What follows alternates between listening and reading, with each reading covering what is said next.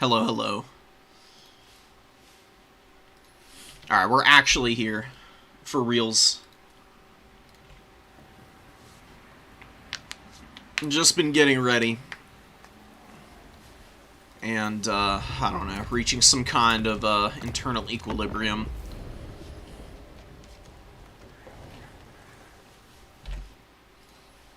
I hope everybody is doing okay. There's a lot going on today that's happening outside of, Warhammer and what we're going to be covering, but we're here. And we're just going to be going through it, man. I'm going to be looking for lobby codes from people so that I can start jumping into matches so that we can live cast the first round. Get some replays for the rest of them. We're seeing who wins.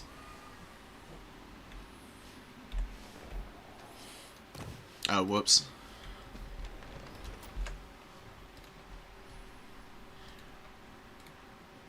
Let me message this person.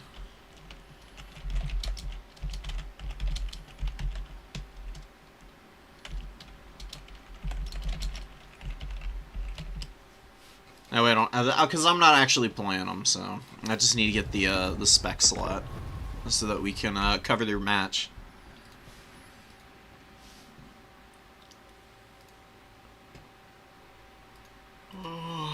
We've got some people in here who have been hanging around for a while now. Leggett has been putting in a lot of work, playing lots of higher level people, taking a few games off of some of them. Probably the favorite to win this tournament. Has been playing a lot of Norska. Was a Lizardman player for quite a while, but transitioned over. And I was talking with him the other day. He said that he's been really enjoying the pace of Norska. Don't mind the weather sirens. I live in Michigan. We've had horrible weather for like a week now. It's been really crazy. It's been raining like mad. We had some, like, wild, like, winds and tornado-like conditions earlier this week. I don't know if y'all can actually hear them in the background or not. Let me try and get back in this lobby real quick.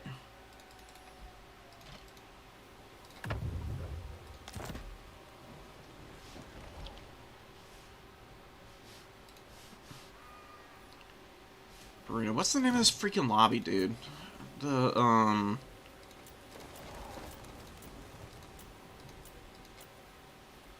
swear.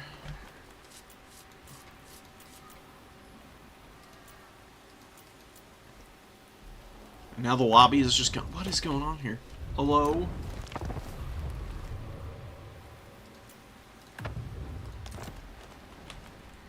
Where's this deal? What is going on here? Okay. I don't want to know. I don't want to figure it out. We're finally in here. I don't know why the damn lobbies are always giving me so much grief. Well, I'm always struggling so mightily with them.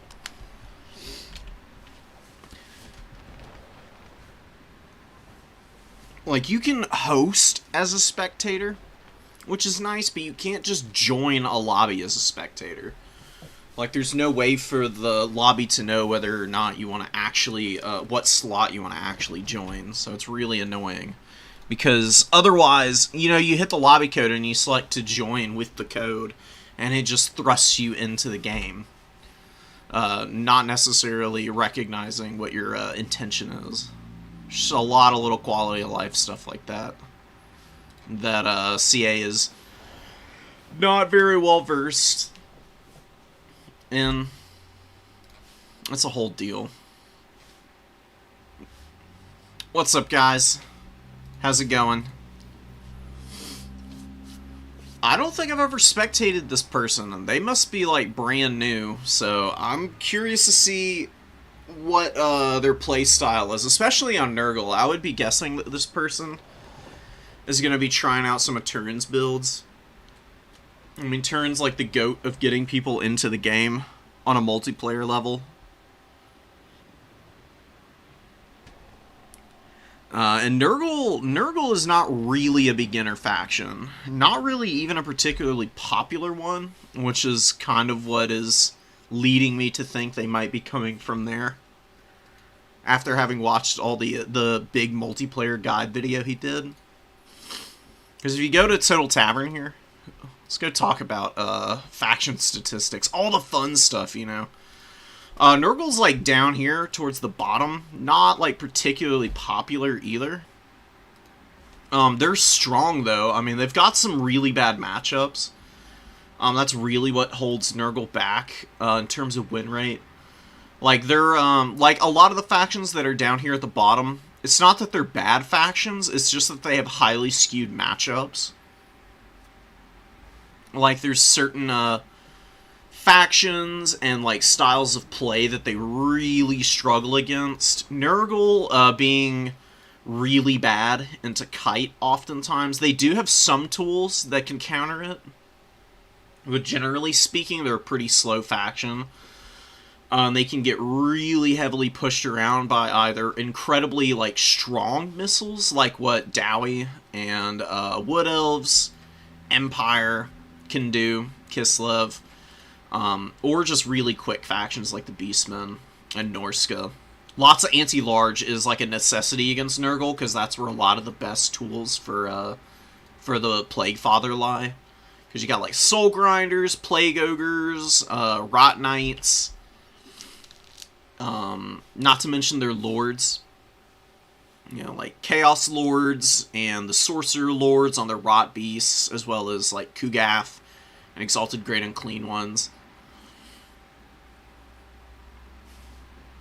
So if you can like counter those specific units, you can usually do pretty good. Kind of crazy that Nurgle is beating Slaanesh right now. Honestly, it kind of makes sense in a way. Because Nurgle, like I said, they're actually pretty slow, but Slaanesh isn't a faction that can really punish boxy play very well. Like a lot of the factions that Slaanesh struggles against are, ironically enough, like Grand Cathay, Nurgle, Vampire Coast to some extent. It's a little bit better for Slaanesh in the Vampire Coast matchup, but if you are like really on top of your missiles and bomber play as the Vampire Coast, you can beat up the front line that Slaanesh brings oftentimes. Vampire counts are weird, dude. Like, they're fairly strong against Slaanesh, and honestly pretty good against a lot of the demon factions. They used to be really strong against Khorne, but ever since the Omens update, it's been a much worse matchup for the Vampire Counts, just because of the Bloodwake Berserkers and the Slaughter Guard, like, completely flipping that matchup around. Like, I would say it went from Vampire Counts favored to being heavily skewed towards Khorne now. It's very interesting, the way that the game changes based on the addition or nerfs of just like 1 or 2 units. Which is why this new patch has been kind of exciting.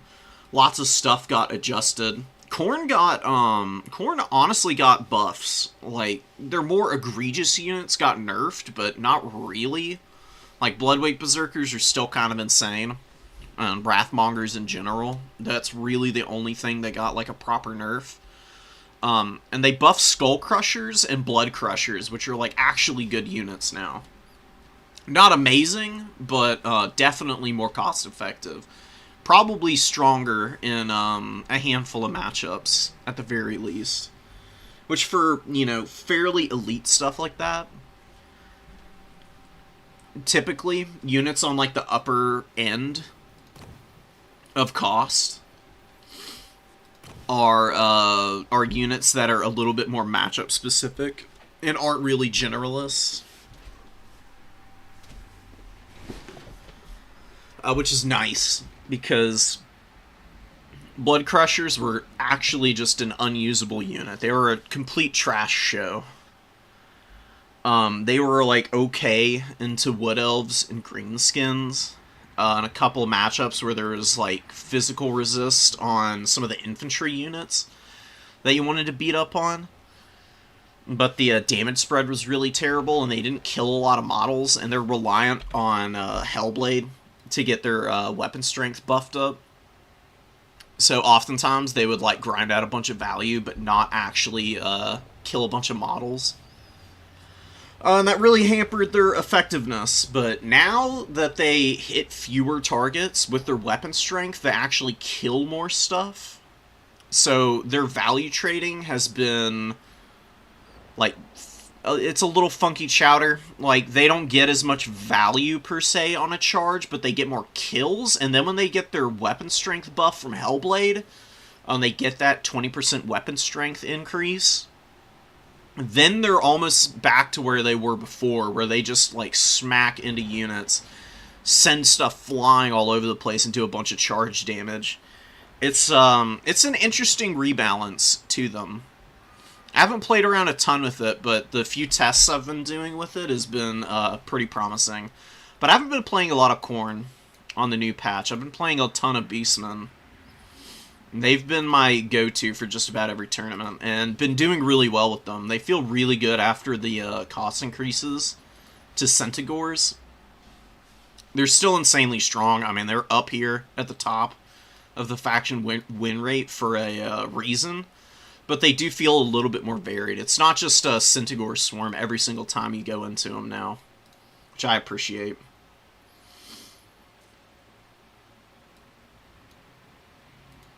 Awesome. That's honestly good to know, man. Welcome, welcome. There's absolutely nothing wrong with going off of other people's guides for factions. That's the best way to get started, truth be told. Multiplayer is really dense, especially domination mode, just because having like a reinforcement pool opens up so many possibilities and avenues for experimentation and flexibility in your armies. It can be really, really tough to get in here and figure out what exactly the hell you're supposed to be up to with a lot of factions. So I'm curious to see how you'll do, and I'm here to coach you up if you need any advice at any point. Yeah, Thrones of Decay was huge for Nurgle. There was a brief moment post Thrones of Decay where Nurgle was probably the best faction in the game because of Pestigors. Pestigors were absolutely cracked on release. They were like 600 gold.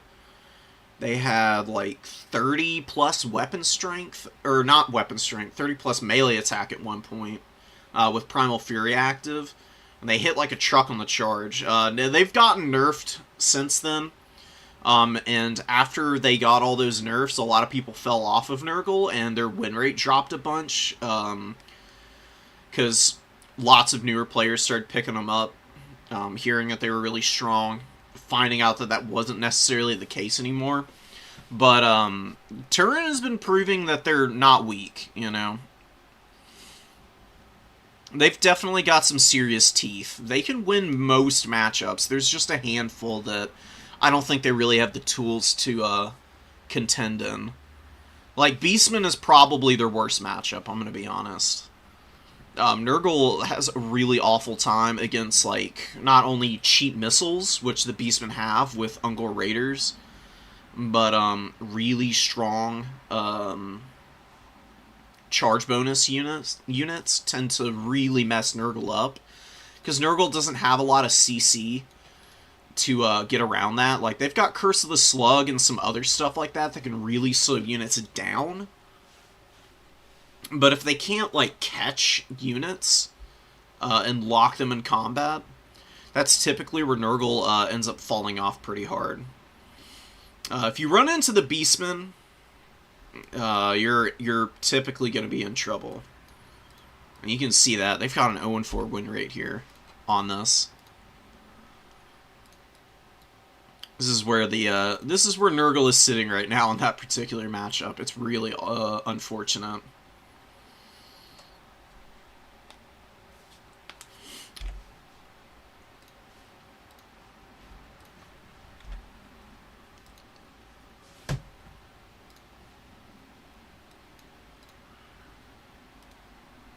Mostly have no idea what other people are going to bring. You'll learn real quick. I'm telling you, man.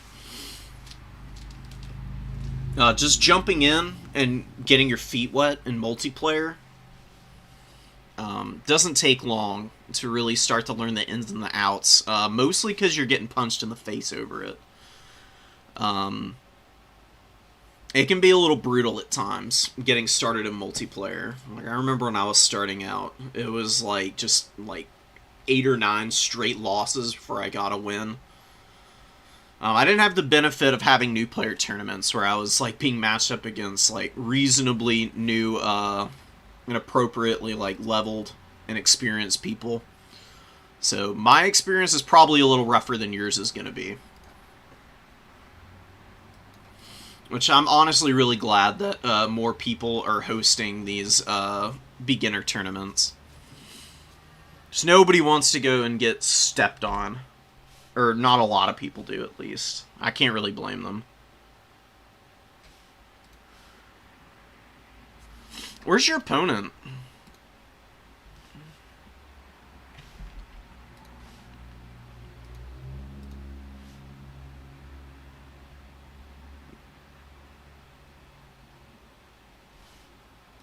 Hey, Gold, who are you in the bracket? Because we need to get your opponent in here. I don't know where the hell they are. I can go wrangle them up for you if you want, Buns.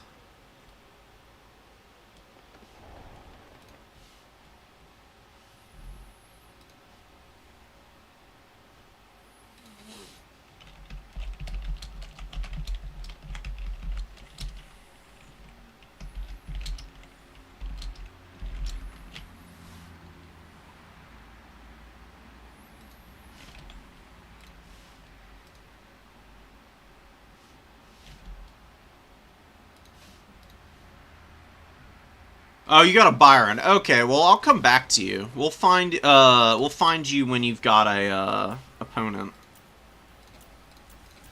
Let me jump into one of these other lobbies. I think this is one of our newer players. Yeah, we got Leggett here. Who's Leggett going up against?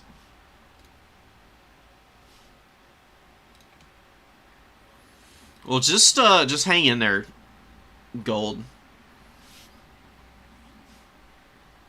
You'll for sure get somebody this next round. I'll make and if you get a second buy ever, let somebody know and they'll move it around so that you can actually get some games in. Spend the time scheming. Come up with some funky builds. Leggett is playing King of the Hoots. Hoot Hoots. So we got a Pokemon player in here. I'm guessing, at least.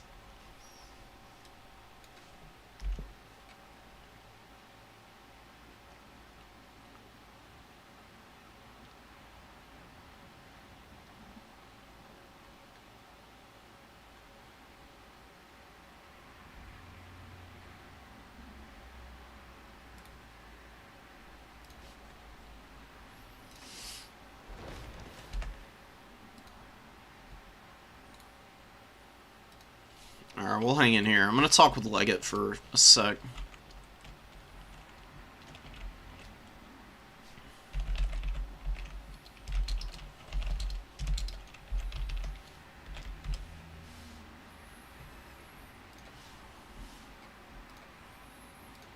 Oh.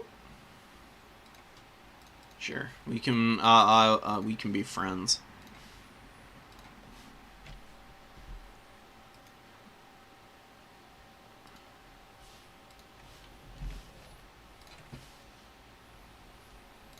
Actually go find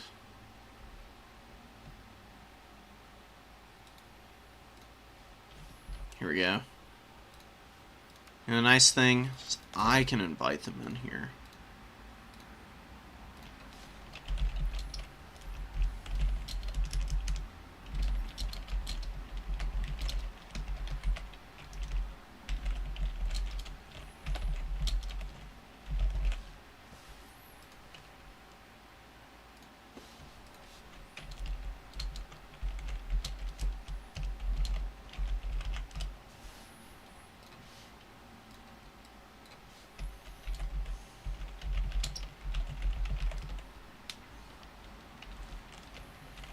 Alright, well, Hoots is, like, new.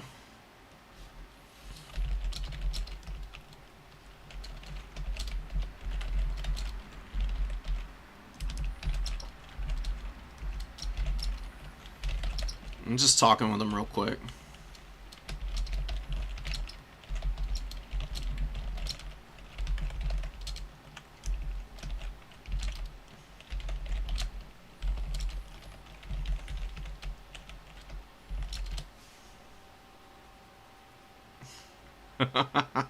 Oh, XMT! Holy crap, they're still around. That's awesome.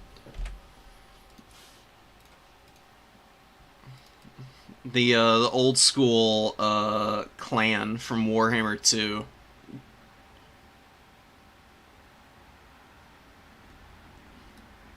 Oh, what's up, Adam? Are you playing in the Advanced Player Tournament, Adam?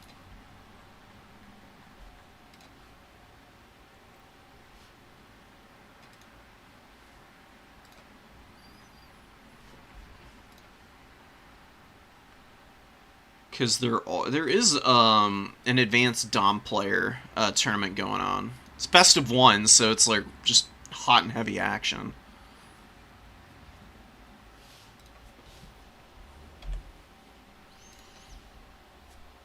Alright, guys. Just for a moment, I'm going to swap y'all away because I want to peek at the early builds here.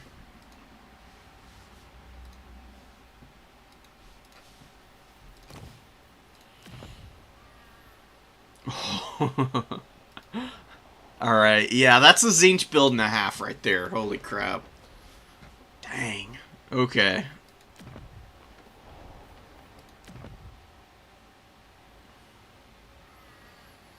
I mean, I could see how this might work. This is gonna be a pretty wacky game.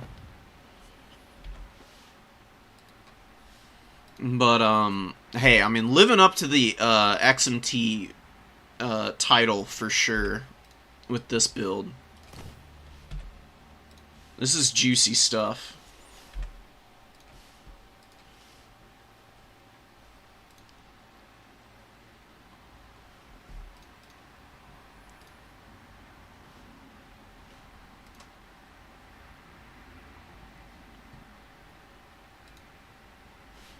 Damn. I'm just scrolling through all the faction statistics right now. Like, I've talked about it a little bit. Beastmen being up here is not that surprising. Beastmen are just so freaking strong. Look at all these 100% win rates right now. I don't know what needs... I don't know. Maybe Beastmen do need to be tuned down a little bit again. I just don't know. I mean, on paper, there's so many weaknesses that they should have that they just kind of ignore. Really, the biggest thing for the Beastmen, I think, is the Vanguard deployment on, like, everything. I swear, like, 75% of the roster, everything but, like, the big monsters has Vanguard deploy, which makes it very easy to do very heavy-handed, aggressive openings. Which a lot of people can really struggle with.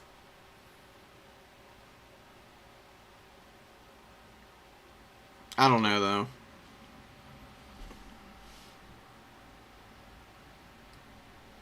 I think it's just going to be a little bit of time before people figure Beastmen out. And then it's going to be much more manageable taking care of these guys.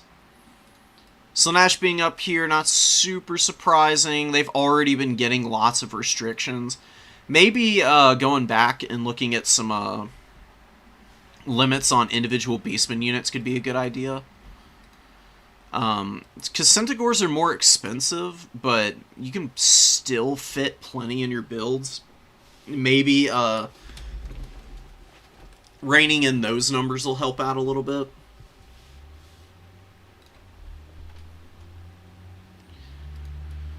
We got Bretonnia, that's pretty high up here. They got their mobility changes, which has really benefited them. There's been quite a few things that CA has done this patch that have honestly kind of done what they intended to do. Beastman and Slaanesh just haven't really changed a whole lot, it seems. They're still pretty dominant. So we got a really elite Village the Curseling build here. Going for a foot goon squad, basically. With Village and the Chosen and the Aspiring Champions. Probably all going to be playing together, while the Exalted Heroes, I think they're on discs. Unless our Tzeentch player changed that. Yeah, there they are. They're hovering up ahead. They're big old great axes, dude. They have some of the coolest, like, models. This is one of the coolest models in the game. Yeah. They're hype. Silver Surfers. Coming into action with their big bonus versus large. I got magic attacks. They're pretty good against Norsca. They're going to have to do a lot of work against these Ice Wolf Chariots, and also Throg and the Sorcerer Shaman of Metal. We got Searing Doom and Plague of Rust. Pretty good choices.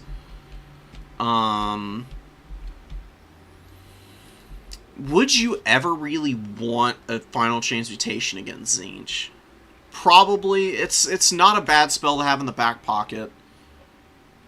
But if you want to save money, just bring in the more optimal, cheaper spell options. That's never a bad thing with Lore of Metal. Searing Doom just does so much freaking damage, man. And Plague of Rust, the upgraded version lowering armor by 60 is pretty brutal for just about anything. We got some Marauder Great Weapons, lots of Marauders. The Icehorn Marauders included, so the ROR with the Perfect Vigor and ITP. A sneakily good unit, man. They're a little expensive at 600 gold, but they're honestly pretty tough to kill. The Throwing Axe is moving in here. We've got the lore passive shenanigans with the audio bug going on. And just grabbing the number 1 real quick is Norsca, while the number 3 being taken by this Marauder Horseman of Tzeentch up top here. This is a very expensive unit. They're 700 gold. That is a lot of money to pay for your skirmishers. You compare that to standard Marauder Horsemen with the Javelins, who are 550. You're paying 150 gold premium for the Overshield and the really good Warp Flame imbuement with the magic and flaming attacks. These guys can hard carry, though.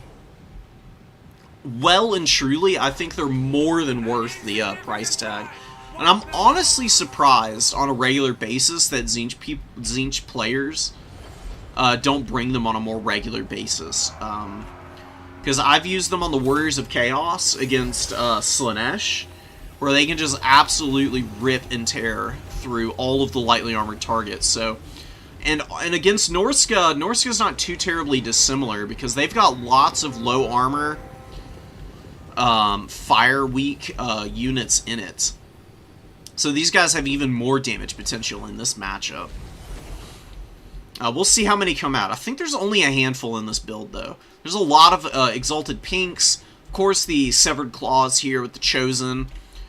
Chosen running in with Village here. He's got Twisted Twin, Paragon of Change, Blue Fire. He's got Treason of Tzeentch, so looking for some leadership breaks. It's a very intriguing strategy. I don't know how good that's going to be against Norsca. They have fairly strong leadership on most of their units. Like, that would be really good on Trolls. And it will be good on the Marauder Horsemen, but just to get even, like, baseline Marauders and the Icehorn Marauders and the Chariots and stuff, as well as Skinwolves, you're talking about units that do have fairly high leadership, aren't going to mind too terribly much if they get hit by something like this. And I don't know if Tzeentch has enough units on the field to be able to imbue other leadership malices to get those effective breaks. Good jump here. Legate a little slow maneuvering the chariots around, and the Screamers actually get on them and are doing some pretty decent damage to them. They do pull out.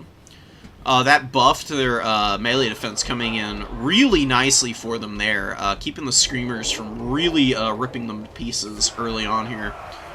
Get a nice lancing charge down the full flank of this Chosen unit, who takes some pretty nasty damage on their shields. Not a lot of HP work done. Chosen do have good enough stats that as long as these guys don't just like pull through them freely like they are kind of doing right now, they can actually pummel Chariots pretty good just because they've got 44 melee attack. And the melee defense, of course, is really good as long as they're in sustained combat, where the Chariots can't just like absolutely clown on these dudes. Exalted Heroes should not be fighting Marauders. This is the wrong type of targeting priority right here. The only thing those Exalted Heroes should be doing is looking for picks onto the Sorcerer Shaman against Throg or the Chariots. That's the high value targets that the Exalted Heroes need to be prioritizing. Searing Doom coming down, not going to be hitting a whole lot. Pretty good micro, honestly, from Hoot Hoot right there. Pulling out of the center of the radius with the Horsemen. The Pinks can just stay in here. They actually beat Marauders, and they'll beat the Marauder Great Weapons pretty handily. It's not too terrible of a combat for them. They're probably not going to survive both of these units after pulling out of combat like that. And they might just get overwhelmed by sheer numbers. They're a deceptively tanky unit, though. They've got good melee defense, which can really help them hang in for quite a while. Changebringers overhead, getting some nice roasting cooking in on the Icehorn Marauders. Really starting to feel the heat in the kitchen. They're going to be peeling out of here, definitely not wanting to hang in there for very long. This is the oh my god, dude. The Changebringers are such a dirty unit. Norska has no answer for them right now. Norska doesn't really have a rampage to pull these guys out of the sky. There's no pressure from the Marauder throwing axes. Thanks to the Chaos Knights pushing them back here. The Chaos Knights coming out. Hammering home, keeping these guys screened away from the really high-value target that Tzeentch is using. It's a pretty devastating effect right now. Just big routes coming down onto a lot of the Norscan units. And that's a pretty good treason, honest to goodness. Doing a lot of work there. Pushing back the Chariots. Wait, why is it imbuing, why was it imbuing a reduction to melee attack? I've never seen that before. Is that something that it does at base? And that's not shown on the tooltip? That's so baffling. Anyways, Tzeentch is kind of running away with this game a little bit right now. The values are fairly even, but a lot of, well, I was going to say a lot of Norscan units are looking pretty haggard, but they do have a decently healthy mobility core. They've got a fair amount of rallying infantry here. The Marauder Chariots coming back in.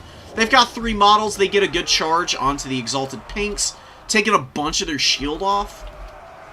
With a follow-up from all this infantry, maybe they can finish this unit off, but Norska does need to maybe grab this number 3 objective, and then they could also potentially end up losing this back point, but they are cleaning up the Chaos Knights. They've got these Marauder Horsemen on the run as well. Throg is in trouble, though. Throg has obviously been struggling quite a bit. It looks like the Exalted Heroes finally have been prioritizing him. One of them with pretty reasonable value. He does have a lot of regeneration. He's got a big space left on his healing cap modifier. He should be okay. And we do get a Manticore out now. Looks like the Changebringers used all their ammo and might have gotten desummoned. Which is really nice for Tzeentch. They're going to be able to bring out quite a bit of infantry. They got some Chaos Warriors moving up. More Exalted Pinks. 2 units of them, man. Just tons of those guys. Not a unit you see too terribly often. But can actually get quite a bit of work done. Given the right opportunities to value trade. And especially being able to use their missiles. They can really pour it on. Against a wide variety of targets, especially against Norska. Chosen get pushed back. They didn't quite get their value, thanks to these Famir Warriors. Famir are a pretty nasty unit. Yeah, they didn't get a ton of value here, but they helped the Marauder Champions with their damage output by sundering armor here. And these guys, you know, they got a majority AP, but any extra damage that you can get in on elite targets like this, debuffing their armor, especially now that these guys are losing armor from exhaustion already, just makes that fight all the more efficient for Norska. And Legatus really swinging this back. Blue Fire is really pummeling Throg there. But all that damage that's been poured into this guy is also inflating the value for the Tzeentchian forces a little bit. And I think they're really starting to fall behind just on a numbers basis here when it comes to the infantry trading. And in domination mode, that's something that you can't really afford oftentimes. There's a handful of factions that can get away with that. Slaanesh, Beastmen, Empire, and Bretonnia can usually be okay without a decent core of infantry on the field. But there's Marauder Champions in here. They're going to be able to buffer for the Horsemen, although the Shaman Sorcerer going down here. Getting absolutely wrecked by the fire from the Exalted Pinks there. Might mean that there's not going to be enough spellcasting to be able to get through the Warriors as well as the Exalted Pink Horrors here. The Chariot's going to have to keep doing a lot of work. They've been doing okay. We've got the Skinwolves here. They're definitely going to want to be pulling out. Norska still needing to really hang on to these points. They've got a good ticket lead. Decent enough value lead that they should be set up for success into the late game. As long as they don't lose Throg here, they should be alright. They've got Skinwolves near him.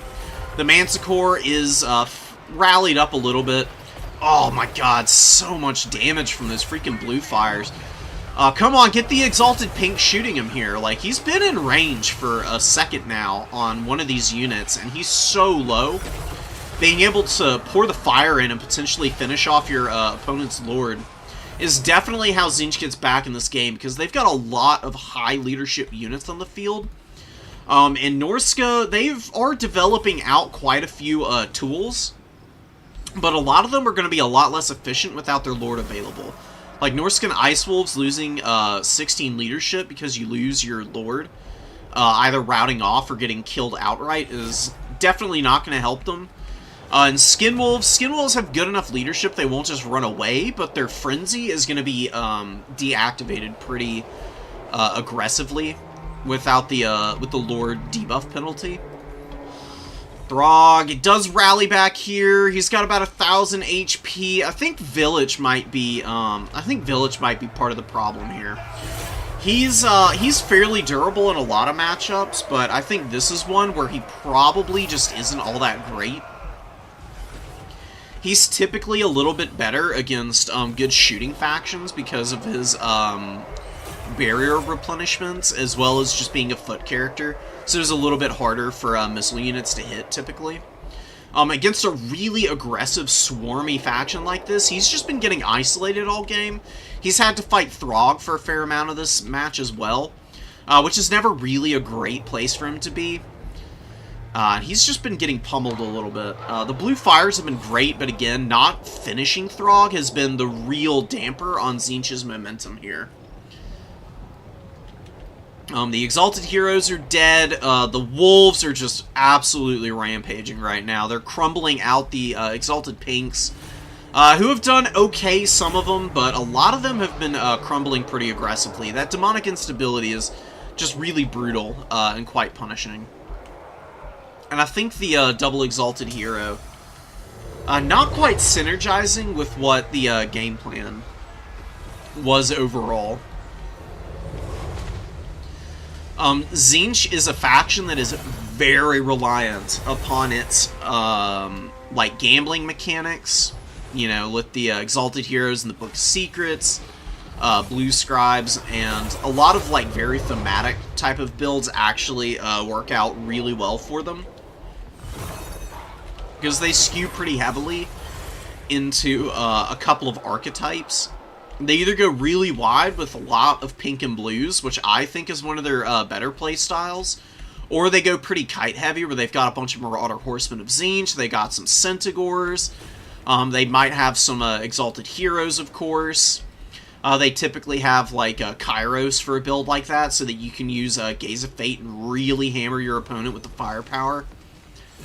And really, ever since the Changebringers went off the field for Tzeentch, they've just lost all the momentum in this game. That was like the one tool that they had that Norska didn't really have answers for, because a lot of the ground units were really vulnerable. And the survivability, I think, was maybe overestimated a little bit on, like, Village, the Severed Claw, as well as the Chosen. If you're going to go for a very slow and stationary build like that, you've got to keep these units, like, stacked up on top of each other so that their mass is compacted enough that it's hard to break through the units. Otherwise, they get spread out. And they get dragged down by getting sucked into combat with just a bunch of chaff. Which is pretty thematic for how, like, very heavy infantry formations in, you know, ye olden times on a historical basis were dealt with. Like, the Roman legions were so devastating and, like, kings of the ancient world, precisely because they were more heavily armored than their counterparts. Their contemporaries, and they fought in such close formation and were so rigidly drilled that they were usually able to just, like, out-muscle people on the battlefield. They would just grind people into exhaustion and then just pummel them to pieces. And that's kind of what this build was going for, but wasn't really kept together enough. And you can see, like, the value trading was pretty good across the board for the most part. But losing the Chaos Knights of Tzeentch to the Skin Wolves and throwing them off against the throwing axes, like, the buffering was really nice for the Changebringers at first, but actually committing to fights like that with the Chaos Knights is really not what you want to use these guys for. Chaos Knights do have pretty good stats, but they're much better as, like, a meaty shock damage unit, where they can pile into combat and hold for a little bit and then retreat.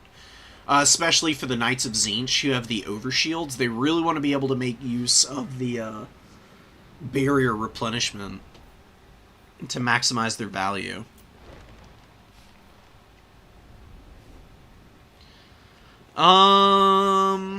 What would I would honestly probably not bring the Exalted Heroes on their discs here. Well, actually, I take that back. Maybe you do want to, because there's always the chance for a Chaos Dragon. The Frostworms are actually pretty gnarly. These things are pretty gruesome. And they're a really strong counter to the Changebringers. Kind of surprised we didn't see one in the back pocket or anything from Legatus there.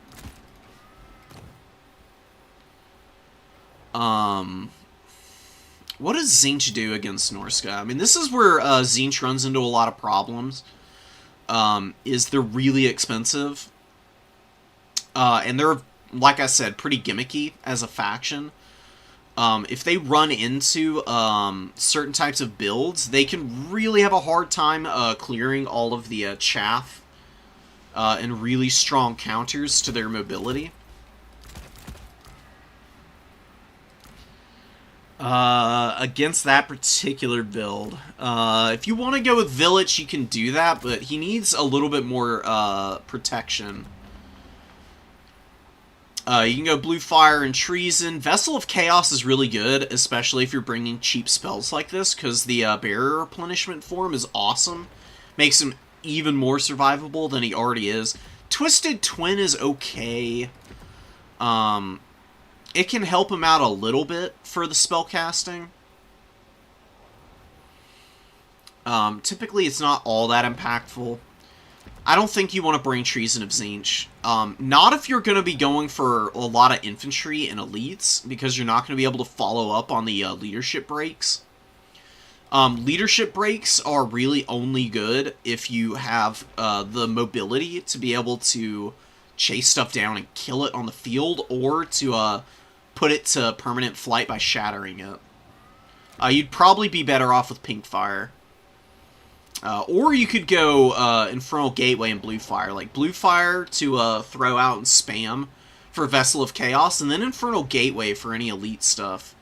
Because this deletes pretty much anything in the game. It's one of the nastiest overcast vortexes that you've got available in the game.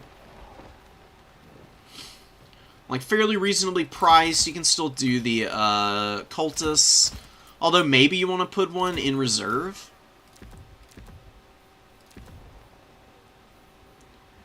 Because as good as these guys are, they're pretty expensive.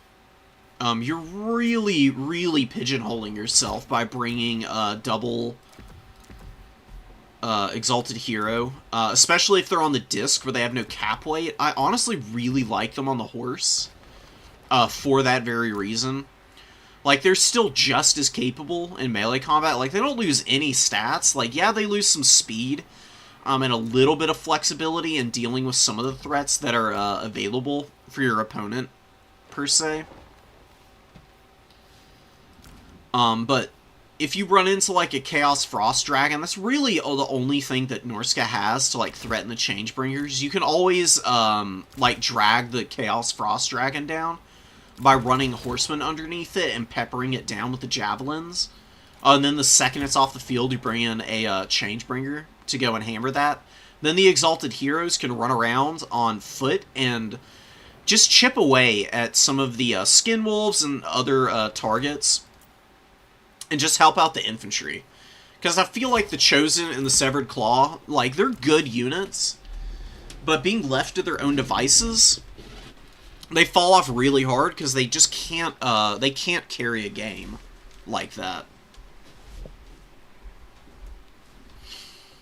Who's this so-called King of the Hoots?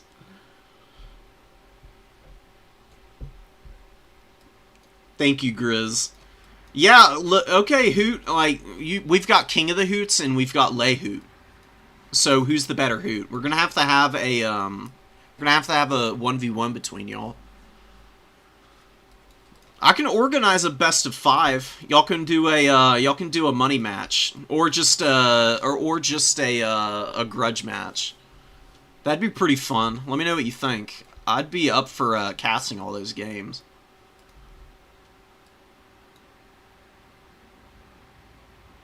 Yeah, I mean, see, that's the thing that you gotta worry about with that Frost Dragon. That is a really good point, Legatus. Where's Norsca? Oh my god, there it is. The fire weakness on these things is pretty brutal.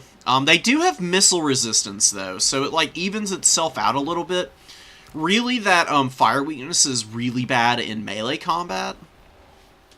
Is where you really need to watch out for it. It'll basically just be taking, like, normal damage. It doesn't have any heals, though, so, like, the 7,000 HP can definitely melt off this guy under sustained missile fire from Tzeentch.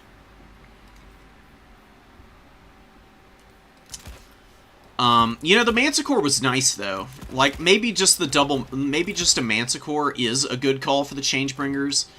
You know, Tzeentch, with their air forces, can be pretty scary, but it can honestly be pretty tough to protect the Changebringers. These guys are so freaking squishy. Like, any kind of missile fire coming in, any kind of melee attacks are going to be getting through their 12 melee defense. They've only got 3,000 HP. Oh, and Norsca's also got, the foot javelins. So, you know what? Honestly, thinking about it, Norsca actually has quite a few answers for those guys. They don't have to go into the, Frost Dragon to counter that.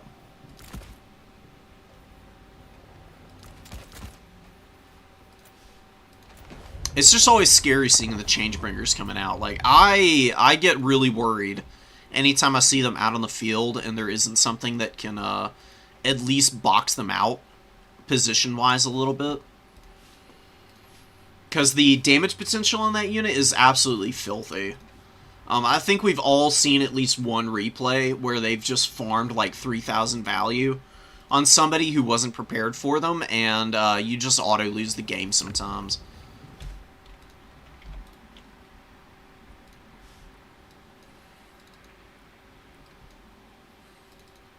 I'm curious to see if there's going to be any Tzeentch players who are going to, like, rise from the ashes, so to speak.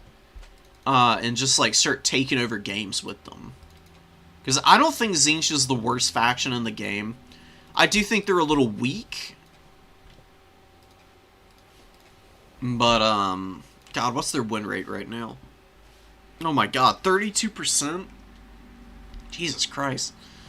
32% seems a little low. They're better than that. They're just really tough to play. That's the problem. And their units are, like, deceptively, hard to, like, find a niche for. You know, they skew pretty expensive because of the shields. They've got a lot of ranged tools that require, like, a lot of time and micro in order to, like, maximize value.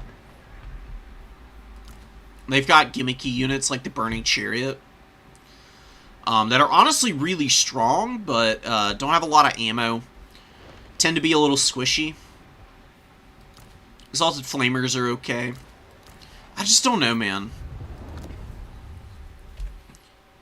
Like, on paper, they don't feel as, like, maddeningly difficult to play as they are in practicality.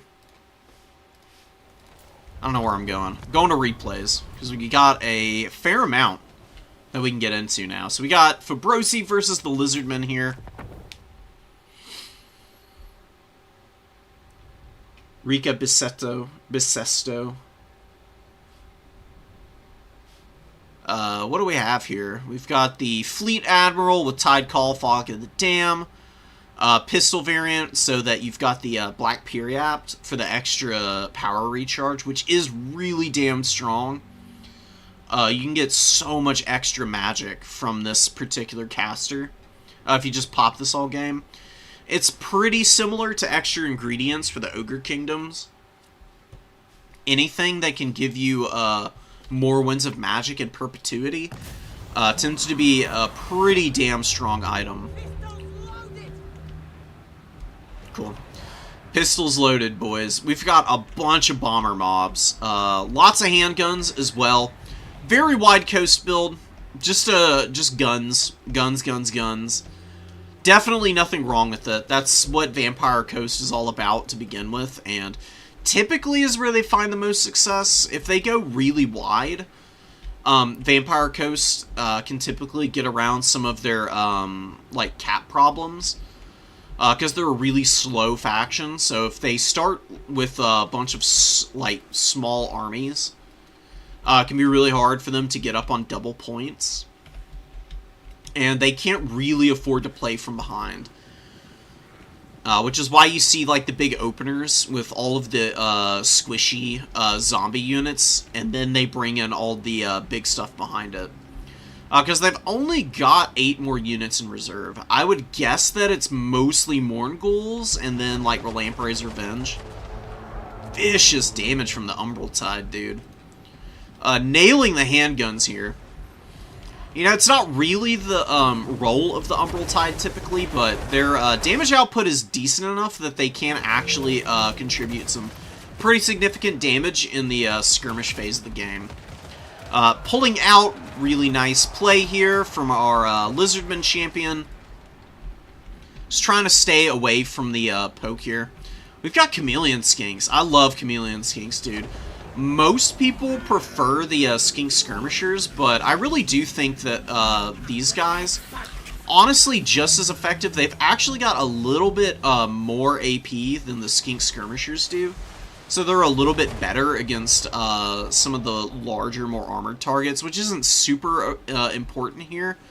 But the missile resistance definitely is. 40% is definitely going to keep them from getting massacred by the handgunners if they're taking any fire from them. Do need to avoid the bomber mobs. Bomber mobs, yeah, they will resist some of the missile damage, but the AoE on these bombs is just so big, and they do so much freaking damage that it doesn't really matter if you've got missile resistance. Oftentimes, if you're low armor, you're just going to be eating a bunch of damage, but it's been pretty good micro from this Lizardman player up to this point. Playing very disciplined, not overextending, skirmishing pretty nicely, keeping the values even, and poking away at these Morghuls now, who are really out of position. Way too deep in here. They need to, like, Morghuls typically need to hide behind the front line, and they don't really ever want to come out of their protected formations. Because otherwise stuff like this happens. This is an 850 gold unit that's just going to get absolutely canned here by the lizards. And there's no healing either, mind you. No vampire magic, no invo. Just the damage spells and the melee attack debuffs. Which I do think is pretty strong for the Vampire Coast. But it does mean that your high value units have to be used very sparingly and very carefully. Shade Wraith Gunners just piling in the damage, you know, doing their thing. Very strong unit. The leadership debuff on this particular unit is really brutal, especially against Skinks. Skinks do have, like, reasonably high leadership at base, but once you start piling Malices on top of them, they're not immune to psychology or anything. So, like, Morghoul terror routes become a real issue for them, and they also just have a really low amount of armor, which leaves them on the back foot oftentimes. Just because their HP pool for 160 bottles is only 8,000. And they can fall apart really fast on you. Like, the Saurus here, Saurus are very tanky, typically. They can definitely, like, maintain their presence on the field much longer than Skinks can normally, but not if they're getting absolutely wrecked by bomber mobs like these poor guys are. 420 value, already paying for themselves. Just continuing to pile in fire there. While the handgun's really pounding from afar. They have taken a bunch of damage, though.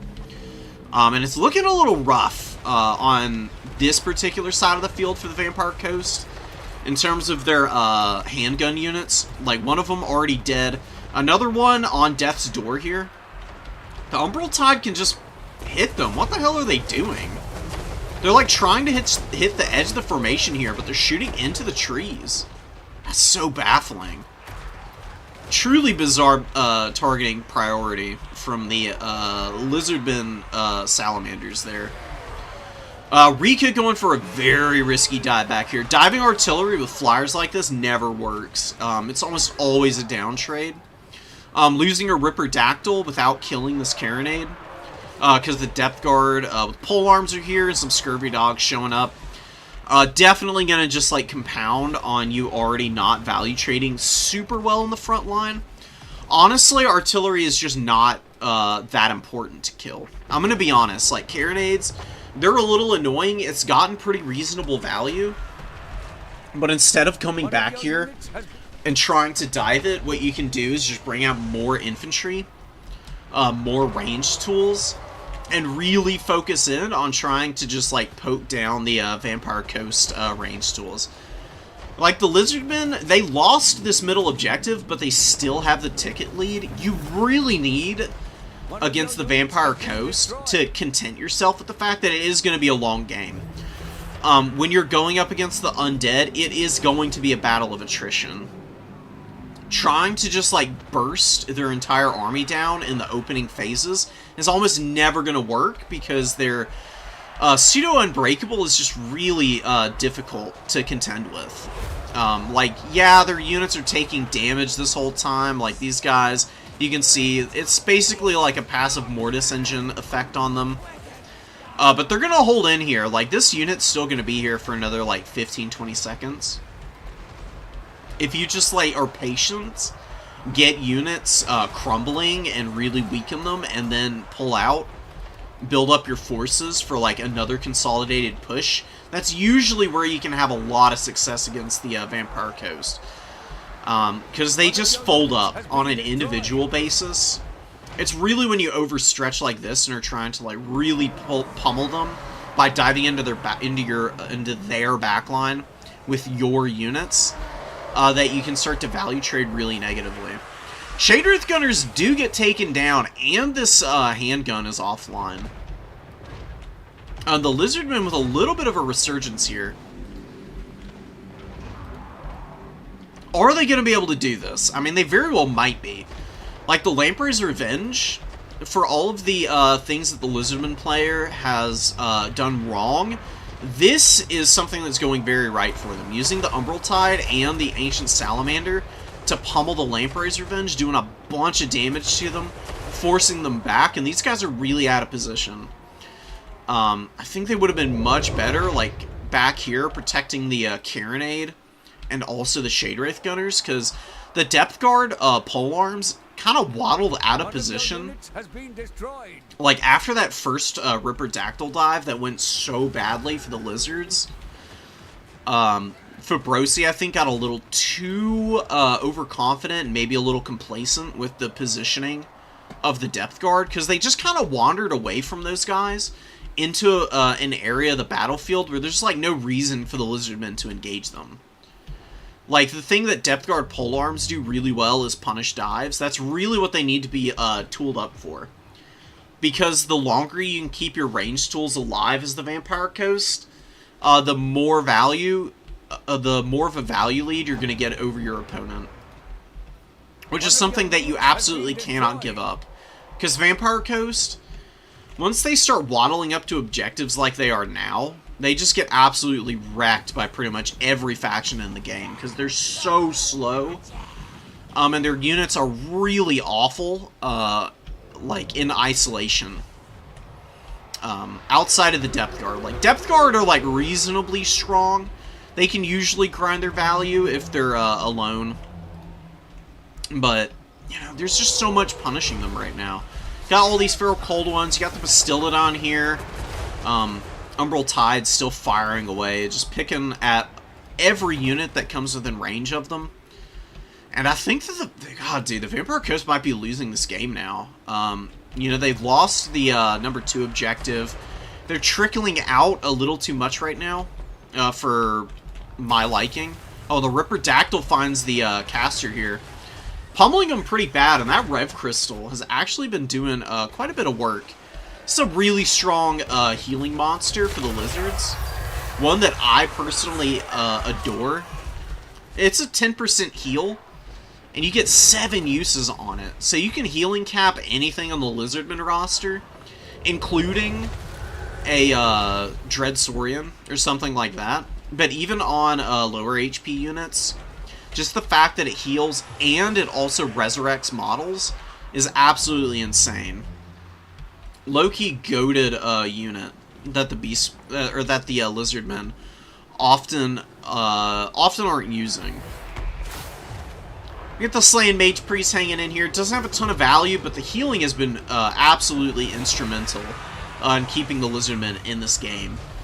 They've been popping a lot of Earth Bloods on this middle objective, which is where they've really been wearing out the undead. They could have made it a little easier by not diving so aggressively on this flank.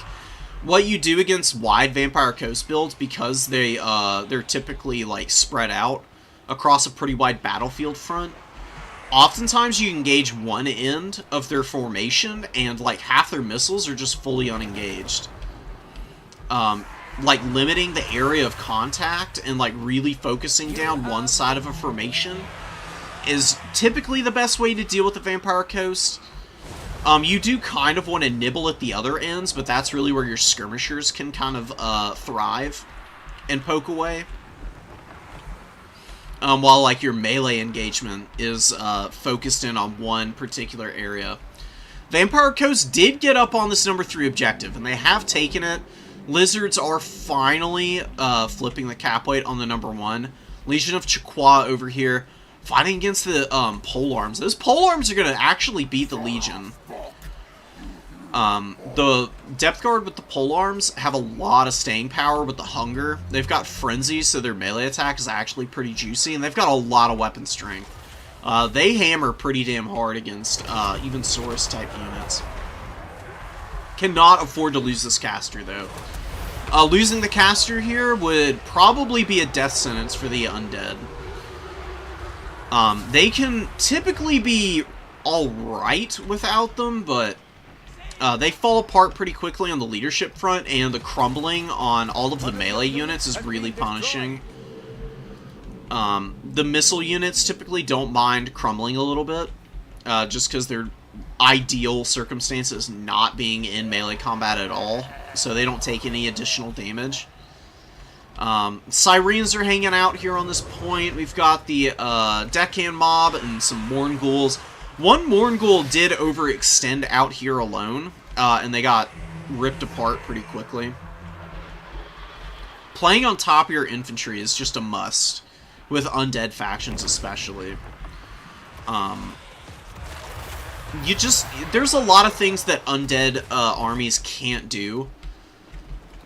And overstretching themselves out of their formations and chaff is definitely probably the biggest one. Like, vampire counts can do it a little bit because they've got Blood Knights and pretty strong passive heals in general. But Vampire Coast, being as squishy as they are, with as little healing as they actually have, especially if you forego it entirely, with your choice of magic with the Deeps casting, you have to play super cautiously. They're a very slow, patient build-up type of faction. The Bastiladon is scrapping over here on top of the missiles. There's nothing to punish it, really. We got 1,000 gold in the back pocket. God, this game is so close, dude. I don't know who's going to take it. I mean, the Depth Guard polearms have been doing a great job of locking down this entire side of the battlefield for a little while now. The Mournguls here fighting against the Feral Cold Ones. Not a great target for them. Chameleon Skanks. The Umbral Tide back out, dude. 2,500 value. What are they doing here? Trotting in real close to try and shoot at the Mournguls. Don't really need to at this point. They're already crumbling out. They disintegrate. They're gone. Lizards have got to take this point immediately now, though. And they need something to defend the number 2. There's nothing over here. I think Verbrosi might win this because the Lizardmen are not really protecting these objectives very well right now. When you're at this point in the game, you've got objectives, but you don't have the ticket lead. You just need cap weight. Like, there should be skinks all over these points right now. They're not amazing, given the units that are trotting out from the Vampire Coast side. But they're going to be way better than, like, Feral Cold Ones and Chameleon Skinks, because you just need to be able to get the tickets up so you don't lose this game on those. Because the Lizards should be in a pretty dominant position right now. Because the Undead have been, like, trotting their slow-ass zombies up to these points for a long time now, and the Lizards have kind of been letting them get away with murder by just allowing these units to get all the way up here. One of the best things you can do against Vampire Coast, Dowie, Chaos Dwarves to some extent, it's a little harder against the Chaos Dwarves, but against factions with slow units, just send, like, tattered units like the Skink Cohort, and just throw them up and stuff back with your tattered forces. Because they can actually hold for long enough that you can get supplies out to then trot up a healthier unit who can actually hold the point for an extended period of time, instead of trying to hold the point with your tattered forces. Colossadon Hunters flying in, getting some pretty good damage in. Killing some of the Mournguls, and Lizards do hold the number 3 and the number 1. They also need the number 2, though. This is triple cap territory. Umbral Tide is poking away at the Deckhand mob. I don't mind leaving these units back here because they can just keep the Vampire Coast on us so they don't, like, sneak Scurvy Dog over here. That is something that you need to be very cognizant of. Getting some units up here just to hold the point is really nice, but you've got to have something here. You can't just float 1,200 resources at the end of the game like this. Not when it's a cap weight issue. You do have Depth Guard that you need to contend with, but capping the point first and foremost should be your priority, because you only got 40 seconds left. It takes 20 seconds to cap an objective with, like, max cap weight on it. You do have some Kroxigors here, but the issue is that there's no skinks with, like, the full infantry cap weight, and Vampire Coast Their depth guard, their zombies, all have full cap weight, and Mournguls don't have terrible cap weight either, as monstrous infantry with 3. So they're actually able to hang on to the number 2, just because the lizards don't have their skink swarms in here. They're moving a skink cohort over, but it's just way too late now. Fabrosi's going to be stealing a win in here. Really nicely played objectives from the Vampire Coast, man. Like, that is an unenviable position to be in. Like, the missiles kind of went down. There were a couple of overextensions and not really protecting the Carronade and the Shade Wraith Gunners like they needed to be. That let the Lizardmen get back in this game. And I really thought the Vampire Coast was cooked by the mid-game. But Fabrosi being very scrappy, and just being able to take objectives one at a time and push enough units on there to hang on to them, taking a win there, man. Squeaking it out in a really close showdown there. It was pretty well played by both sides. Just a couple of mistakes that Lizardmen made overextending into missiles early on. And then Vampire Coast kind of gave it that advantage right back by leaving the Carronade and the Shade Wraith Gunners undefended. They got their value back, which is awesome, but it would have been really nice to have these to use all their ammo, because if you're able to keep, you don't want to keep all your missiles alive, because it's going to be basically impossible. You're going to have to give up something. It's better to lose a hand than the whole arm, so to speak. Usually Vampire Coast, if they can keep like 1 or 2 handguns and like some long-range option like a deck gunner or a Carronade alive, they can absolutely make it impossible for you in the mid-game to finish them off, because they're a really obnoxious faction to grind into. Like, Undead are all about just frustrating your opponent's attempts at breaking your formation apart. That's typically where they succeed. The Mournguls, they struggled a lot in this game.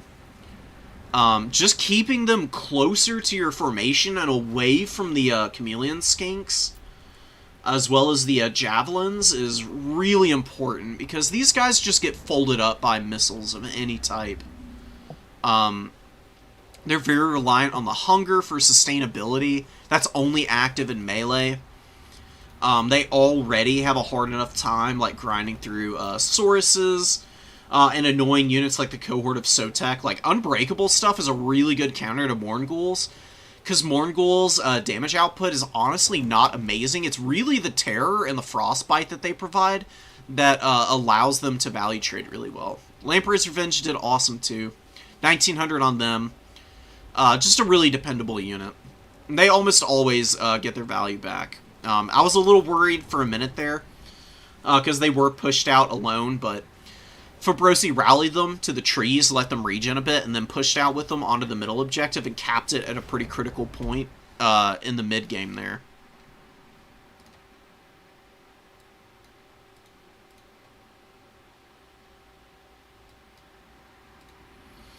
Win rate? Yeah, win rates, I guess, don't really say anything. I fully agree with that sentiment. There's just a lot of intricacies to factions, especially ones like Tzeentch, that can kind of get lost in the shuffle, because you want to experiment with everything. But, you know, once you, like, really figure out the synergies on something like this, it becomes a lot harder to deal with them. I'll tell you who the best Tzeentch player I've ever seen is. Solisora. Soli is an absolute beast with Tzeentch. Makes them look really untouchable at times.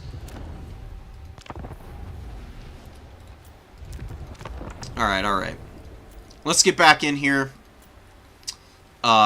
We had an absolute down-to-the-wire showcase there. Wow, we've got Asbjorn. Asbjorn was on Chaos Dally last time, or last tournament. Going with Vampire Coast this game instead. Oh, and we got a Drugina here. Hell yes. Okay, we'll watch this one. I honestly, guys, I think the Drugina is low-key a goated Lord choice for Kislev. This dude has some really good synergies with the artillery as well as just the range units in general by having restock. Also has a pretty cool little item, the helm of the cursed Oblast or something like that. It gives missile resistance and armor to everything around him. So you can pop that if you've got a couple of missile units around him and survive some pretty nasty volleys from your opponent. Very, very interested to see how he might do here. Oh, wow. Bringing him on foot. Not a bad call. Honestly, against the Vampire Coast, probably what you do want to do. Just because of Carronades and stuff, he'd be pretty vulnerable on his horse. It's going to be a lot harder to hit here. Yeah, it's Blessed Helm of the Oblast. So 60 armor, which is really nice for Kossars. And going to be really good at surviving the zombie gunnery mobs here. Wolfheart's advancing on to the number 2. We've got the Horse Archers here. They're getting nailed by the cannons right now. What you want to do with Horse Archers, if your opponent's got cannons, and you start out in range of them, don't try and cap that point. Cannons just wreck Horse Archers. It is really brutal, and these guys need their models to value trade well. What you'd want to do with the Horse Archers here, instead of capping this point, just run away and go cap the number 1. There's nothing to threaten the Horse Archers over here. They can shoot the gunnery mobs as they run by also, and get a little value that way. And you're saving yourselves a lot of headaches. Because instead you've just kind of really given a nice advantage to Asbjorn here. Don't want your Wolfhearts to just be sitting and trading like this either. So these guys are 1150 gold. Even if they killed both gunnery mobs here, this is only 600 value. This is not a very good trade for the Wolfhearts. These guys are expensive. Like, they are really reliant on the Pack Trap, which they've already used one of. Yeah, this is pretty brutal to watch, man. You can't let this happen with your expensive missile pieces. Like, if you're going to open up like this, sometimes you just have to content yourself with the fact that your opponent's opening is a little bit more fortuitous for them than it is for you. And spare yourself the headaches and just give up some ground and push up with your infantry corps and start to grind some tickets back that way. Because you just bled a shit ton of models off of a really expensive unit. Like, they're still alive, which is good. They can come back in a little bit once their stalk kicks back in and they go back into hiding. They can maybe creep out and find a better position. Going up against artillery factions also, you have to be very aware of where their good firing lines are. So like on this map, the middle objective, hard focus, like almost always, because the firing lines onto it from your opponent's deployment zones are actually kind of horrible. Like you can see here, like there's some decent avenues from this side for the carronades, but you want to just you want to get out on the point, right? Like you got the armored Kossars up here, which is a good call. They're going to shoot down the gunnery mobs pretty easily. They've got silver shields, quite a bit of armor. They don't care so much about the low AP pistols the gunnery mobs have. These guys are the ones that you want to use to, like, counterfire zombie pirates with the pistols. And now the Horse Archers are over here with some Kossovite Dervishes, which is really nice, capping that point up. Kislev's having a good time on the caps now. I'm just a little worried for Suga, because that was just a lot of value to bleed for very little gain. Really no gain, making it a lot harder on yourself. Holding on to this number 3 with some Kislevite Warriors is a good call. Now that all of the deckhand mobs are here, though, what you want to do is you just pull these guys back and not take a bunch of unnecessary damage on them, because they'll be really good in the mid-game when you see all the Mournguls trickling in. Because Mournguls just get folded up by halberds. I mean, obviously the anti-large bonus is nice. The AP is a little superfluous, but it does help a little bit, just getting through what little armor the Mournguls do have. And Mournguls are pretty disruptive for shooting units. They're in here, they're slapping around the armored Kossars. Definitely need all your bows here, as well as a Kossovite Dervish to punish these guys so that you can crumble them out quickly. Kossovite warriors engaged here. We've got more fighting going on in the forest, and deck gunners, man, just teeing off on these poor Kossars. You gotta check ranges. Because Kislev, what you don't want to do as a shooting faction into the Vampire Coast is, try and, like, brawl with them. Because they've got bombers to get through your front line as well. Because bombers are good against, the Kossars, they're good against Kislevite warriors. They're also really good against armored Kossars as well. They don't have a ton of AP, but they've got just enough that they can chip these guys down pretty quickly. And really what you want to do is you want to, like, pull your opponent's front line forward and force them to leave gaps that you can then, like, exploit by running your infantry between the gaps while your horses flank around. And then you can just kill the missile units. And then the melee units, I mentioned it last game. The melee units for Vampire Coast, especially their deckhand mobs, are just awful. They're god-awful. They're never going to value trade. The only reason you bring deckhand mobs is for cap weight, and so that the missiles get extra time to value trade. Because all the damage potential for the Vampire Coast is tied up in their missile units, their missile infantry, and the Mournguls. That's really about it. They don't really have a lot of punching power outside of that.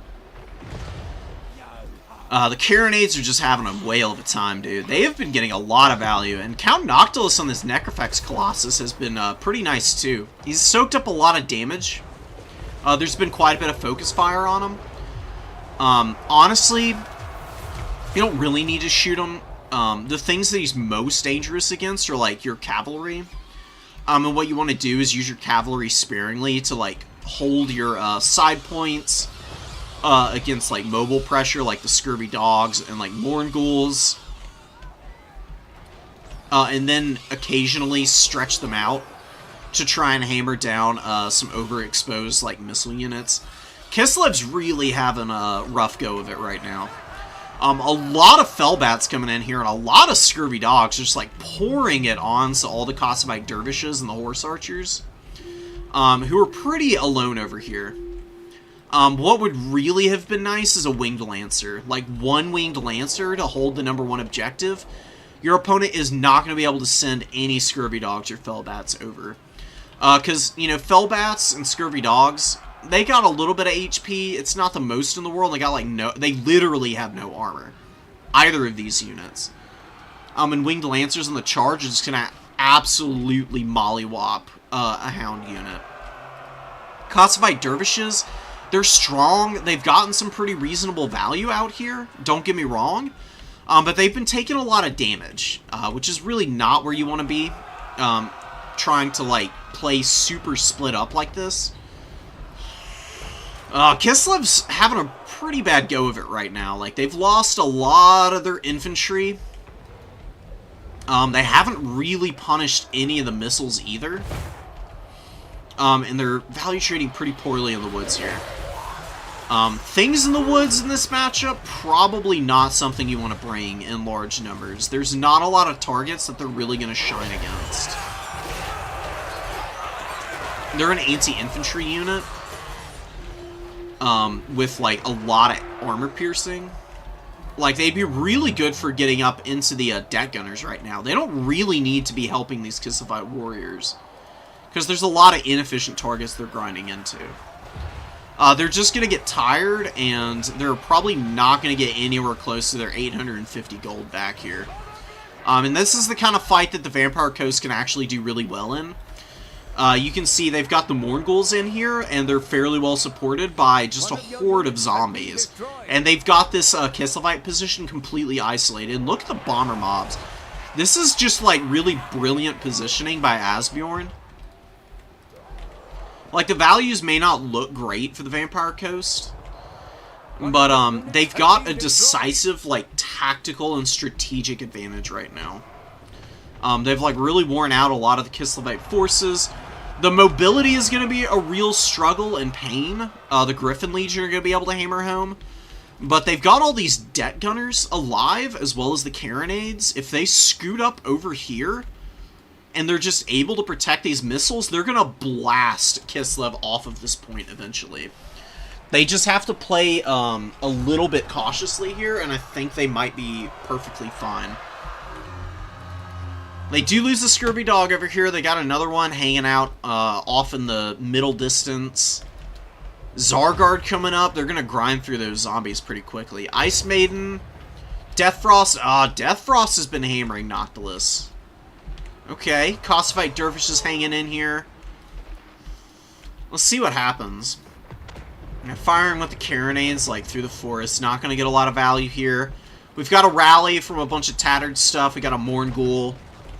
It's really close right now. And Kislev has a huge ticket lead. That's where their advantage lies currently. But, you know, they've got to do something to slow this cap down. Their Zargard needs to start busting their ass to get up here. Because this is the only infantry unit with any kind of durable cap weight. So, like, you can see the depth on the deck gunners right now. What the Zargard want to do. Come out of the forest over here and just sit on this corner out of range of the deck gunners, and you just hope that your opponent's too slow like moving up and getting into a good position so that they don't have to get displaced and find somewhere else to go sit. They could also be another thing that you could do here. You could push them up onto the objective and just get into contact against these deckhand mobs. Fight them, grind them down, and then whatever is left of the Zargard can, like, creep up into the trees and then try and stuff units off from here, or push up onto the deck gunners, given the right kind of opportunity. Good Ice Maiden's Kiss. Very good at clearing out chaff. The Mourngul is getting hammered here. Like, they got a good charge in the Zargard. But Griffin Legion piling in here with the Cossaphite Dervishes. Lots of gunfire going down. Single cap for Kislev. Yeah, they've got this huge ticket lead right now. But they're floating a decent amount of resources. And they're not even trying to defend the #1 objective, which is a big mistake. Because it's going to get really tough on this middle point. And they don't have anything over here to, like, try and compromise the back line, really. They've got some tattered Cossaphite Dervishes you got up in here. Doing a lot of damage to those deck gunners, but there's, like, Mournguls, some deckhand mobs here who are going to start boxing them out. And holding a single cap for, like, 500 seconds, basically, not really a situation you want to be in against a really good gunline faction. Because you'll be able to hold it for a long time, but you're just going to keep value trading worse and worse as the game goes on. Really good Melkoths. Doing some reasonable damage to the things in the woods, but also just really good gunfire. Really pounding these poor little Chaos Doggies. They do get a good charge off. The Druzhina is in here. Oh, he's got a great axe. What a badass dude. I would have liked to see Restock on this guy. Restock is a really powerful ability. Tull's Judgment is pretty strong. I think it's also being used on Noctilus. But he's out of those now. He only gets so many uses. And I think he would have been a little better off with just being able to replenish the missile ammunition on all of your Zargard. Oh my god, just getting pummeled right now. Rotting Prometheans up here. You got the Depth Guard in. Or not the Depth Guard, the Deckhand Mobs, sorry. More Deckhand Mob polearms, more line holders, really. This is definitely just a little bit of an experience thing for Suga Shinesta. Like, been microing around pretty well, but just bringing in some inoptimal units and not pushing in a very consolidated fashion and being a little haphazard with the mobile units has really just kind of put them in this position where they've kind of lost all the momentum, and they haven't quite realized it yet. But the Vampire Coast is just all over them now. Like, Count Noctilus, like, really kicking the crap out of this Dragina with the Morghuls, who have him isolated, being anti-infantry, and with the most recent few patches adjusting the way that monsters' infantry interact with combat characters, they actually hit these guys fairly regularly. Like, foot characters tend to still get knocked over by big stuff like Count Noctilus, but monstrous infantry don't do it nearly as much. Instead of, like, pinballing this guy around on the ground, they just actually, like, keep him upright, and they just, like, circle beat him. You know, it's like that scene in the movies where the local toughs rough up the private detective. One of them, like, wraps their arms around his chest, and then they just have the dude, like, pummeling on him. Like, beating him up. That's kind of what this is, you know. The wacky inflatable arm guys are pinning down the poor Dragina and just beating the absolute crap out of them. Oath Brothers of Tor come in. It's just a lot here, man. Like, they're just... Kislev just struggles into really blobby type of fights because it's very much counter to their strengths, which is mobile play and charge bonuses. Like, the longer Kislev has to, like, grind in here with, especially their mobile units, like the Oath Brothers and the Horse Archers, that's typically where they fall off in melee combat. Like, Zargard are doing okay here. They're just a little bit, they're just in a little bit of an unfortunate, spot. Like, Morghuls and Deccan mobs on top of them is a combo that they just can't really contend with. They're still grinding out a little bit of value, despite the really unfortunate 2v1 that's going on here, though. Which really speaks to their quality as a unit. Things in the Woods, again, just no. Don't bring them here. The only thing that they can do well against is Depth Guard. And you've got shooting, so you can really... You really just want to kill Depth Guard at range. Fighting them in melee is a fool's game. That's really where Depth Guards shine, typically. And Kislev has good enough missiles, they usually be able to kill them. This game is over. Kislev's throwing some stuff out on the field. They're, like, trying to get the number 3. This is a very common pitfall, is summoning a ton of mobility out in the late game and throwing them up on a point without infantry support. And you just leave, like, all of the other stuff you've already got out on the field to just continue losing fights. I've said it many times on streams, I'm going to say it again. Like, if you get into a position where you're losing the game, don't, like, sometimes it's worth conceding, but when you're new, don't concede. Instead, what you want to focus on, even if you can't win the game anymore, focus on trying to grind the value back. Like, learn how to make comebacks more than, going for, like, really risky, speculative plays like this. Try and learn how to combo limited numbers to get, like, overwhelming amounts of damage off on your opponent. And again, like, the mobility has been very scandalously used in this matchup. Like, a couple of the Kosovo dervishes have done well, but a lot of them have been just, like, YOLO'd up into the arms of zombies, which is the last thing they want to be doing. These Kosovite dervishes should have been pressuring the Deccan mobs and the Carronades as, like, carefully as possible, and really just supporting the infantry formation. Doing all this, like, holding off completely away from stuff and just, like, recklessly engaging, like, loads of scurvy dogs and fellbats, letting themselves get shot a whole bunch, and not really countercharging, is part of the reason that Kislev got themselves into this position here. Units that are low armor, like the Kosovite dervishes, are a countercharge unit. Like, a Griffin Legion can take a head-on charge. Like I said, a Griffin Legion can take a head-on charge from a Scurvy Dog and absolutely not care at all.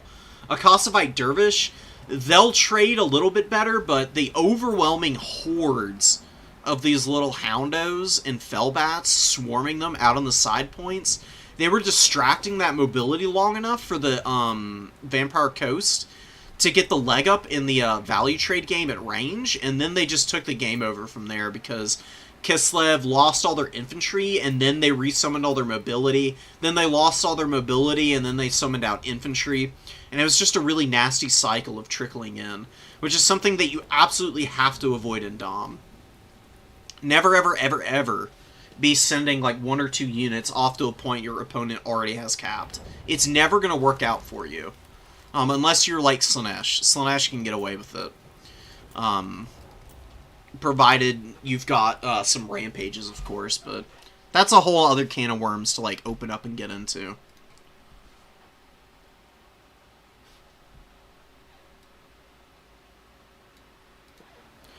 I mean, the dog summons weren't amazing, but they really, honestly, I didn't mind it because they were keeping them distracted for so long. Like, Kislev was winning those fights, but they weren't winning them decisively, I think is what I'm really trying to say. Whereas the Vampire Coast, they were decisively winning the ranged trades. You know, sometimes you can afford to be losing a little bit in one area as long as you're winning really hard somewhere else.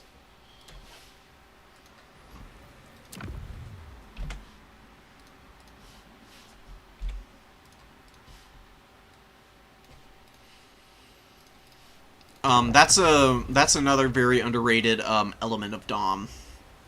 Recognizing when and where you can afford to lose.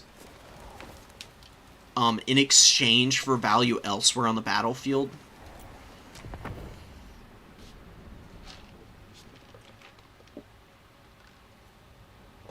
That really comes with time and experience. But our Kislev player that last game, they did a very good job of scrapping there. Asbjorn, I've only seen them in one other tournament, but they did really well on the Chaos Dwarves. They're obviously very, very skilled with the gunline micro. Absolutely no shame in losing that last match. It was very competitive throughout most of it. Kislev just made some critical mistakes that the Vampire Coast didn't reciprocate in kind. That's really where the difference ended up being. Fimir, Balefane moving forward. Fimir with 50% missile resistance are actually kind of good now against gun lines. You don't really want to bring, like, Frost Trolls into something like this oftentimes. And Fimir can be deceptively hard to shoot down at range. Like, most of the time, missile resistance is just, like, a little bit of a treat. But when you're talking about getting 50% missile resistance on pretty high armor units, at least the Fimir Warriors, Balefane is, like, pretty middle of the road in the armor department. They can be pretty tough to actually kill outright. And this guy's just going to be casting Burning Head all game. Does have Flaming Sword of Ruin. It's alright. If like Lamprey's Revenge come out, it'll be really good for imbuing fire damage and the magical attacks and extra weapon strength on a Skinwolf. But that's probably the only reason this is here. I would not recommend using it on a regular basis. You can just use Burning Head to better effect. Because you'll kill all these zombies with Burning Heads, the gun line and everything. The animated Hulks are not that scary. They don't have a lot of damage output. And Skinwolves just beat the crap out of them in a one-on-one. So we'll see how Leggett decides to use it here. The Chariots are really strong. Against a gun line, though, I'm a little scared for them. And against this many bodies, because, you know, they're 900 gold. If they just get stuck and aren't really, like, value trading efficiently, it means you're, like, foregoing better quality infantry in the front line, as well as, you know, just, like, more solid punching power against, like, animated Hulks and stuff. We'll see about it. It's a lot of anti-infantry for a very squishy faction. I'm a little skeptical, but Leggett with good execution should be able to pull it off. They'll be very powerful for sure. Norska not capping the number 3 objective over here, not capping any objectives. I cannot condone this course of action. I am a firm believer that if you're gonna play Dom, you have to cap one objective. It's just a hard and fast rule. Allowing your opponent a free triple cap, there's like no factions in the game where you want to let that happen. Against a more mobile faction, you're gonna have a horrible time trying to recontest up onto the points because they'll outspeed you. And against a slow faction like this, it's arguably even more egregious to let this happen because there's nothing to support this Mourngul out here. Like, just this Skinwolf going over there is going to cap that point up. Because your opponent either has to leave or they engage, and then you get a crap ton of value on your Skinwolves, and you get the point.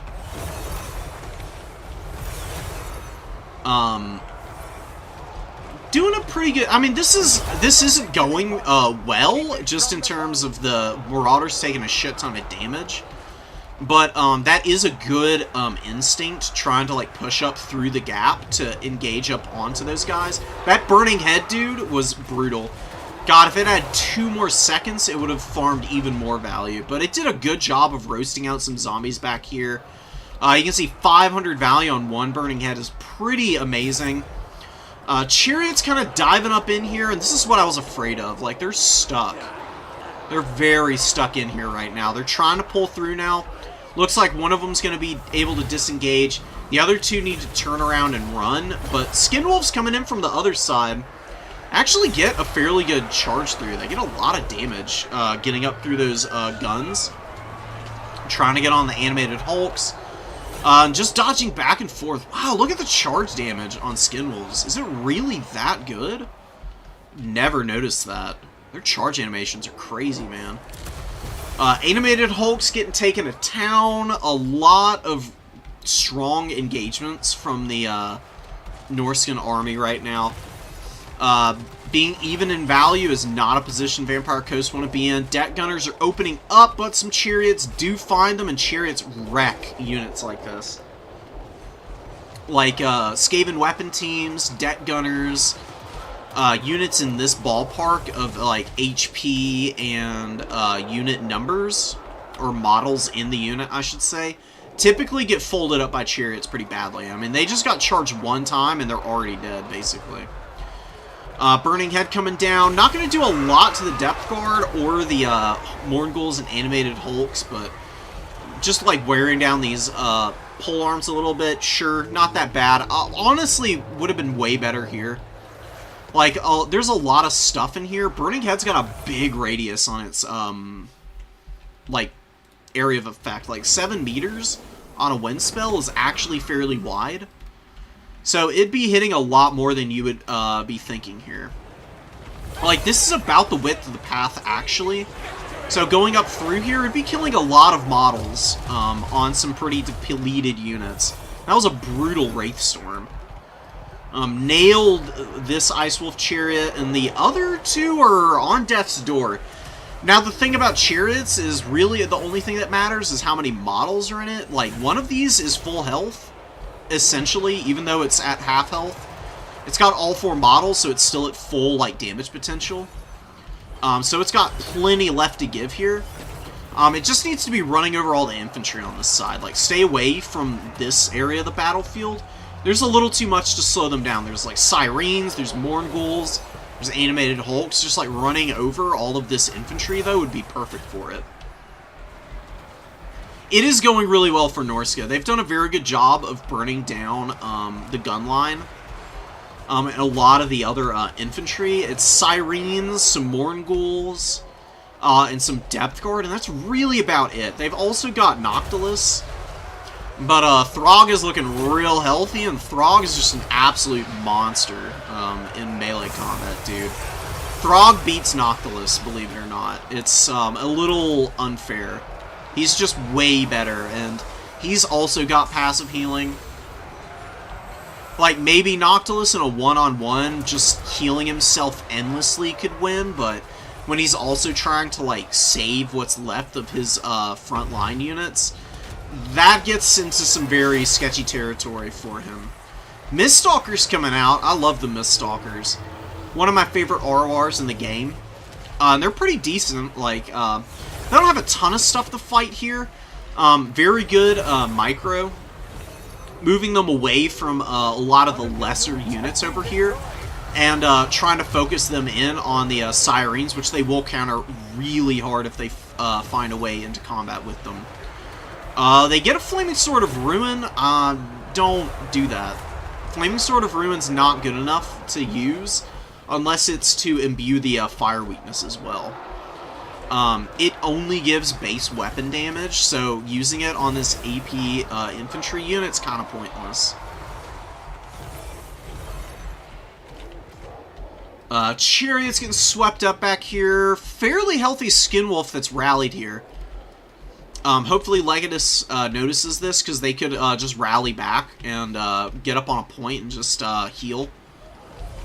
I was really worried earlier, but I'm going to have to eat my words a little bit. Norsca's doing a pretty good job of controlling points. They've scrapped this back pretty well. They can just throw something up on this back point, though, and start taking that. Because with the fact that the Vampire Coast have lost so much momentum over here, just ignore these Depth Guard. Honestly, pull back your Skinwolves and all these other units and control the number 3 for a while. And then you can just trot out more infantry. And then you can go and, like, scrap on the number 2, which would be where the Vampire Coast would be going next. Because, you know, they're too slow to be able to get up onto the number 3 before you can. That's really where they could be having a little bit more success than they are now. They do have a value lead, and it's going okay. Like, they're not taking catastrophic losses anywhere, but they're, like, dangerously close to making big mistakes here by engaging up onto the Depth Guard. Because there's 2 of them out here on the field now, if I'm not mistaken. Yeah, there are, in fact, 2 Depth Guard here. And the Miststalkers and Throg are just not going to be able to solo those guys. Depth Guard just, like, hard counter both of these units, so you should just get away here as best you can, because you can't afford to lose your Lord here. This might be where Vampire Coast gets back in the game, dude. Fabrosi pushing back up on here. A good Burning Head. It's going to get some really good damage on the Deckhand mob. Tickles the Depth Guard a little bit. The Miststalkers, they've gotten okay value. Despite the fact that they're a better Familiar Warrior than the other variants, there's still a Monstrous Infantry unit, and Monstrous Infantry, there's very few Monstrous Infantry units that can win fights without infantry support. And especially against a hard counter like these Depth Guard. And for Brosi popping an overcasted Invo here, absolutely brilliant spellcasting choice. They're just going to hard carry this number 1 objective for the rest of the game. Leggett really should not be committing anything else here. Like, you've lost the Miststalkers here, you've taken a bunch of damage on Throg, and your caster, the Miststalkers, died, and now you lose your Ice Wolf Chariots on top. Oh, man, that's just, It's a mistake in the heat of passion. Like, you see the value lead, and you think, I've got this in the bank, without clocking that this is, like, just a unit that hard counters what you've got on the field. You just pull back to these 2 objectives. You'd have capped them earlier. You could have counter-pushed the, like, slow-ass Deckhand mobs coming up here. And you probably would have to sacrifice something into the Depth Guard to slow them up. But you can always develop out more infantry as Norsca, because they'll take a while to get here, but they will eventually reach a critical mass that they'll be able to, like, stuff back all of the other slow units that the Vampire Coast is pushing up. And you can recontest objectives and pull the Vampire Coast apart when they don't have missiles. Because Vampire Coast, without missiles, have, like, no way to force engagements. And, like I said, they're pretty slow.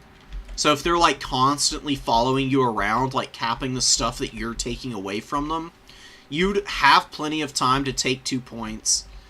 You know, give up the number 1, hold on to the number 2 as long as possible, while losing as little as possible here. Just get some burning heads, throw like a crappy infantry unit in up here, and move your other cap weight either to the number 3 or circle back to the number 1. And just look for openings and engagements, kind of like what's going on back here. Like, this is a really good engagement for the Norskins. They've got 2 really expensive or, like, high-mass units that could be up here supporting the infantry that are just locked down back here in a losing fight. The Sirens are probably going to flip this around, unfortunately, for the Norskins because of the Terror and the Charmed, lowering the melee attack on the Skinwolves. These guys are pretty low. I mean, the Morghuls are here too, so they could Terror out just from that. But I think the Sirens are going to be what tips it over, because they did get the rear charge. Like, the Morghuls were just engaged in an honest fight, and the Sirens came in here to give the little ghostly prison shanks to the Norskins in the back, just poking them down, man. Such a cool unit. I love Sirens. And yeah, there goes the Norskin mobility there. They do get up on the number 1. And they have ground down the polearms finally, but god damn, these polearms put in work. 22 and 2300 value. Noctilus actually fighting Throg a little bit. And Throg running away. As long as Noctilus is on infantry, he'll be fine. Because here, Throg is going to be hitting the infantry almost as much as he hits Noctilus. And Noctilus with the halberd. Now that both of these guys are tired, will probably be hitting Throg a little bit harder than Throg is going to be hitting Noctilus. When Throg is fresh and it's a one-on-one, it's a very easy win for Throg. But when there's some infantry on top of Noctilus and both these guys tire out, you don't lose nearly as much melee defense from being exhausted as you do melee attack. So, that melee defense of Noctilus is finally outpacing the melee attack that Throg has on hand. Dude, Fabrosi just going in hard with the scrappy games, dude. Just needs to hold on to the number 1, or the number 2. It's close enough to the end of the game that you don't really need to do much else. And Norska just flipped this, so there's 100 seconds to hold up on this point. It's going to be a little difficult, but as long as this Morghoul and Animated Hulk, like, goon squad is stuffing this infantry back, these infantry units, I think, are going to be able to get up on the point and be just enough cap weight to be able to hang on to it for the rest of the game. And I don't think there's any more burning heads. So there's no way to punish the grouped up units here.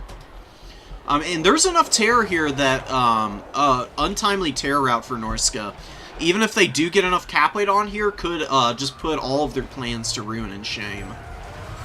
Berserkers trying to push up the hill, they're just taking so much damage as they try to do this. Whenever you're pushing through enemy units and they're just like slapping your guys around, they're getting free attacks off. And since they're not in melee contact, per se, it functions the same way as if they're routing, so they actually do damage consistently. Which is really brutal. Norska had the cap weight advantage for just a second there. The Sirens need to not walk off this point now. But I think even without them on this and Norska slowly capping this, it's going to take an eon for them to be able to take this, and there's just not enough time, man. Oh my god, it's so freaking close. We've had a lot of close games today, man. But see, this is why capping this goddamn number 3 objective early would have been so good for Norska. Because they got triple capped early, and they bled a lot of tickets, where if they had capped this point in the early game, they'd have had more time to work here at the end. It's a little unfortunate. You really hate to see it.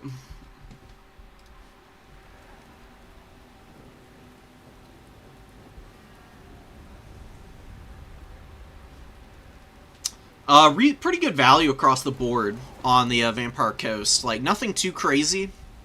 You got double value on the handguns here.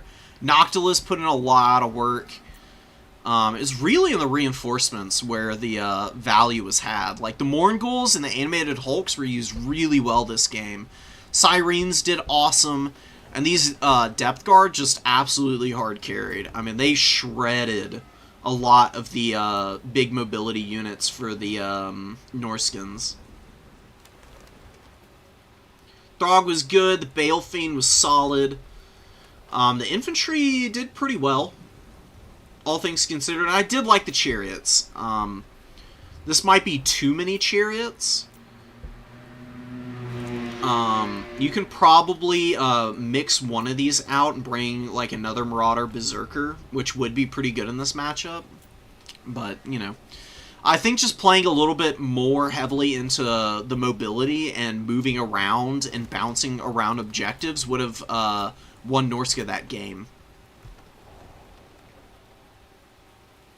That's really the only note that I have for Legatus on that one.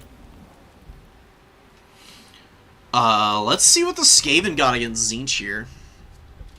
We got Deathmaster with triple Poison Wind Globes and some Natty Bubos with a decent amount of Clan Rats to back it all up for protection. The things that the Skaven are going to struggle against here is the fact that Snicketch is very reliant on physical resist and magic attacks on literally everything in the Tzeentch army is gonna bedevil him. Because he doesn't have a lot of HP. He's got good melee defense for a assassin-type character. You know, with this much melee attack, he'll be able to put in some work. I'm just scared for what happens if the Exalted Heroes and Sartorial all land on him at once. Because it doesn't matter how, like, good of a duelist you might be. If you get triple teamed, there's not much you can do about it. Like, something is going to find its way into getting a poke in on your back. Because units that are locked in combat, they can defend themselves from the front, but any unit behind them gets free damage in, basically. Hoots is going with the same build that we saw earlier, basically. Just bringing some Chevron Halberds instead of the Chosen and Severed Claw, and also upgrading to Sartorial, which honestly I think is pretty good against the Skaven because the terror routes are really nice. Skaven don't really have any way to avoid terror routing to stuff because they're just low leadership across the board pretty much. The Clan Rats will be way more durable than Skaven Slave Hordes would be, but it's still going to be a little scary. Just because, you know, it's 56 leadership, 45 at base. The strength in numbers wears off when these guys get below 50% HP. And there's actually some fairly scary units in here that could wear them down. Like these Exalted Pinks could get some good shooting in.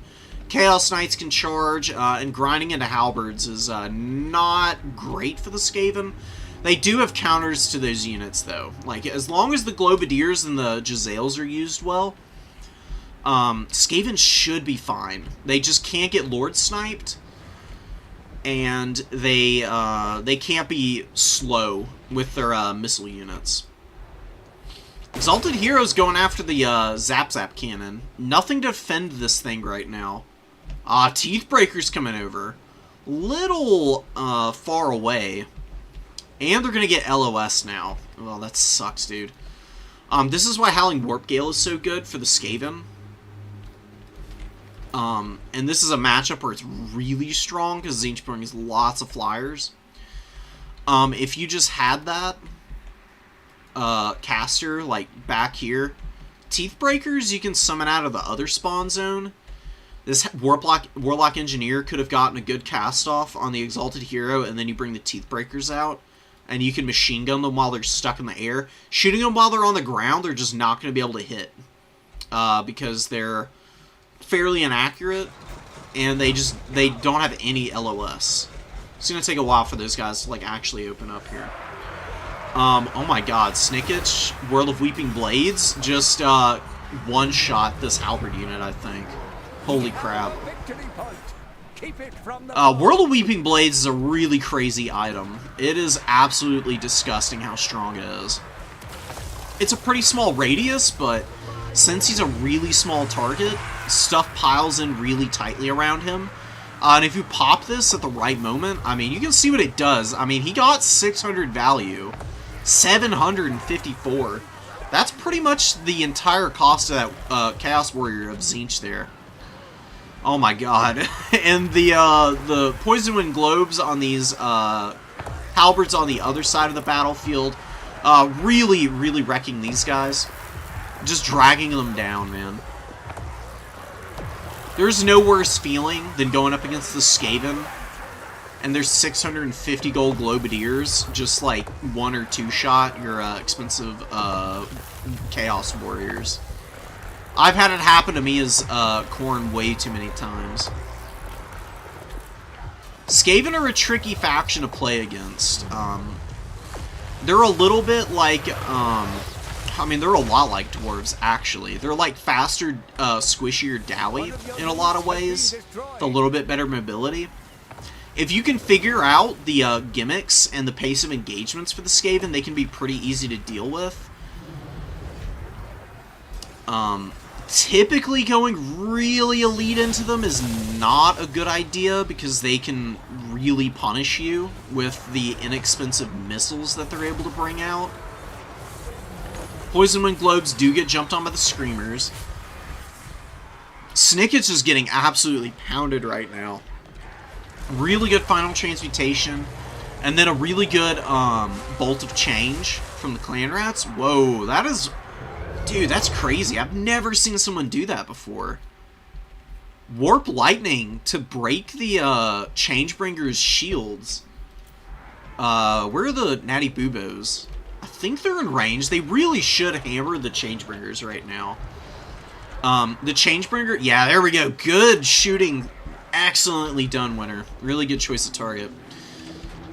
Just hammering these guys down is basically going to secure the game for the Skaven, because they've done so much damage to the rest of this army. Tzeentch basically has no cap weight left. Like, the Warriors are all dead, and the Exalted Pinks are going to be going down here real shortly. The Natty Boobos, they did a good job of hammering the Changebringers, took a couple models off. Losing their Lord is going to be really rough. He's barely alive, though. God, he's trying to get away from Sartorial. Sartorial is just a terrifying Lord to run into. I think Sartorial might be Tzeentch's best Lord option. Just because of the debuff item, the Rock of Inevitability is strong as hell. This is an amazing item. Puts in a lot of work for you, and he's got Metal Magic. Metal Magic is so versatile. You've got great burst damage potential against single entities with Final Transmutation. Then you've also got Searing Doom and Plague of Rust, if you want it, for factions where you don't need to contend with the SEs as much. And he's just a really good combatant, too. Like, 56 and 56 on the melee attack is pretty damn strong. There's really not a lot of fears that he's got. He can be a little squishy at range, that's about it. Man, another nasty Final Transmutation comes down. The Skaven are hammering him now with the Teeth Breakers. A Bolt of Change coming in. Gonna do a little bit of damage to these guys. Probably kill like 4 or 5 models. It actually didn't kill any models, but it did do an appreciable amount of HP damage. Sartorial does get away. He's basically killed the Warlock Engineer. Although the Skaven are losing a lot of momentum on the cap weight game. And they have taken quite a bit of damage on some of their missile units. Tzeentch is not totally out of this yet. Sartorial's like really keeping them in this game right now. He has been like their one unit outside of the Changebringers to anchor some of these objectives. And keep Tzeentch within like an appreciable differential on the value trade game. Zap Zap Cannon coming back in. Yeah, just to keep Sartorial honest, not a bad idea. Really good micro from Hoots. Landing this guy back here on the reverse side of the hill Honestly, not a bad idea at all. Because it's going to mean that everything targeting him is going to have a really hard time actually making contact with him. You have the foe's victory. Oh, man, the angle of fire. Maybe the, I haven't tested it much, but maybe I should, because it seems like maybe the changes to the way melee units, or the missile units function, maybe that's fixed a lot of the LOS jank. Because, previously, this Zap cannon and these, Warplock Jezzails, they would not be firing at Sartorial right now, and if they were, they'd be firing, like, way high on them. It actually seems like they're firing a little bit more accurately than they have in the past. And that's a pretty hard test to run, though. Doomflayers get absolutely pounded over here. Doomflayers are a good unit, but, like, there's enough units out on the field for Tzeentch to be able to threaten them. Being a little more cautious with your Doomflayers is a really good idea. But the Chaos Warriors on that middle point, they do get hammered. The problem is that Tzeentch is finding absolutely zero luck at finding value with their melee infantry. It's really been the heroes and the Changebringers and Sartorial that have been doing the heavy lifting here. But again, like, they have no cap weight now. Like, that was their actual last cap weight unit.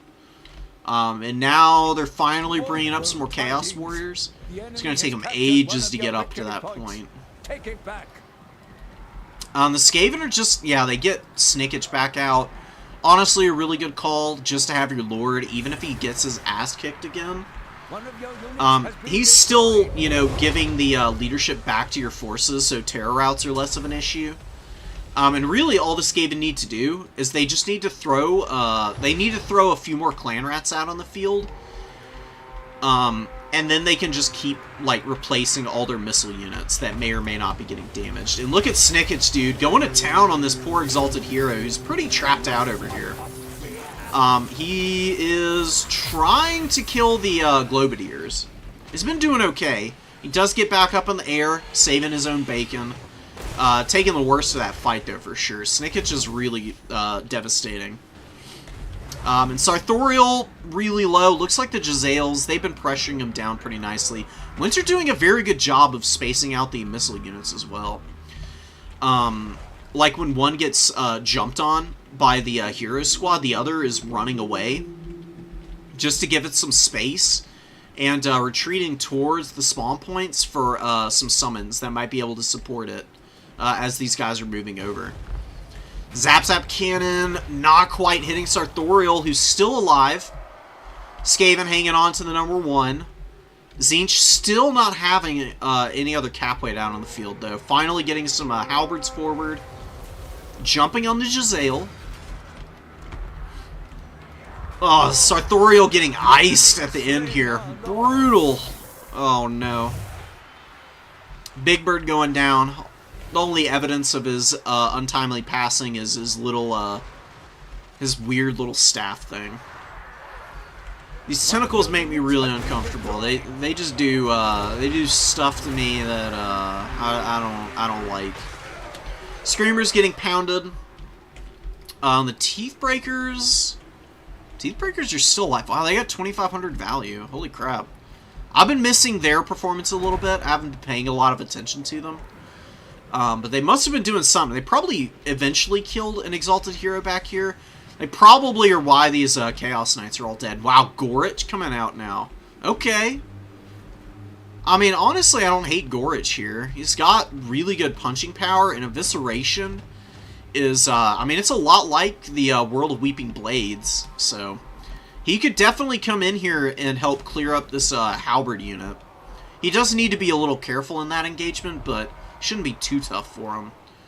Doomflayers rallying in. Pretty good value. About 800 on this unit. They cost 1050, so nothing too shabby. They're just giving time for the Zap cannon to get in here and to keep teeing off on these infantry. Not its best use, but I mean, it's still artillery and it still does enough damage to kill models outright, which is pretty strong. Wow, look at that, dude. What is going on with the leadership on a lot of these units? Why did these guys break? Holy crap. Lord dead, attacked in the rear, frightened. Oh, attack bar. That's a lot of leadership malices. I mean, I guess that makes sense. That sucks, though. Zinj never capped this objective, either. Damn, dude. The Vermintide does it again. It's really hard to go tall on the Skaven, for this very reason.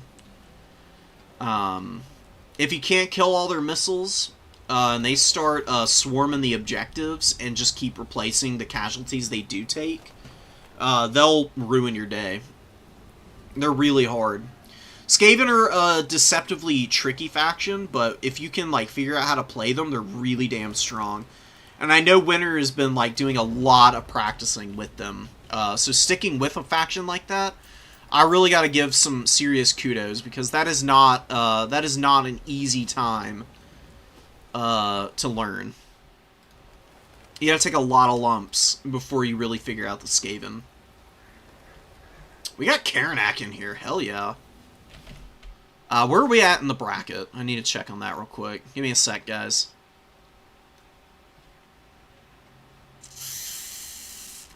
Doink.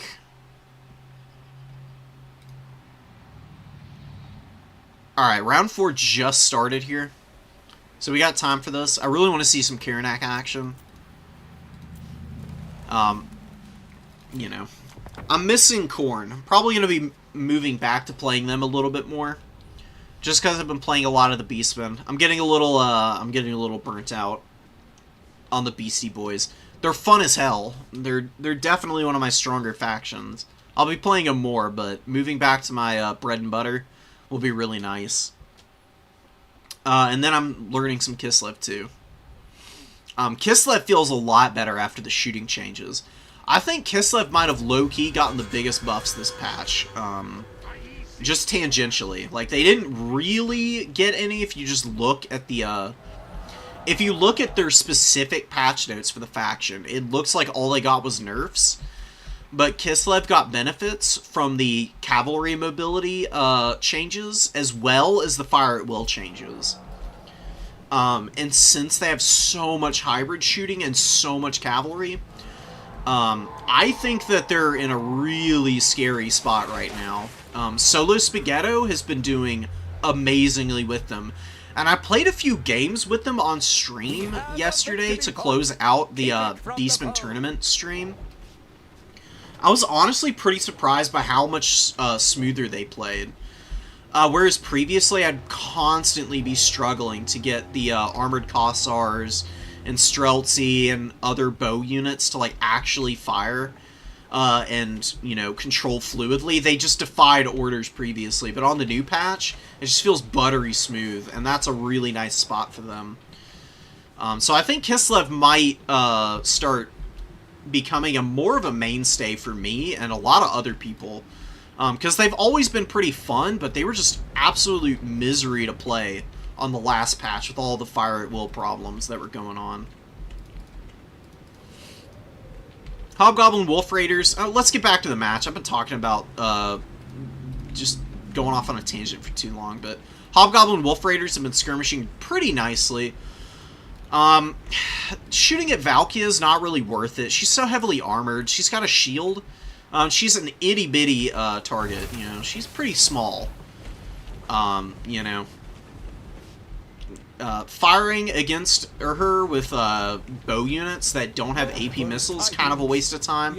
Much better use of your time would be poking down the Marauder Horseman throwing axes here. Karanak and Valkia looking to get after the Demon's Tongue. I mean, honestly, Karanak's really good against targets like this. He actually does a reasonable amount of damage to Chariot units, even with high armor values, because he does have a decent amount of AP. 230 isn't terrible. And just being able to, like, keep up with these things and constantly, like, debuffing them and, like, doing damage to them is really awesome. You just don't want to leave Iron Demons to just, like, uncontestedly run over your infantry. Especially for Khorne. Khorne cannot afford to let that happen. You really have to have mass to be able to control the Iron Demons. or they just dumpster your whole front line. You can see the Marauders here already running into leadership problems. Karanak and Valkia are beating up on Astragoth pretty nicely here. They've got Prey the Blood God on him. Wounded Prey debuffing his leader, or melee ship. Oh my god. His melee defense, his melee ship. I mean, he is kind of a melee powerhouse, so his melee ship, honestly not a totally inaccurate term for him.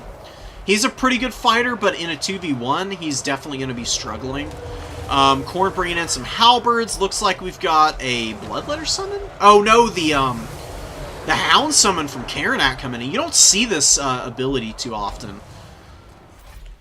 But this is actually going to be pretty nice, because they can pile into combat against these Bull Centaurs and keep these guys out of that middle fight if they really want to.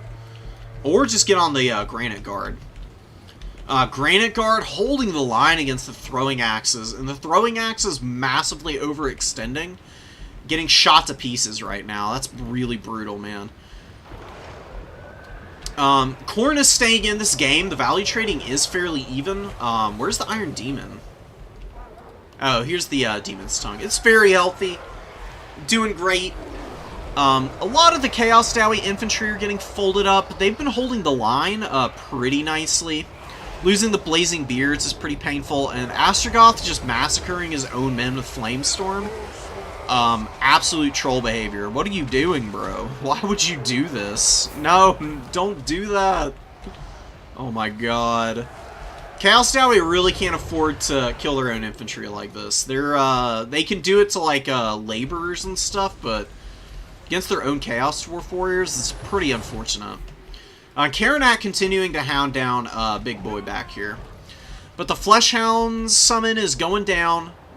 Valkia is chasing way too deep now, and there are more blunderbusses here. Valkia's going to have a really hard time disengaging from here. And she is up on this hill, actually. So there are pretty good sightlines up to her currently. Really good Sleipnir, though. Does disrupt these missile units pretty badly. Karanak and Valkia need to get out of here. They cannot afford to get stuck back there. That is definitely one way that the Khornate forces could really start to fall off here. And no answer for the Iron Demon still. It hasn't gotten a ton of value, but it's got the perfect vigor, and it hasn't taken any damage to speak of, really. It's running over Forsaken. There's plenty of other good targets for it to attack now, as well. There's a lot of Warhounds. Hounds of the Bloodhunt have been doing really well. They've gotten their value back, too, so they've been hounding down the Wolf Raiders, it looks like. Also chasing down Orc Laborers and doing some good damage to them. What you should do here is just leave that Hound unit to chase off the Warhounds, because that'd be pretty nice for you. The Hounds of the Bloodhunt can go over and support, but Valkia getting massacred by the Blunderbusses there. Granite Guard blasts her out of the sky. The other Blunderbuss is getting shut down, though. Karanak trying to finish off Astragoth, but not able to do so. Oh, man. And getting surrounded by the Bull Centaur Renders. And Bull Centaur Renders kind of a perfect counter to him. I mean, he is a large target, of course, but they also don't really care too much about losing their melee attack. Mostly since they don't have it to begin with. These are not the anti-large variant. I don't know how I didn't clock that. It's actually the shielded variant. That's so crazy. You don't see people bring these too often, but they've been getting some good shock damage in. Okay, let's go. Seeing some off-meta units from the Chaos Dowie. You know, the Dwarves, the Chaos Dwarves, with all their buffs to a lot of their more niche units, I'm very curious to just see people experiment with these guys to know whether or not there's more options and opportunities for them to, like, get into games that might otherwise be pretty tough for them. Because this is a pretty bad matchup for them previously. It looks like it might still be pretty rough. You got a lot of Chaos Warriors out here, and these Chaos Warriors have been scrapping pretty nicely. There hasn't been a lot of shooting to punish them either. The Granite Guard are finally moving up. Back here, we got some Marauders hanging in and beating up on the Orc Laborers. getting some good value that way. Hobgoblin Wolf Raiders can just circle and get a rear charge and break those Marauders now. Yeah, these guys are definitely low leadership enough that it'd be a pretty good engagement. Bull Centaur Render's trying to save Astrogoth. Astrogoth should be avoiding Karanak like the plague as best he can. That can be kind of difficult. I mean, Prey of the Blood God is a really strong ability. Maybe that's why he's, like, stuck up over here. But just, like, tar pitting Karanak with the Renders here would be your best bet. Astrogoth does go down. That's going to be really bad for the squishy chaff units. Like, the Orc Laborers, they're losing a bunch of leadership now. Kadai Fireborn, they were doing alright. But Minotaurs of Khorne on top of them now. The Iron Demon's taking a lot of damage from those guys. Still has gotten good value and still has plenty of chances to value trade, but Chaos Dowling might have lost too much momentum in the early game. Khorne has just been, like, pedal to the metal, man. Like, full Unga Bunga and really, honestly, paying off pretty nicely. Holding the caps very aggressively. I mean, Khorne is really good at that style. They're one of the few factions that can truly play a proper box out. As long as you keep missile units from consolidating and just farming, like, loads of value on you, you can typically deal with melee units easily enough to not have to worry too much about your opponent trying to recontest objectives. As long as you don't let your opponent settle his Khorne, that's, like, your win condition.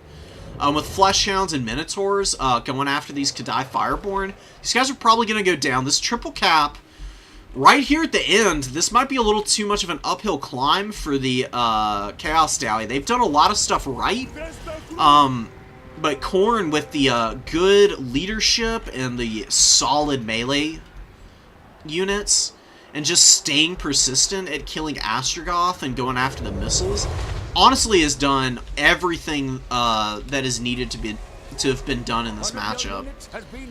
Iron Demon's getting dragged down by Khorngors also. Kadai Fireborn just get absolutely massacred over here. Minotaurs feast on Kadai Fireborn. It's not even close. Kadai just don't have the damage output to contend with the DPS that Minotaurs do. It's a classic case of the best offense or the best defense is a good offense. Minotaurs of Khorne have really bad melee defense, but goddamn do they have a bonus versus large stacked on top of their frenzy and melee attack. Not a lot of stuff is going to be able to withstand their combat capabilities. Very good patience here, just keeping these Khorngors back and letting the melee unit push in, honestly.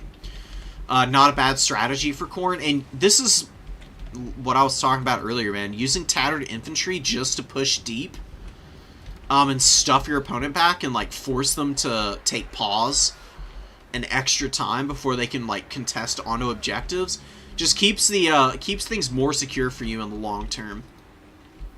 Demon's Tongue up on the point. 2200 value. Blood Beast could come over here and beat it up if they wanted to. But this game's over. Khorne is definitely going to be winning this one. There's just not enough durability on the field for the Chaos Dwarves. They don't have any objectives. Khorne has just done a very good job of swarming and overwhelming them.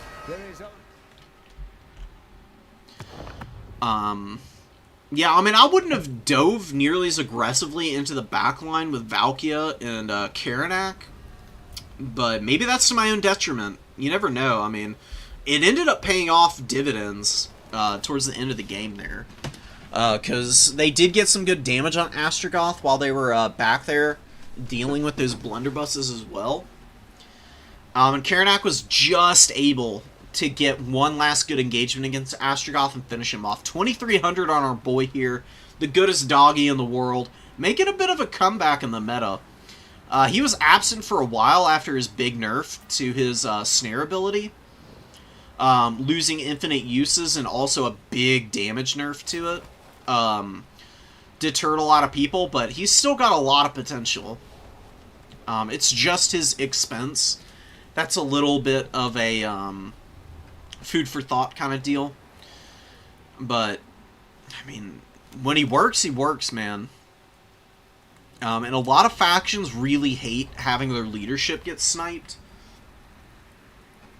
What better way of doing that than with Valkia backing up the Hound from Hell here? It's a really good combo. The only other combo that I think might be a little stronger is Skulltaker with his debuffs and his self buffs, like Slayer Sword, as well as Bloody Onslaught. Running around with Karanak can be pretty good on the Juggernaut. That would have killed Astrogoth even quicker, but Valkia is here also to duel Baltor's characters potentially. So bringing her here is pretty safe, and Sleipnir is just so strong against like bunched up missile units like the blunderbusses. That's really what she's here for. I think this might just be a case of too many Bull Centaur renders. They're not a bad unit. They're quite strong, in fact. And the shielded variant got 1800 value. They're just really expensive. Chaos Dowie bringing out, like the Hobgoblin Wolf Raiders, the melee variant. They're not like an amazing unit, but if they're countercharging Fleshhounds and Furies, they can get a lot of value. And they can give you time to build up to bringing out the Centaur renders. Who can then hammer in the late game. So maybe just cutting one of these guys and getting some of the Wolf Raider Cav would have been really good. Because having 3 of them here, I think, would actually be pretty nice. They can charge down Marauders. They can control Marauder Horsemen of Khorne. They can help protect their own Wolf Raider Bow Cav from Furies and Fleshhounds and the regular Warhounds. There's quite a bit of utility in that unit. And they got cheaper, too.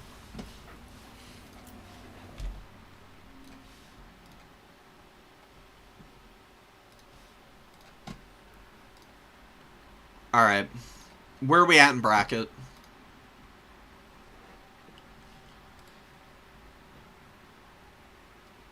One more game finishing up here in the 4th round. I got one ping, but it's some in another tournament. What the hell's pinging me here? Oh, it's an at everyone. Okay. So we got King of Hoots and Suga Shinesta. I'll bring all over and you can see what the top 4 is shaping out to look like right now. We got Smokey Loco at the top here. Anything, Getsmain, and Nacho Fur. Looking like they're going to be our top players here. Oh, Cheese Buns. Just outside of the top 4. That buy round hurting really badly. Buy rounds are good if you can win all your games, but if you get a buy round and then you lose one, not having an opponent in the first round really sucks. Because, you know, you lose out on a ton of op points. That's brutal, man. Especially in the first round.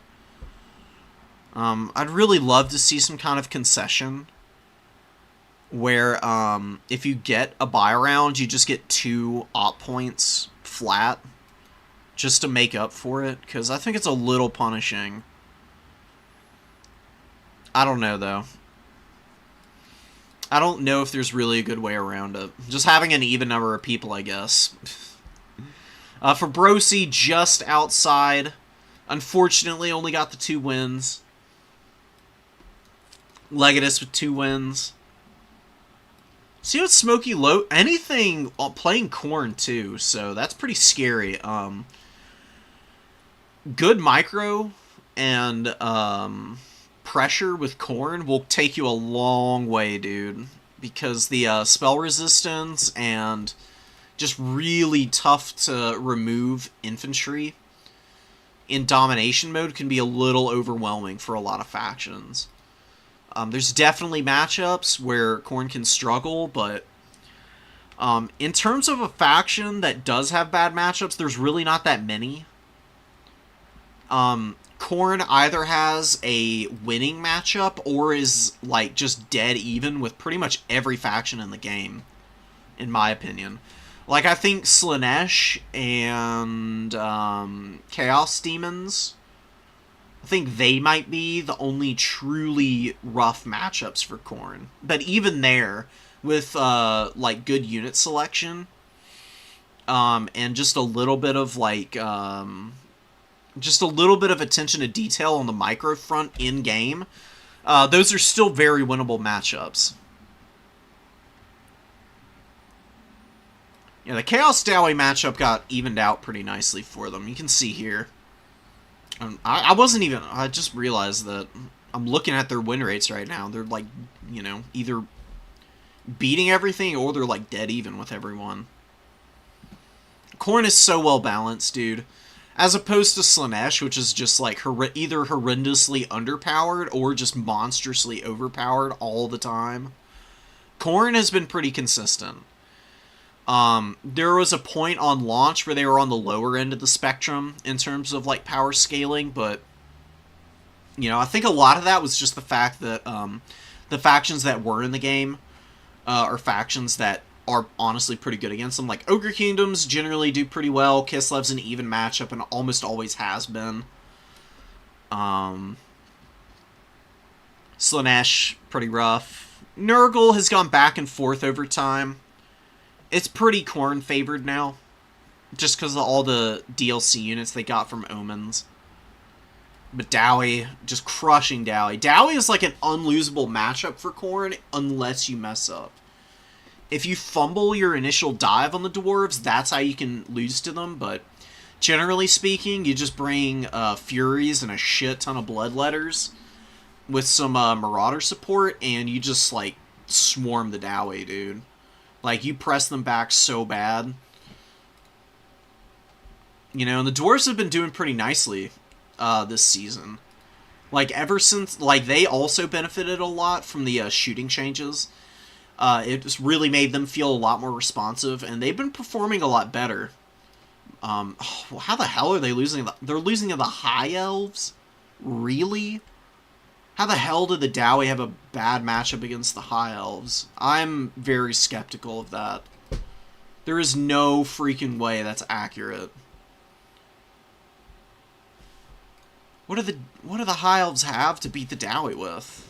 Hold on, we gotta go take a little peek and see if we can like puzzle that one out. In my head, that makes 0 sense. High Elves skew cheap and low armor, or really expensive and pretty squishy to shooting. So I just don't see it, man. I mean, like maybe.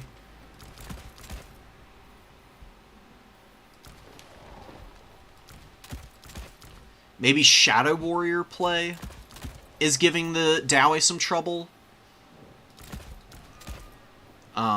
There's also Lothern Seaguard, I guess, to counter Rangers.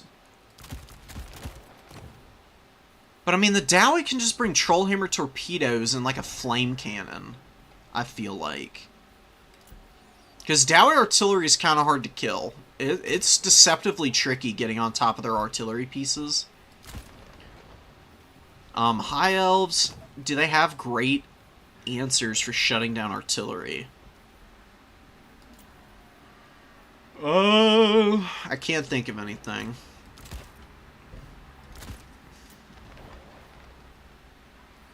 Yeah, this is a matchup. This is a that's baffling. That's one of the most confusing stats I've ever seen. But I mean, last season at the beginning of it on Total Tavern, like we can see where so like Khorne versus Dowie last season, Khorne ended up with a winning rate against the Dowie, but they started off like 2-8 against the dwarves, which just boggled my mind then. That's a little bit like how the Dowie and High Elves matchup is looking to me right now. You can see here, like, they got a good win rate last season. And the High Elves, their buffs were kind of nice, but I don't think it was enough for them, because like, all of the more egregious issues for the High Elves are still very much present, which is just their general squishiness. So they lose out really badly to factions with a lot of shock damage. Like, they lose to Skaven. Oh, well, not... I mean, Skaven, I guess, doesn't make a ton of sense. Although, Skaven are pretty good at countering missile factions in general. Losing vampire counts makes a little bit of sense because the cavalry fight is pretty skewed for the undead.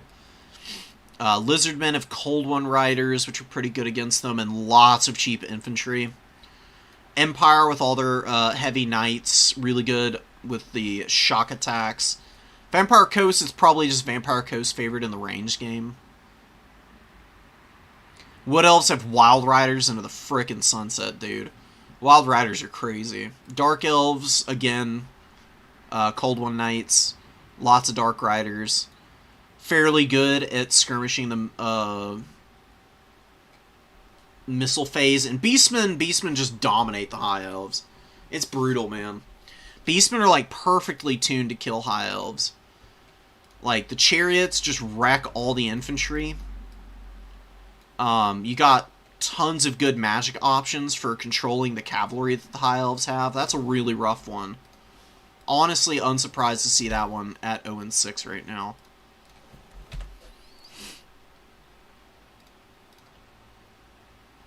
Alright, let me get in here. Make sure I got all the replays. Yeah, we do have quite a few I need to download here. Do I already have these? Yeah, I do. Okay. I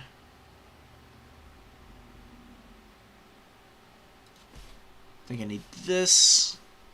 Give me just 1 minute, guys. Looks like they're preparing the advance to top 4. There might be a few things to iron out. I'm not sure if the last match changed any of the op points. It did look pretty clean to me, who was going to get in and who wasn't. But we'll see. Let's go check now.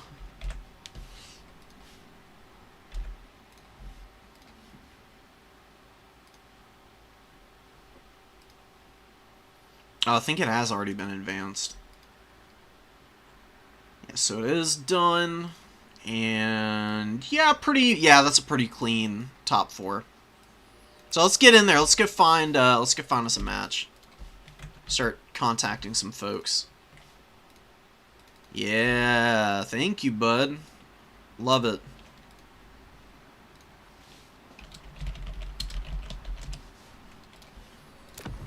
Goated. We haven't cast any of Getsmain's matches today either, so it's a really good opportunity to show off somebody who's been performing really well.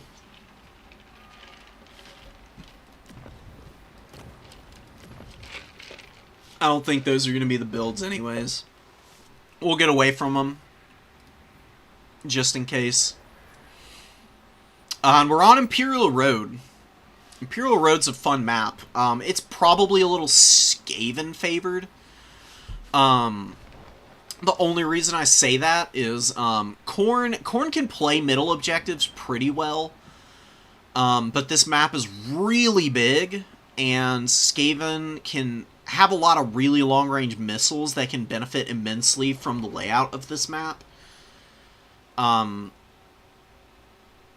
And the home objectives are really close to the spawn points. So it's really hard for Khorne to split push, which is generally their best style of play.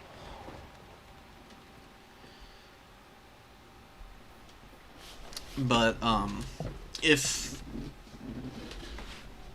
that one game that we watched, where anything was going up against the Chaos Dwarves, is any kind of indication, is a really solid player with a pretty firm grasp on the fundamentals of the faction.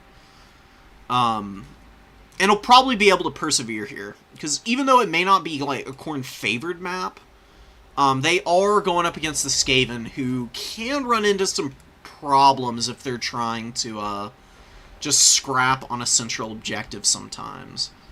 They can get bulldozed over in the right circumstances. This is a really back and forth matchup, so I think we're probably in for either in for an absolutely insane wild ride where there's just wild momentum swings back and forth, or Khorne breaks the initial Skaven formation and just absolutely steamrolls over the rats. There's really only two possible outcomes here. It's very rare that the Skaven are able to just, like, fully wipe Khorne. Khorne can do the reverse, but Skaven typically are not going to just completely sweep Khorne off of the field. If you lose your Lord as Khorne, though, it can happen. We'll just, we'll see how it goes. Let's see some rats get crushed.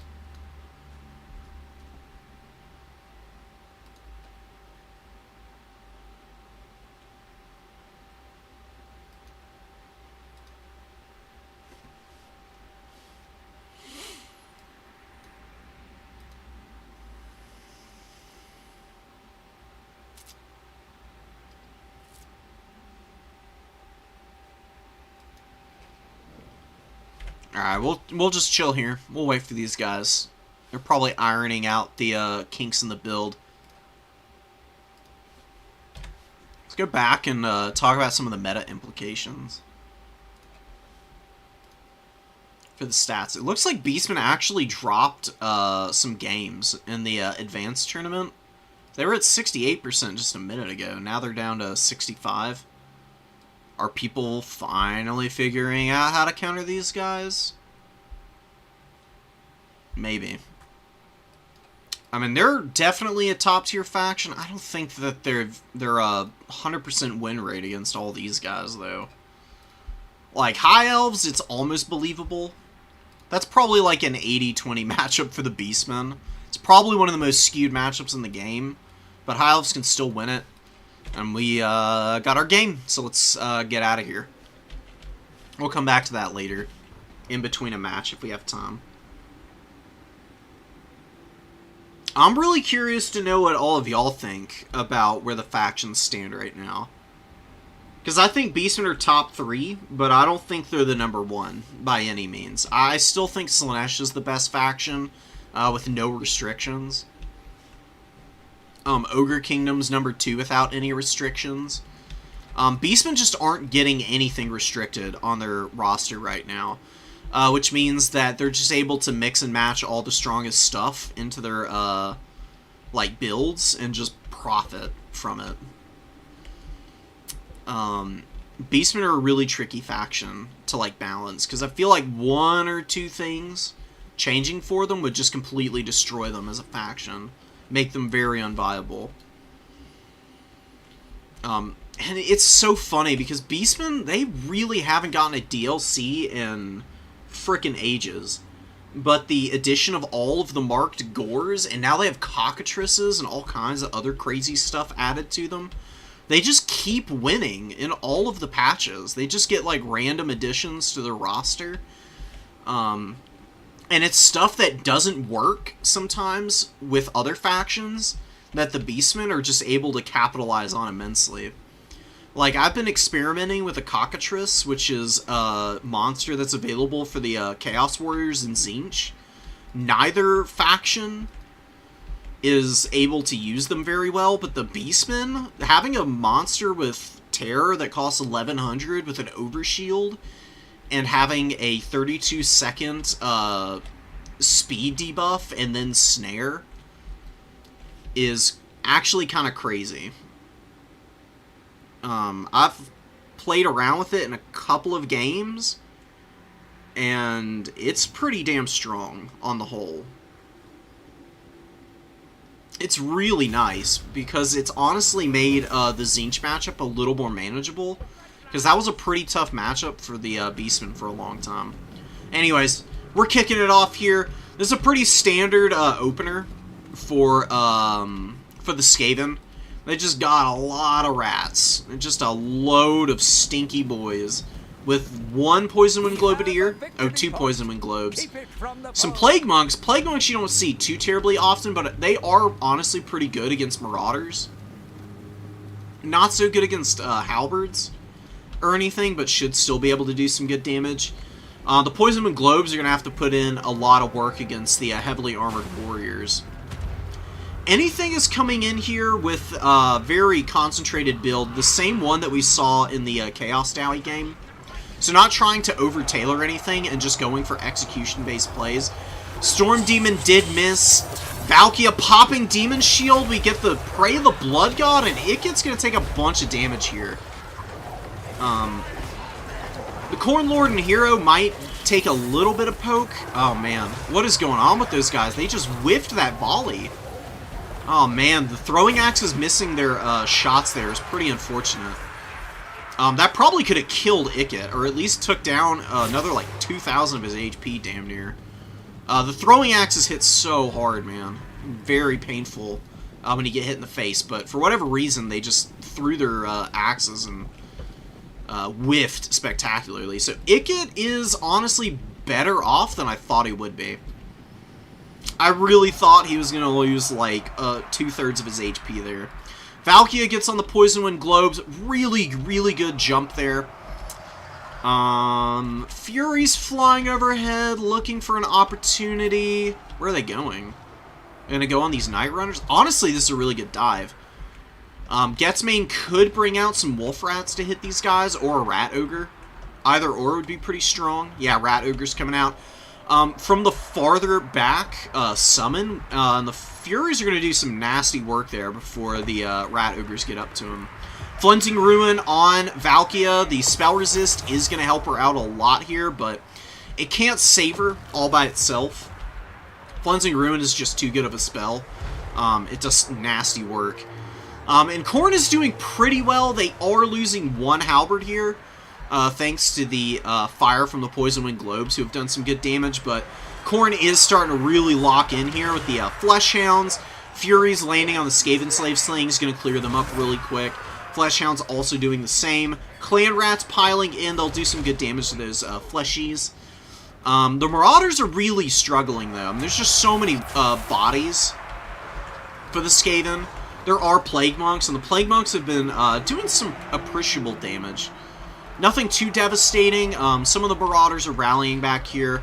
Really, it's going to come down to whether, if Khorne kills all the weapon teams and is able to maybe also kill Ikit, then the Skaven are going to be on the back foot the rest of this match, probably. Because Ikit is really expensive and very hard to resummon. Oh, no, but the Rat Ogres find Valkia, and they're going to beat the crap out of her. Rat Ogres are a perfect counter for her. She really struggles to escape from them, and they also just do nasty damage to her. Beautiful sword. Just killing Skaven Slaves, though. Not loving that. But the Horsemen are getting some good punishes in here. This would have been a much better spot for the sword, because that's two very blobbed up Plague Monks. It would have killed them just as hard as it killed those Skaven Slaves. Valkia needs some milk here. She is in so much trouble right now. The Hound Summon's trying to move over. I think Khorne might just be giving up on Valkia here. We get a really good Prey of the Blood God from Karanak. I'm so impressed with the Karanak micro from anything. Karanak is honestly pretty hard to use. Since he's really low mass, you have to be very, very quick in maneuvering him between units, but anything has been very much up to the task. And sniping Ikit here, honestly, in the Lord trade, it sucks for Khorne, but it might be worse for the Skaven. But Ikit has to be killed now. Actually, I don't know if he'll rally. I wouldn't want to risk it. I'd just kill him outright. Karanak is quick enough. He should be able to catch up here. And if he kills Ikit, then there's going to be some really long-term problems for the Skaven. Like, they're already having some leadership issues. Like, they're on the verge of shattering across the battlefield. Fleshhounds fighting some Clan Rats, lots of Furies out, some very healthy Blood Beasts coming out. Blood Beasts are so good on the charge, they will absolutely hammer down the poor Skaven units. Valkia might rally here with 200 HP. Down goes Ikit. Valkia gets a little farther out. Under missile fire, technically. We get the weird little after effect explosion from Ikit. Valkia does rally. She needs to just like fly up along the map edge and get into the back of the map and hide.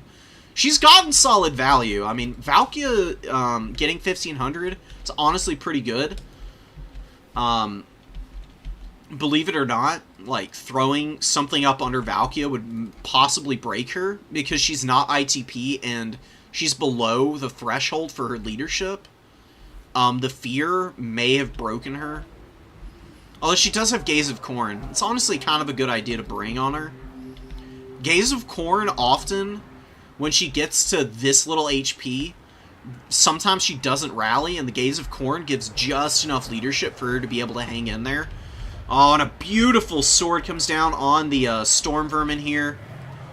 Marauders hanging on by the skin of their teeth. Chaos Warrior Halberds grinding out a little bit of value after the really rough engagements early. Doomflayers coming in. Lots of Rat Ogres. Rat Ogres are honestly okay against Fleshhounds.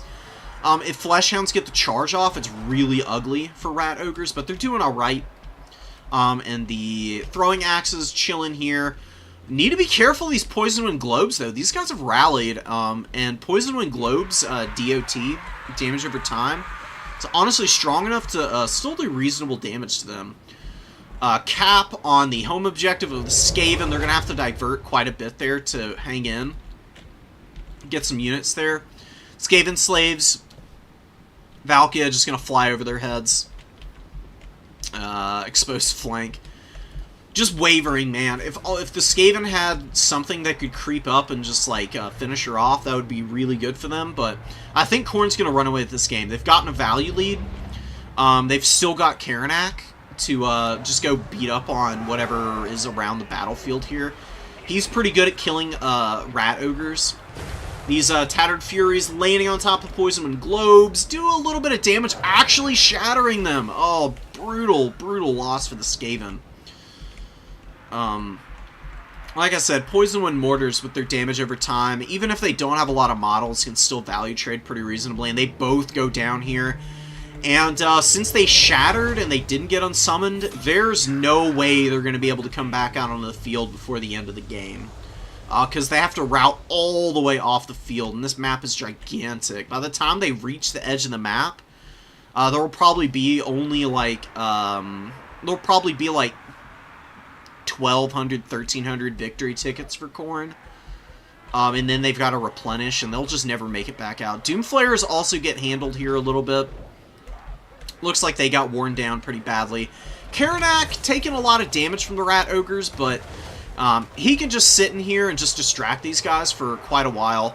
Honestly, the Blood Beasts could come over here with the Forsaken and help clear that up also, and then you'd still have them available for the late game. Because if Ikit were to come back out, he would honestly be pretty good against him. But Karanak is going to go down here, I think. He's just getting pummeled by these Rat Ogres who have a full surround on him. Kind of missing him now here at the end, though. But they're tangled up enough that I think the Forsaken get here. Blood Beasts, they don't really need to fight the Rat Ogres. Really, they should get on the Doomflayers now. And something needs to get this Poison Wind Globe. You don't want to let the Skaven grind back into the game by getting value trades with the Globadiers here. Lots of Clan Rats, some Skaven Slave Slings as well. Don't get complacent. You got to deal with these weapon teams, man. Have to. Absolute must. Cannot leave them unengaged. More Blood Beasts, though. We've got some Marauders coming up. We're saving up a little bit of money for Khorne. Oh, and Karanak did get away. And all the Rat Ogres broke. Oh, brutal. They did not hold in well at all. Yeah, that Lord Being Dead debuff, pushing them over the edge, actually. They were at -9 leadership. They probably would have held if Ikit were, you know, just still on the field. But, yeah, just a full rout here at the end for the Skaven. This is kind of what I was talking about, where it's either a back-and-forth wild value swing type of game, or Khorne does just enough to just push the Skaven, and they kill their Lord, and then they just run them off the field completely, because the bad leadership these guys have. The Chaos matchups are tricky for the Skaven. They're not all terrible. This is probably one of the more reasonable ones for them. I think the Skaven are good against Khorne and Tzeentch. I think that Nurgle and Slaanesh are really tough for the Skaven, though. Nurgle because of all the healing. and durability. And Slaanesh, just because it's Slaanesh, and they just demolish Skaven so easily. That's one of the other matchups in the game where I think it's honestly downright unwinnable. These Marauder Horsemen have been used really expertly, by the way, by anything. Like, this is what you use Marauder Horsemen for. One summon of these guys, 1100 value, almost 1200. Just beautiful stuff. And they've been very aggressive. They've been running over a lot of units with their charge bonus. Which is substantial. Like, that's one of the big selling points of these guys, is their combat stats. You know, a lot of the Marauder Horseman variants you don't want to throw into combat, but the Khorne Horsemen, honestly kind of the opposite in terms of what they can provide for you. Usually you want to use all your ammunition before you send them into melee. Khorne Horsemen, the ammunition is just a little cherry for what they can do at just bursting down enemy units on the field. We saw some very disciplined play, running off all those Rat Ogres with the Flesh Hounds. Gatsbane trying to get back on the number 3, but Forsaken intercepting, Forsaken hovering. That's just a... That is a filthy BM sort of Khorne, dude. Oh my god. Really rubbing it in the face of the Skaven there. There is only defeat. Jesus.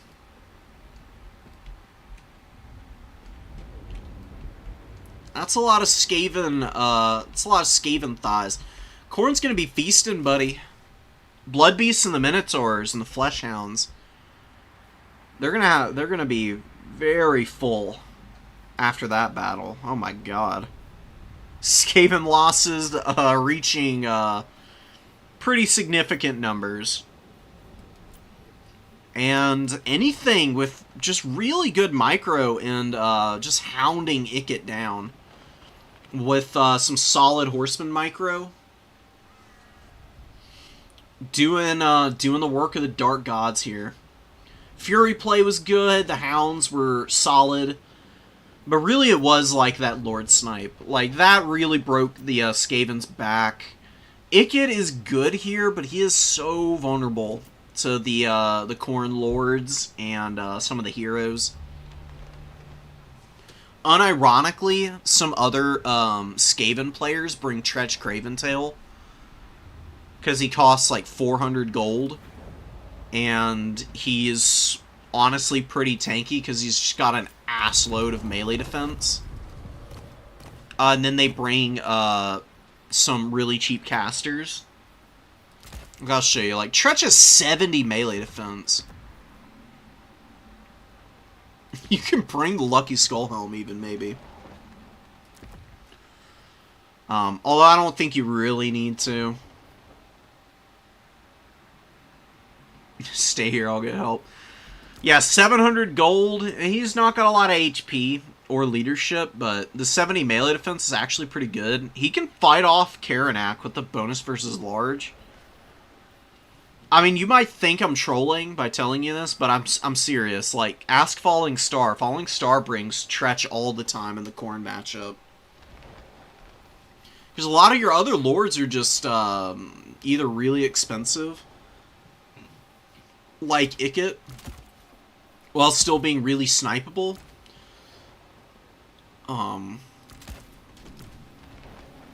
The Grey Seer with the Dreaded 13th is another pretty good option on the Screaming Bell.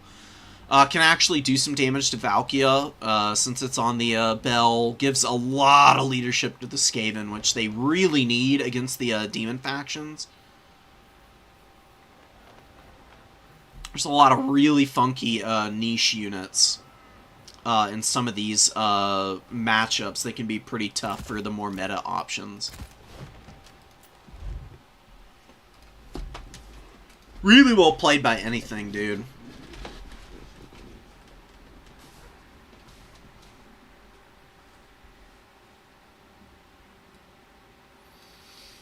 Crazy how I'm catching up on chat real quick. Give me a sec, guys. I've been so locked in for the games. You did win all your games? Wait, how did you not get into top 4 then? You should have 4 Swiss points. No. I think you got robbed then, bro.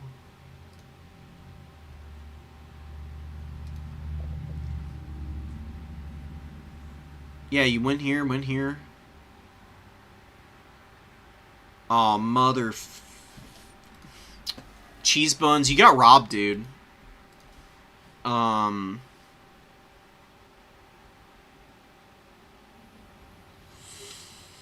You did. I think you didn't get your point for your buy round. That's... Oh my god.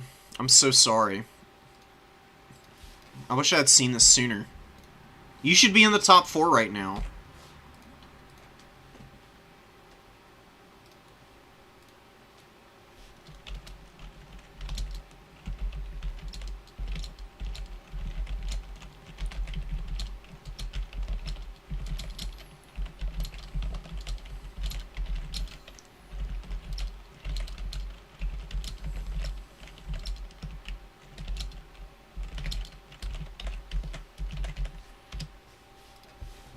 If you ever notice something like that, Cheese, like reach out to the tourney hosts and point it out to them, because they will change it.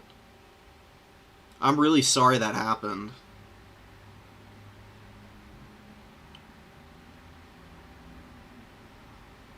It's okay, I proved I can scrap at least.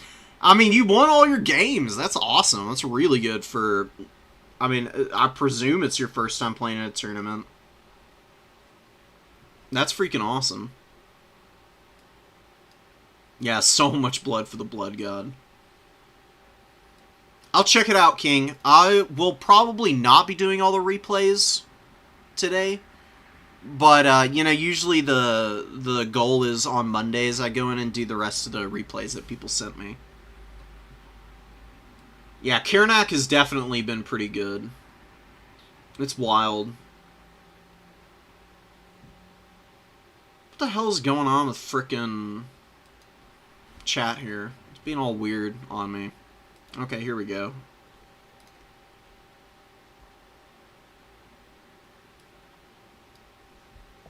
Yeah, Zangors are just defy logic. They are just so durable for a unit with 50 armor.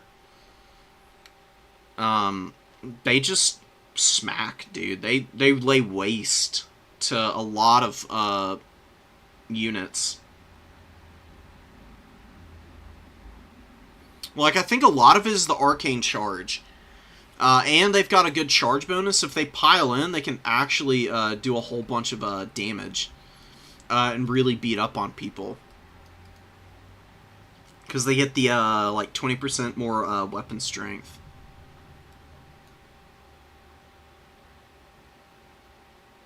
Why does Skaven... Skaven do bring Throt. Ikid is just crazy because of Flensing Ruin. That's why you don't see any of the other Skaven lords. But you do see Throt on occasion. From, like, Scramble Egg Special, B6, Falling Star does bring Throt on occasion. It's just Ikit, dude. Ikit is just so crazy. He just is good in every matchup almost. There's like a handful he's not that good in. Yeah, Suga, it was nice to see you. It was a super fun tournament. We had a lot of close games today. Last week we had quite a few stomps that were pretty one-sided. This tournament, it was very back and forth, which was really fun to see. That's kind of how it goes sometimes, though. Some tournaments, it's like very cut and dry on games sometimes. Sometimes you just have tournaments where it's just back and forth from wire to wire. People are trading body blows, bloody and limbs falling off practically, but still hanging in there. Where's our boy? I want to give where are all your replays, Cheese?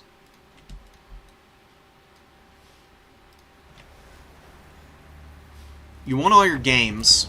You didn't get into top 4, so at the very least, I'm going to cover all your games before we head out today. Okay, we got we got one here. Just all the Nurgle ones, I'm guessing. I think you're the only Nurgle player too. What the hell's going on here? Where are all the Nurgle games, dude?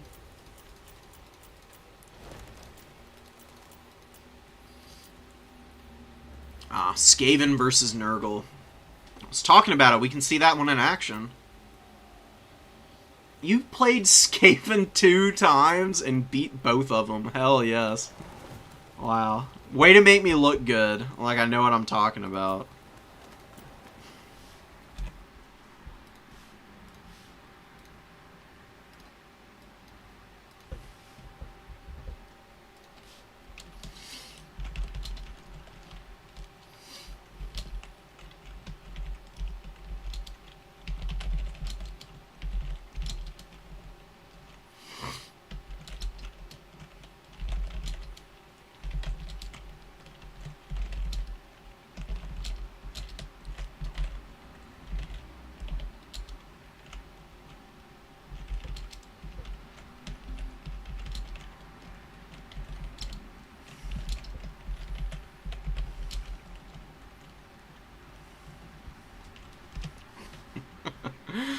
Hell yes. Okay.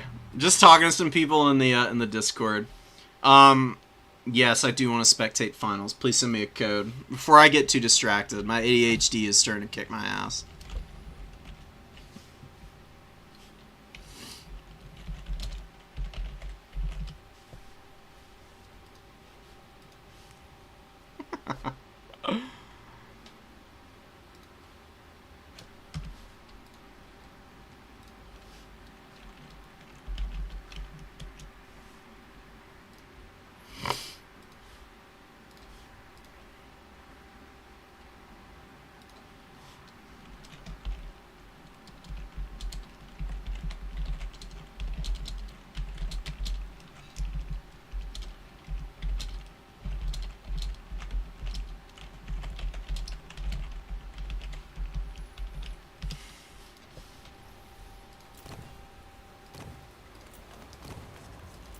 Where the hell is our finals lobby? Somebody's trolling in the, For anybody who may not have been around for all of the cheating drama that happened a few years ago, somebody's having a little bit of a laugh here with the name of this lobby, Void versus Moffat Training, because these guys were, smurfing, and they were account sharing between the two of them. And I got like a lifetime ban. Okay.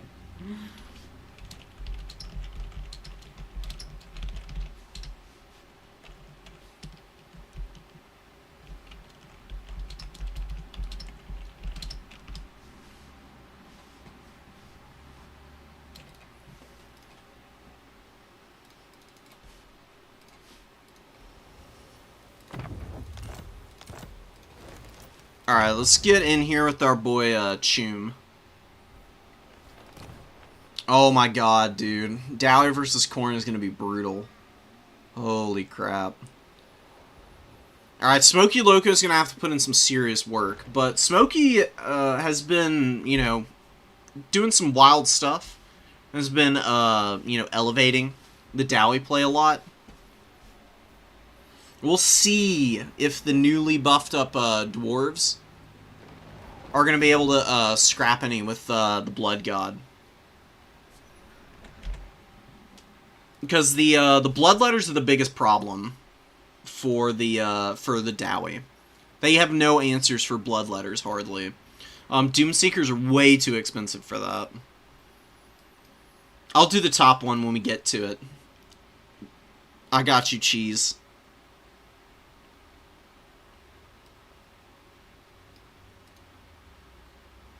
Beating Skaven twice makes me happy. Honestly, it's impressive. Skaven are a tricky faction to beat, especially in the hands of people who are practiced on them.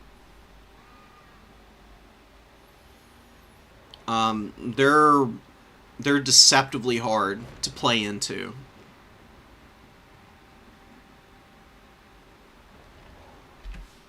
Skaven are just bizarre, man. Like they're hard to play. But once you master them, they become one of the better, like, mid-tier factions. One that has just really good answers to a lot of the scarier stuff in the game. Like, one of the best anti-tall factions. Skaven are beating the crap out of Lizardmen right now. Jeez, dude. 8-2 against the Lizards. Beating Tzeentch, High Elves, Ogre Kingdoms, Grand Cathay, Vampire Coast, or no, Vampire Counts. Chaos Dowie, Nurgle, all fairly standard. Nurgle, maybe that'll drop. Khorne, 3-3 right now. Pretty reasonable. About what I would expect. Losing horribly to Slaanesh. Greenskins, Norska, Chaos Demons, Wood Elves, and Tomb Kings. Kind of beating the snot out of the Skaven. That honestly makes a lot of sense. And those are all factions that either have, like, better chaff, like Slaanesh and the Tomb Kings, just on, like, number of bodies they can throw out and durability, or have really good chaff clear, like Wood Elves, Norska. Pretty crazy. Greenskins can also just throw lots of bodies out on the field too. But let's get into this match here. No, don't crash on me, game. Pretty please. I'm begging you. Okay. We've rallied. We got Belegar Ironhammer, and we've got two Thanes, I think is what these are. Or maybe these are runesmiths. I can never tell from the portraits. You know, the Dowie, like, they've all got beards. They look the same to me. They're all short. I'll have to actually check them here. I can't tell from a glance. This is where they're all spawning in, though. I can hear them with their throaty yells.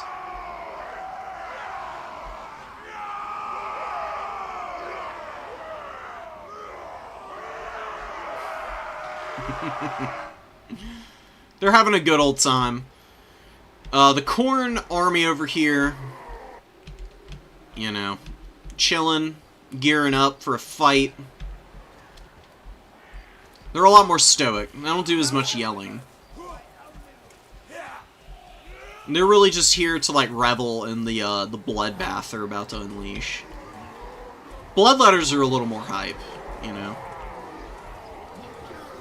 They've been pinned up in the warp for thousands of years, so the fact they get to come out and scrap a little definitely got them more excited than the Marauders. And Bloodwake Berserkers, such a cool freaking unit. Arguably overpowered. They did get a little bit of a tune down. They lost some armor and foot speed, but nothing else really changed. They did get a melee splash attack change, but it wasn't in their damage output. It was just in how disruptive they are when they hit stuff.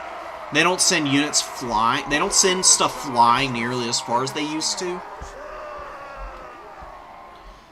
I don't think that really changed much of anything. I think the intention behind that change was so that they actually are in melee contact with stuff on a more consistent basis and they take more damage.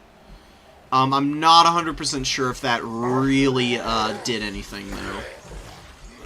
Jury is very much out on these guys still. They're still strong. They're barely any weaker, though. And they just shred in melee combat. You basically have to kill this unit at range. And the Dowie don't have a lot of range. They brought Slayers, they brought one Iron Drake, and a bunch of blasting charges. I'm really worried about this build from Smokey.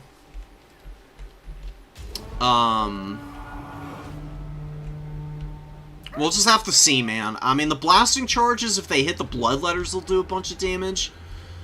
But if they just use all their ammo on the Marauders and then the Bloodletters get engaged without taking any like damage in return, they're just going to grind this entire Dowie army into dust. Bloodletters are just that good in this matchup. It's probably the best matchup for Bloodletters. Like, they're can openers, man. And what are Dowie but a bunch of, you know, fleshy bits inside of a big tin can, in terms of the armor values they've got. A lot of Slayers. Slayers, hot take, very bad in this matchup. They really don't win much of anything in terms of the melee trades. They get smacked up by Furies, and it is really awful. And they down trade into Marauders, because Marauders have 44 melee attack, and Slayers have solid stats, but they only got 32 melee defense and no armor. So the Marauders actually hit them way harder than you might otherwise expect. Blasting charges getting forward. They're going to get a really good volley off here. That's pretty substantial damage. Like, a full third of the HP off of this Marauder unit. Blasting charges lose a lot of efficiency as units are spread out. Ekron's Miners are doing their best. Valkia is fighting some Slayers here. She'll do reasonably well. Really good micro from anything, just pushing up right through the middle of this Dowie unit. Sleipnir going down on the Ekrons and the Slayers, and Bloodletters just need a force path in there. And they'll be in the perfect fight for themselves. And the Bloodwake Berserkers are about to go to town on everything on the number 2 objective. There will be no mercy for the Dowie here. They're going to get absolutely manhandled by this one unit. They've already basically killed this Dowie. Great weapon, throwing axes, trying to kill the Lords. There's really not a lot of room for throwing axes against the Dwarves in my experience. They're not bad. They're good for, like, charging stuff down. They can throw axes against Slayers and Doomseekers, which is really where they work out really nicely. Generally, I bring them in reserve, though, for this matchup. Khorne is doing really well. They should have a Horn up pretty soon, and then they can just pop this here. And all of these Bloodletters and Marauders are just going to grind through everything they're fighting in record time. Bloodletters should push the Iron Drakes and support this Fury dive. And the Blood Beasts can go get into the rear of this combat. Or you can send them up here and support the Furies. You just need to send something up here. The Furies can't kill this stuff alone. They'll lock it down for a little bit. But maybe just breaking all these guys here, then getting up to the second level isn't a terrible decision either. I mean, Khorne's kind of running away with this game. I was a little afraid of this. Bloodwake Berserkers just chewing through literally everything in this middle point right now. They're going to kill Belegar pretty quickly, too. 62 melee attack, really good AP, and they sunder armor. What's not to love about these guys in terms of their damage output? Dowie should not be fighting them like this. This is a huge down trade for the Dwarves. They're doing a little damage just because the SEs can actually hit these guys. But no missile units to deal with the Bloodwake Berserkers is just like a mistake you can't afford to make. One Fury going down. They did hammer one Iron Drake pretty badly. The other one's also a little low. Blood Beasts take some damage from the Slayers, but now Marauders are in here. Really good micro, dude. Like, using the infantry to buffer out answers to your mobile units, and then pulling them back to go clean up some stuff on this objective here, while moving Bloodletters forward. You don't have to get crazy with micro to win games. Just, like, making steady, consistent, good decisions is honestly how a lot of the top-level players win games, is they just don't make a lot of mistakes. Micro can cover up mistakes, and if you can combine micro with good decision-making, that's when you can turn into, like, a Felcon level, like, Dark Lord, or a Solasora type of player.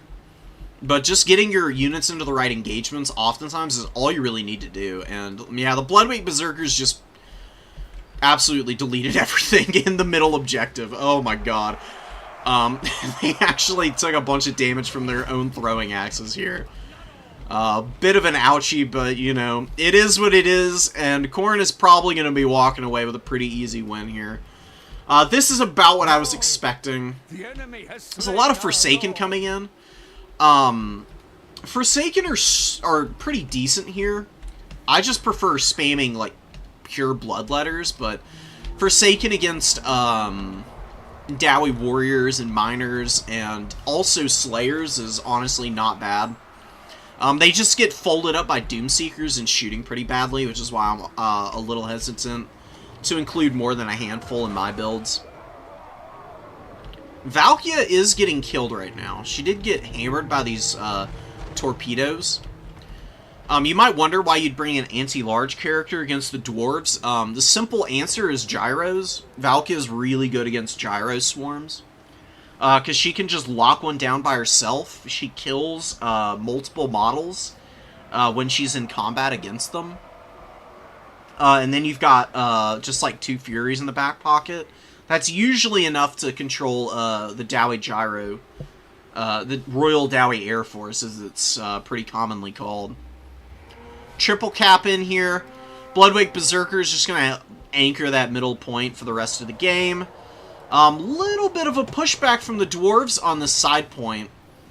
If the Dowie are able to reconsolidate on a point and get these Iron Drakes in to, like, hammer home a little bit against some of these other, units that Khorne has out on the field that they need to kill, like the Berserkers, the Blood Beasts, and the, throwing axes, then maybe that's how they get back in this. One of your units has been They're just so slow, man. The Dowie are so slow. That's the death sentence for them in this matchup, too. Is the fact that Khorne infantry get up to the points first, and then you can even compound on that by, like, pushing out, stuffing the dwarves back, and if it's a bloodletter fighting a Dowie infantry unit trying to get up on a point, they uptrade into the Dowie unit, and then they can just go do the same to the next unit in the conga line of death, man. And get really brutal. But the Dowie have a little bit of something going on this number 1 objective. I mean, they've retaken this point. If they just keep sending units up to this side, reconsolidate like a decent battle line, and make these Iron Drakes just chew through everything, they can get back in this.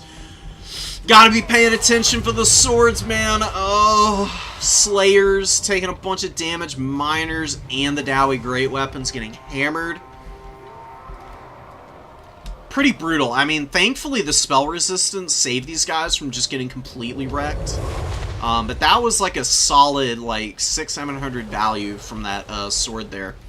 Rangers have revealed themselves. They are a stalk unit, so they got up clean, but they fired a volley off, and anything is just, like, so on top of the micro.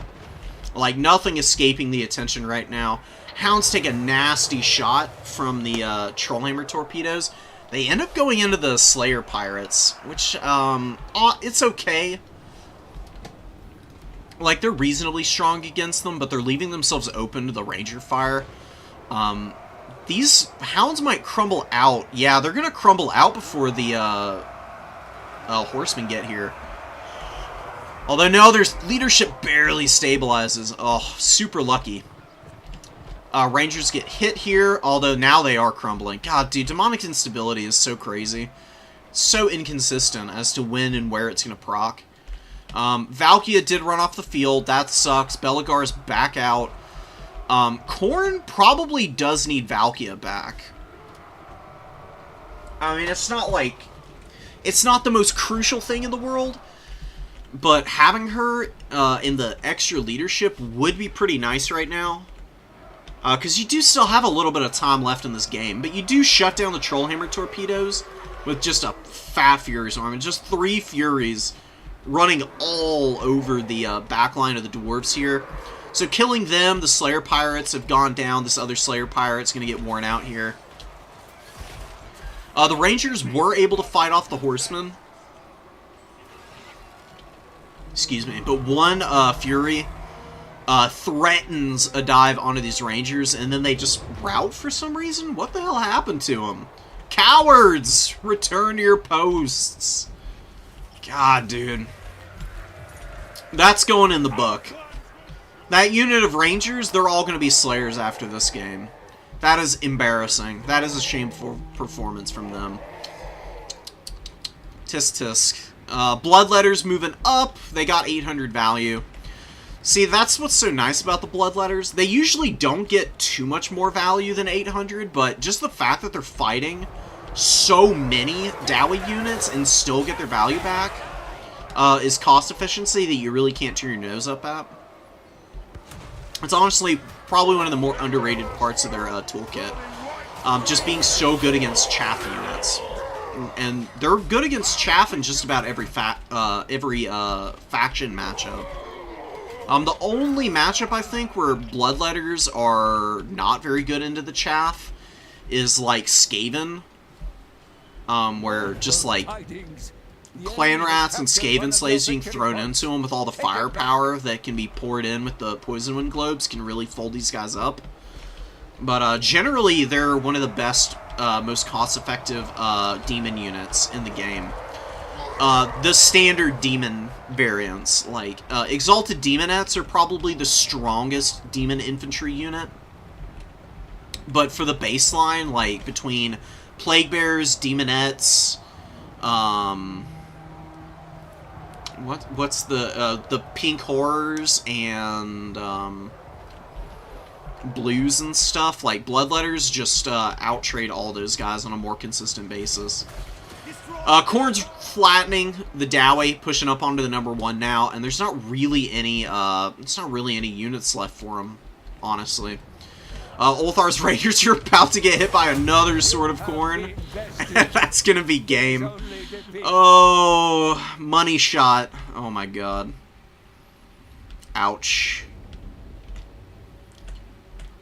Yeah, you're probably wondering how I ended up in this position. Well, let's go back to the beginning. It all started when Belegar decided that he was too big for his britches and wanted to fight the Blood God. And then the Bloodwake Berserkers happened. Wow, 3,300 value, dude. Jesus. Smokey played really well, all things considered. Like I said, this is an awful matchup for the Dwarves. Like, this is probably their worst matchup in the game.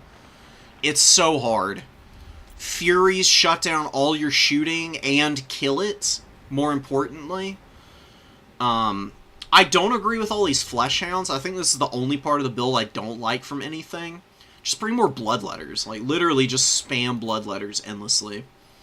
The Blood Beasts are nice. Blood Beasts are actually good against Doomseekers. Doomseekers are solid in this matchup, but they can downtrade pretty badly at times. I do think they're really good to have to appeal for your Iron Drakes. The Trollhammer Torpedoes must have in this matchup. Ulthar's Raiders also pretty good to include. The Slayers are... they're questionable. And the Thanes don't really do a whole lot.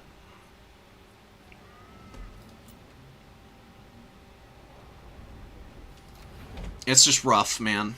Like a Flame Cannon or some artillery of some kind would have helped the Dowie a bunch.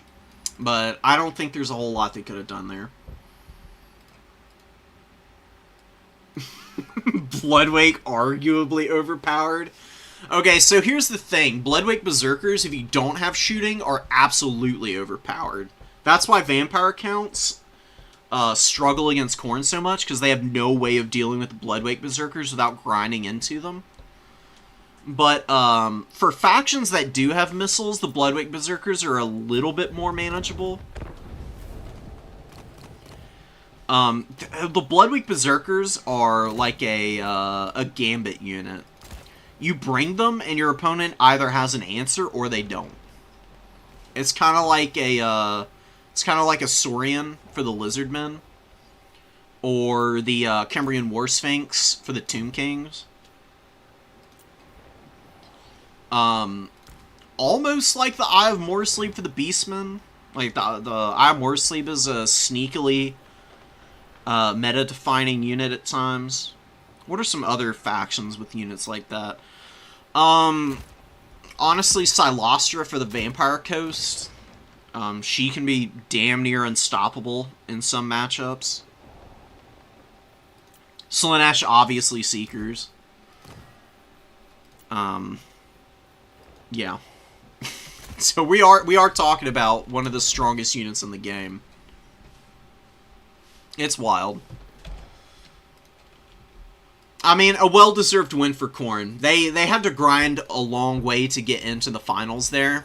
And then they got blessed by the Blood God with a really good matchup. And they just absolutely went ham there. So, no shame for Smokey in losing that matchup. Better luck next time for sure.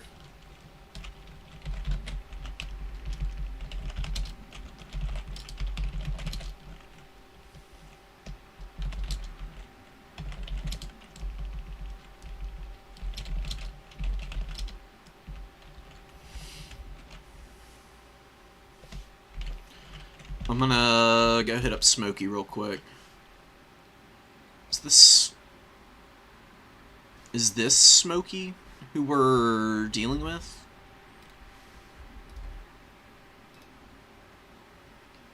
The inconsistency between, like, Discord names and, like, Total Tavern and then in Steam itself between all the player names, sometimes you don't want to be, like, spamming a bunch of messages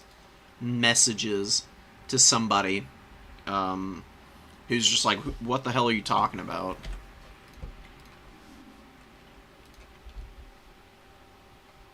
Okay, it is this person.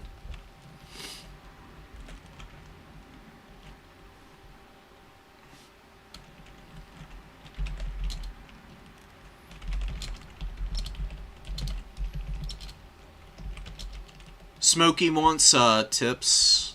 Thunderbarge is not hard to counter. Thunderbarge is really terrible against Khorne. It'll do a shit ton of damage, but it's so expensive that Dowie will not have anything for the ground. For Khorne, if you ever see a Thunderbarge, just walk away from it, because the Thunderbarge can only do damage in an area around it.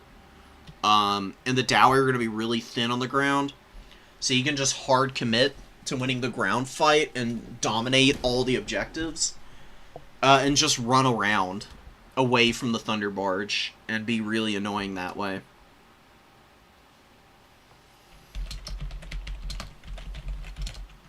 And then Valkia and Furies are usually enough to eventually kill the Thunderbarge.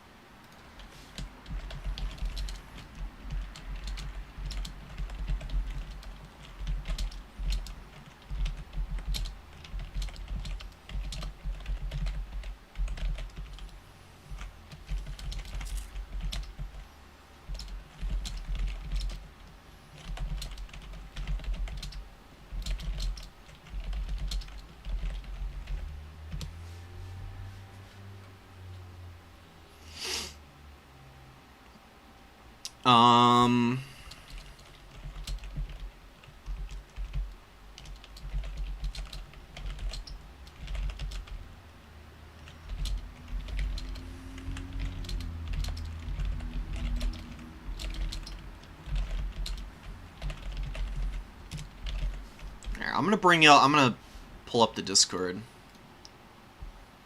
So y'all are looped into what we're talking about here.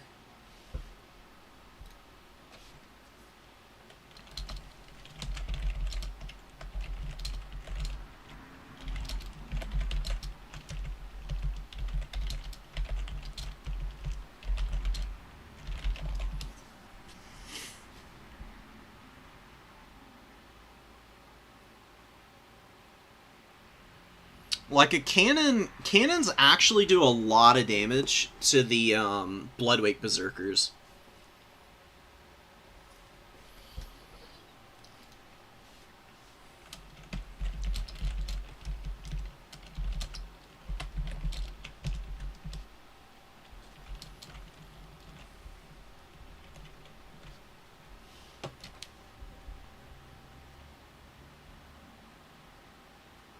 Like, artillery is actually fairly durable for the Dowie.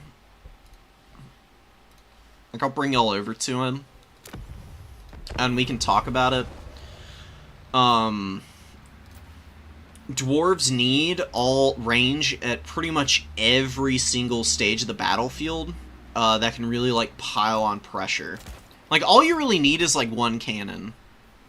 You don't need more than this. Like, these guys, their missile strength is high enough.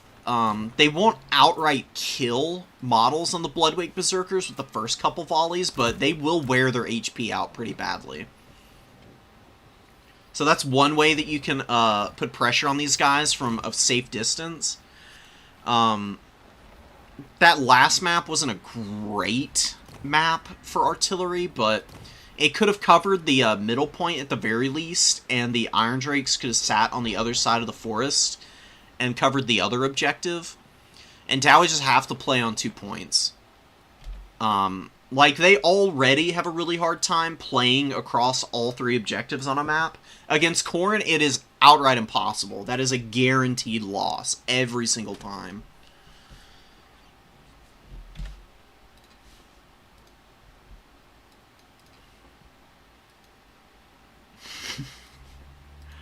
What else can the Dowie do against these guys? Just focus them with missiles, man. Like, this is why Ulthar's Raiders are really good. So, Ulthar's Raiders can be one of your first summons. They've got Vanguard deployment and Stalk. What you do... Say you've got... yeah, you got the Troll Hammers. I think the Grudge Rakers are really good against Khorne too. They're really good in the back pocket. What they do, you keep these guys back, you keep the cannon in a position where you can just summon out the Grimdelvers if Furies come over. You use the Grimdelvers to just absolutely destroy a Fury unit. Like, they literally one-shot Furies. It's crazy how much damage they do. And they're good at holding their own in melee combat, because they got good armor and they got Frenzy. So they get up to, what, 27, or they get 37 melee attacks, sorry. Which against Furies is enough to be able to hold their own. Like, they will need a little help. They can't do it all by themselves. But they're durable enough that they won't just die immediately, and you can probably get something in position to help. Flamethrower Iron Drakes are actually pretty good here, because they do shit tons of damage to Bloodletters. As well as Furies, and even against Bloodwake Berserkers. Like, the Flamethrowers for the Dowie, they actually hit pretty hard. They do a bunch of damage, they're very disruptive, they knock stuff over very consistently, and for a unit like the Bloodwake Berserkers, if they're just sitting on their ass the entire game, that's one way to deal with them. I mean, you will have to micro back and away from them, and have other tools that you can hammer, but these guys can pitch in, and like I said, they're really good against Bloodletters and Furies. And those are the really scary units in this matchup. If you can shut down the Bloodletters and the Furies somehow, you can win this matchup as the Dowie. It's so hard to do that. Because so many of your units are vulnerable to both those units. Because you can't bring Longbeards, because they lose to the Bloodletters. Can't bring Slayers, because they lose to Bloodletters and they lose to Furies. You can bring Doomseekers, and they mulch through Furies like nobody's business. But they don't trade great into Bloodletters, and they get absolutely clowned on by Blood Beasts and Fleshhounds. As well as Marauder Horsemen, who just throw axes at them and just farm them. So there's a lot of, like, really pinpoint micro play that you have to pull off as the Dwarves if you want to win this matchup. Hammerers could be good, but Hammerers are really expensive as their problem. I would love to see Hammers get reduced down, like, 150 gold. I think it's kind of ridiculous that they're 1,200, quite honestly. They're way too expensive, and they're so slow. They can't get anywhere. They can't force fights. That's the problem with Hammerers. I think if these guys were 1050, they would be a really good unit. They would not be overpowered. They would not be broken. There'd still be plenty of stuff that can deal with them. But you would at least be able to bring them out a little more feasibly as the Dwarves. Oh, One last thing. Iron Breakers. Just standard Iron Breakers. You don't even need Nor Gremlings. Like, Nor Gremlings have immune to psychology, but Khorne honestly doesn't have a lot of terror to, like, scare stuff away. You can just bring regular old Iron Breakers, and their melee defense is so insane, and their blasting charges do way more damage than minor blasting charges do. Like, you can see in the side-by-side comparison the AP difference. They get 2 volleys instead of just 1. Iron Breakers are a sneakily strong unit against Khorne because they hold forever. And Bloodletters cannot do shit to these guys.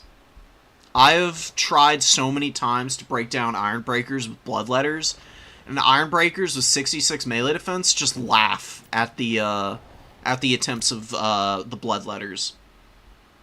The melee attack just isn't good enough, even with the bonus versus infantry. It's only 43 melee attack. Like, that's good against just about everything else on the Dowie roster, but not against Iron Breakers. They're just expensive, and you really have to support these guys with good missile play if you want them to survive and get anything done. Belegar is honestly pretty good. He's just tough as nails and really sticky. He's cheap, too. He's 900 gold. But Grombrindle is an absolute nightmare for Khorne in some ways. So he's got magic attacks. He's got a ton of AP weapon strength. He beats Valkia in a one-on-one pretty badly. And he's got Flash Bomb, which is an AoE slow, which Khorne hates slows of any and all types. So Grombrindle can be a really good tool for you to use. You can just do something like this as an opening. And you want to take 1 point with this build, and you want to build up from there and just get as many missile units as you can on the field. Like, Thunderers are okay here. Ulthars and the Grimdelvers can do good. Like, 1 Doomseeker is nice. I think maybe 1 Slayer can be okay. Slayer Pirates, terrible. Don't bring them against Khorne. They don't beat anything. They don't have enough ammo to really get a lot of impact in. Slayer Pirates are better in other matchups. Not necessarily this one. Gyros are too vulnerable. Honestly, maybe, like another Grudge Raker. Now, the Long-Drawn Slayer Pirates are a little bit of a different story because they debuff. But ever since the debuff got nerfed from minus 10 melee attack to 5, it's been a lot less powerful. This is like the beginning bones of a build that I think would be pretty good against Khorne. You don't really want to go hero squads against Khorne, because they can beat hero squads, and then they can also just kite them around all game, and never have to engage them, because all these characters are too slow.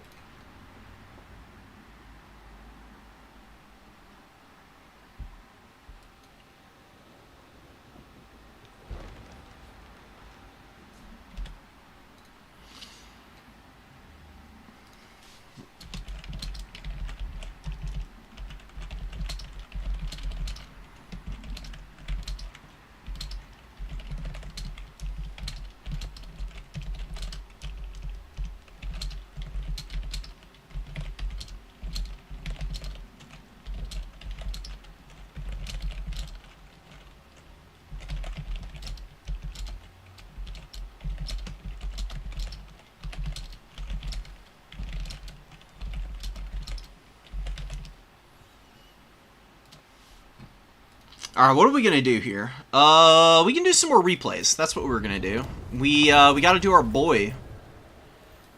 God Buns got robbed. Buns could have been in the finals, maybe. But, really chill about it. Is happy to know that they're, capable of scrapping with people. Did really well. I mean, winning 3 games in any tournament, at any level, is impressive, you know?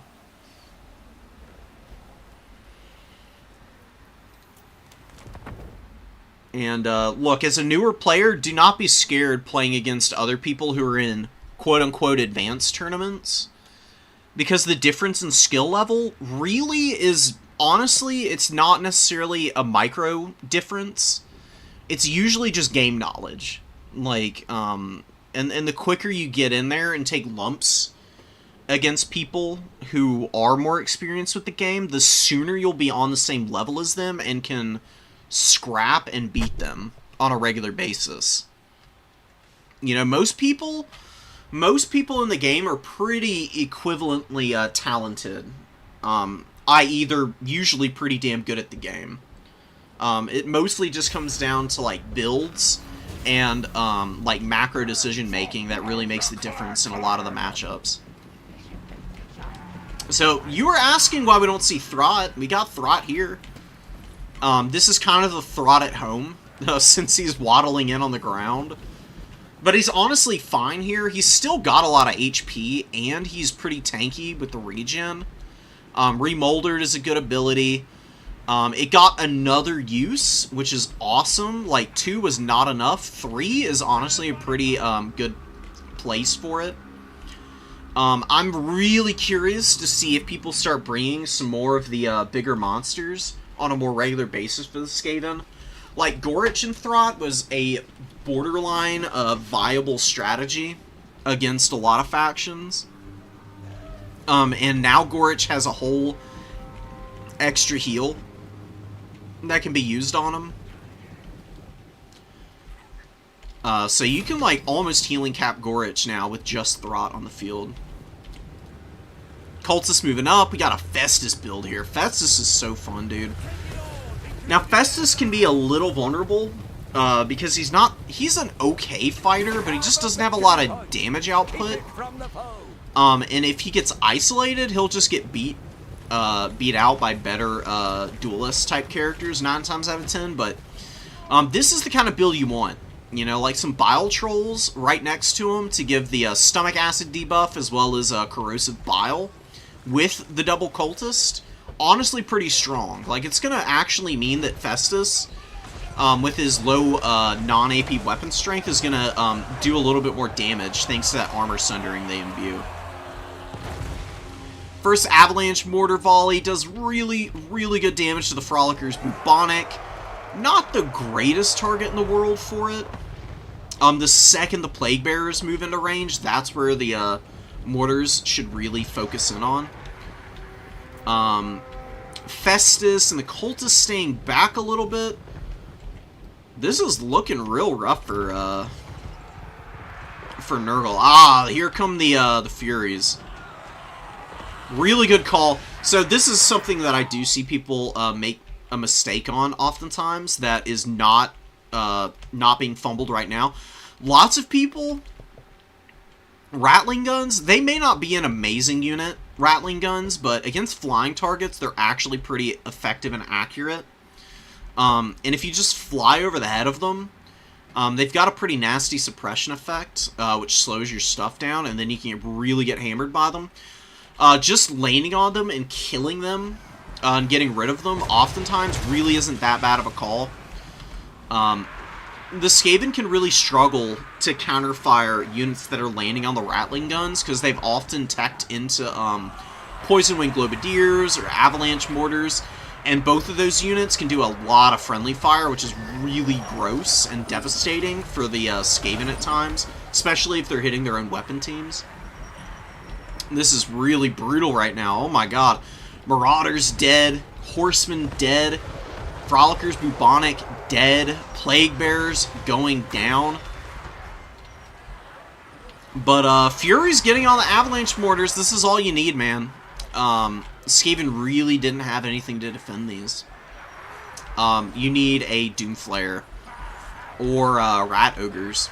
Because what happens with Doomflayers or Rat Ogres protecting the weapon teams is the weapon teams just move back through the Doomflayers, and the Doomflayers have enough mass that they can actually just, like, push the Furies or whatever is diving on the weapon team away from the very vulnerable, like, squishy missile unit. And that's pretty much even this game up. Like, the Skaven infantry are just terrible low-quality Garbo. So when they lose their front line, and then their weapon teams start getting compromised, that's usually where games really fall apart for the Skaven. If all you're doing is killing frontline units, and the weapon teams just get to tee off for free, and the Skaven get up on you, you're pretty screwed. So, it's a very straightforward matchup in some senses. It's just who wins, Skaven range or your dive units. So Skaven, typically what they want to do, they just want to bring enough of a front line so that they can cap points early and not lose out on tickets super hard. And then they want to bring anti-dive stuff. So, like, Wolf Rats are okay. I've turned around a little bit on them, but I still think they're pretty weak overall. You don't want to bring too many. But using stuff to just, like, countercharge, stuff that's diving your teams, is the ticket to victory. Because oftentimes, yeah, the weapon teams will probably take damage. They might lose some models. But their Skaven weapon team's damage output is so good, even if these guys, the Poison Wind Mortars, had 6 models, if they fire all their ammo off, they'd still get pretty respectable value. And you can always unsummon them and resummon them. There's a lot of teeth to, like, the Skaven weapon team playstyle. They're just all locked down right now, and, you know, Nurgle's pretty thin on the ground. They don't have a ton of units available, but they've developed out some quicker infantry in the Forsaken now. And the fact that Festus and these trolls, as well as the cultists, are doing reasonably well, is going to give Nurgle a very solid hold on the number 2 objective for a long time. Just the Nurgle Heroes squad with a couple Nurglings can lock down the number 2, and then they can play off their home objective. Really good Plague Bearer summon. It's just all up in the grill of the Jezzails and the Warp Fire Throwers, as well as the Rat Ogre summon is occupied fighting another summon. So it's not really getting any value, which is unfortunate. Thrott's Rat Ogre summon is honestly pretty insane. It can do so much work for you, but if it's just locked back here, this is not really a great place for it. Brood Horror coming out. I like Brood Horrors. They're okay. It does need to be getting in here and doing something. The drawback with them is their leadership is a little finicky, but they're pretty durable with the regeneration and good HP pool. Really needs to pile in here, though. Because, you know, the Skaven, like, they've lost the Jezzails that were here. The Bile Trolls are going down for Nurgle, but they've still got the Furies that can kill the Warp Fire Throwers, as well as chew on the Clan Rats, and then probably get rid of this last Globadier that's over here. Got 1,000 value. Like, Poison Wind Globes are so cost-effective. They are incredible in that particular category. But I think Nurgle's just really running away with this game, and, you know, there's a lot of healing potential that Nurgle can bring to the table. They've got Rancid and Fleshy Abundance here. So just going for big spellcasts is the Plague Father. Frolickers, Bubonic moving forward. Plague Bearers hanging out back here. One of them gets unsummoned, the other is going to be moving up to the number 3, and the Skaven weren't protecting this very hard. They've really been trying to commit to retaking the number 2, but that's really hard with the Nurgle heroes here. The Warp Fire Throwers have been used fairly effectively. Like, they've actually been doing alright damage. They were firing at a single entity earlier, and they're just not good at damaging those type of units. They're really just exclusively anti-infantry, because they're very skewed towards explosive damage. The actual missile doesn't do a whole lot. It's really the splash on the Warp Fire that is doing the most work. The effects on this Warp Fire Thrower actually looks pretty good, as opposed to some of the other flamethrowers in the game. So I do appreciate CA's attention on that. Good stuff here. Just using the summon here to keep back the Storm Vermin, Clan Rats, and stuff for a little bit. While the cultists are just beating up on this Broodhar, they're fine, dude. They've got a lot of HP at base. They're not the best fighters in the world. They're like melee defense and melee attack is mediocre. But it's just the fact that they hang in for ages that gives them so much potential, and then the utility of the Sundering Armor ability that they've got also helps them tremendously. Festus has the healing elixirs on, so just keeping everything nice and pumped up. Rattling Gun's doing some good damage to the Forsaken, and Throt just is struggling, dude. I don't know why he's been having such a bad time, but, I mean, just, I think Rancid Visitations has really been putting a number in on him. I mean, he's taken a ton of damage. He's obviously healed a lot of HP. But I think you'd be better off not bringing Throt and just bringing some more, bringing a caster, for one. Like, there's no caster in the Skaven army. That's a big mistake. Skaven are very magic reliant. More so than most factions, actually. There are quite a few factions that, yeah, you want to bring a caster just because magic is that good. But if you don't bring a caster, you can still win games without it. Skaven, I honestly don't know if they're able to win without magic support, because it puts in so much work for them. You've got stuff like Flinting Ruin that can just hard counter blobs like this. Like, if you were able to cast Flinting Ruin on Festus all game, he would just get obliterated by it. I mean, it does so much damage. It could punish all these other units. You could bring Howling Warp Gale to control Furies. You can bring Warp Lightning, which is also a pretty good damage spell. What else do you have? Honestly, Scorch and even like the Plague spells aren't bad.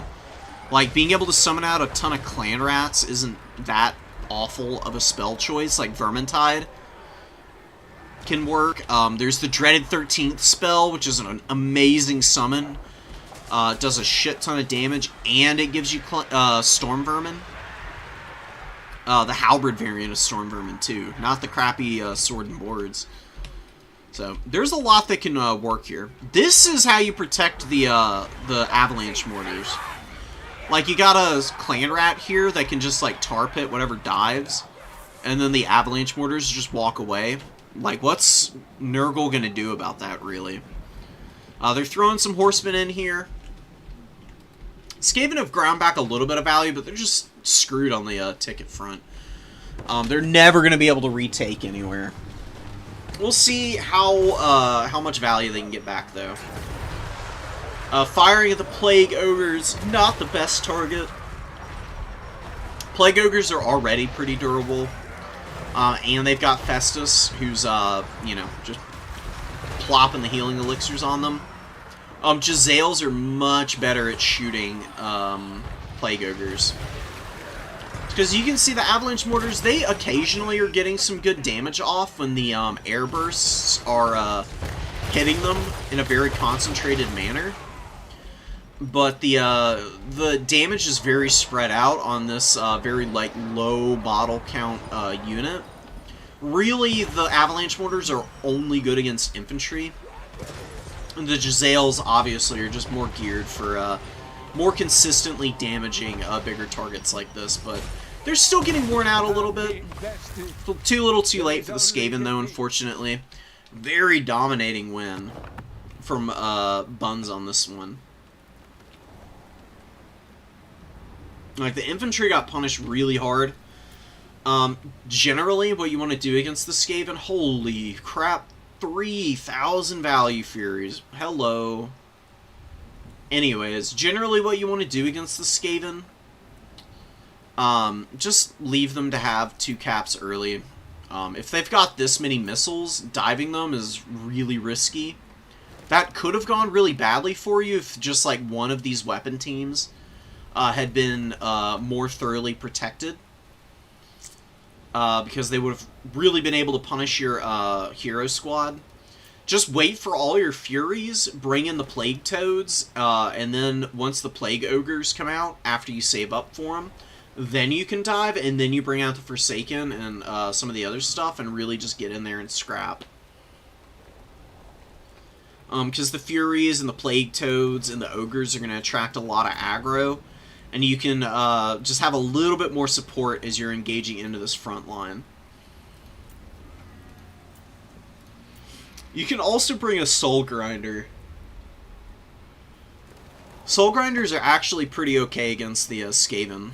The Noxbringer especially, because he can destroy all the ammo on the Avalanche Mortars. And that in and of itself is honestly worth it, just because these guys do so much damage. Your opponent was pretty skewed, pretty heavily into countering the Noxbringer, though, so...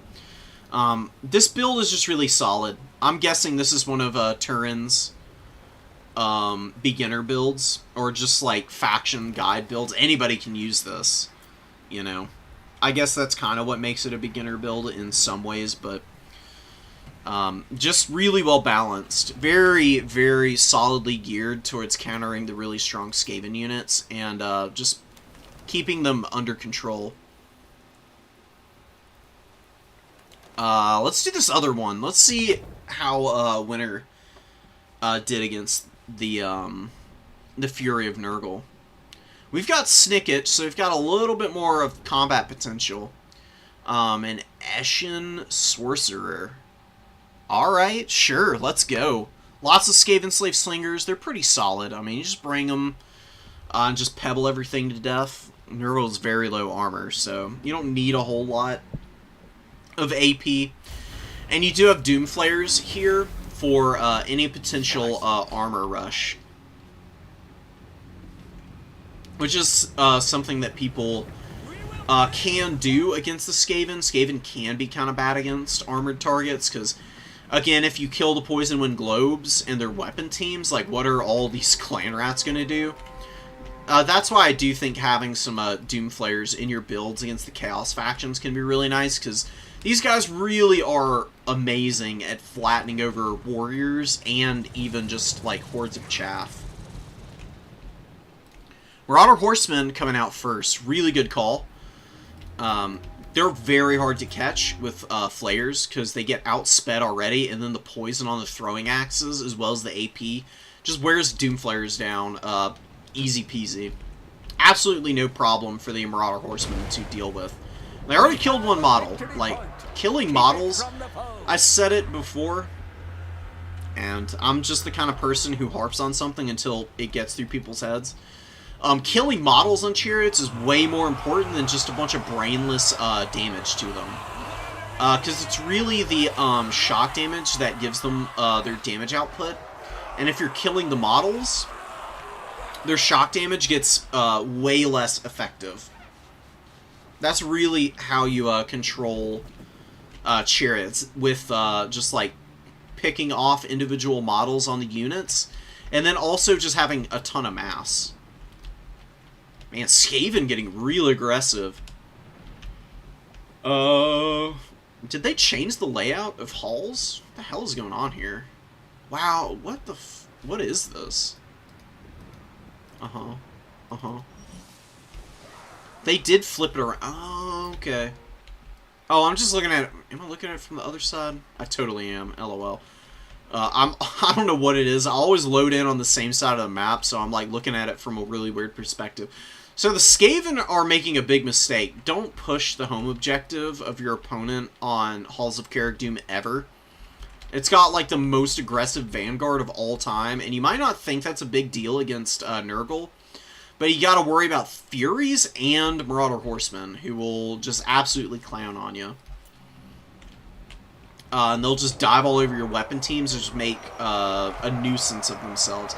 And then you also make it a lot easier for the fairly slow Nurgle units to, like, trot out and get up on the points. And you're running, like, a lot longer of a distance, so your speed advantage is pretty much nullified by the fact that you're going so much farther to get up on the point.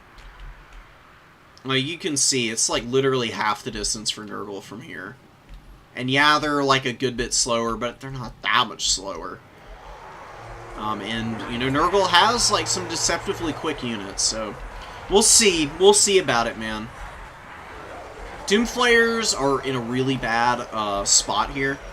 Bile Trolls are like beating down some of the isolated chariots here. You can see they're like spread out all over the place and are pretty stuck in. With all these Plague Toads coming in now, and the Cultists also looking like they're going in to finish these guys off, it's a big loss on a very expensive unit.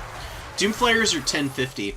They should just be over here. They should have never left this point, and they should have just been running over the Nurglings all game. Because, like, if they just farm Nurglings, they'll get their value back pretty quickly. Like, yeah, sure, hitting the Frolickers Bubonic isn't great, but, like, it's a 550 gold unit with a passive heal in melee combat, and they've got pretty, like, reasonable leadership for a Nurgling.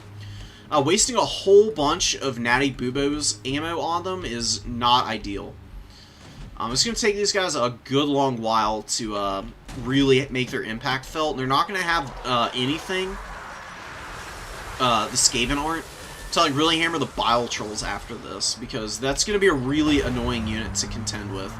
Bile Trolls actually have 50 leadership, and then with all of the heal stacking from Festus, they're just hanging in here, easy peasy, and bashing down on all these poor little Skaven.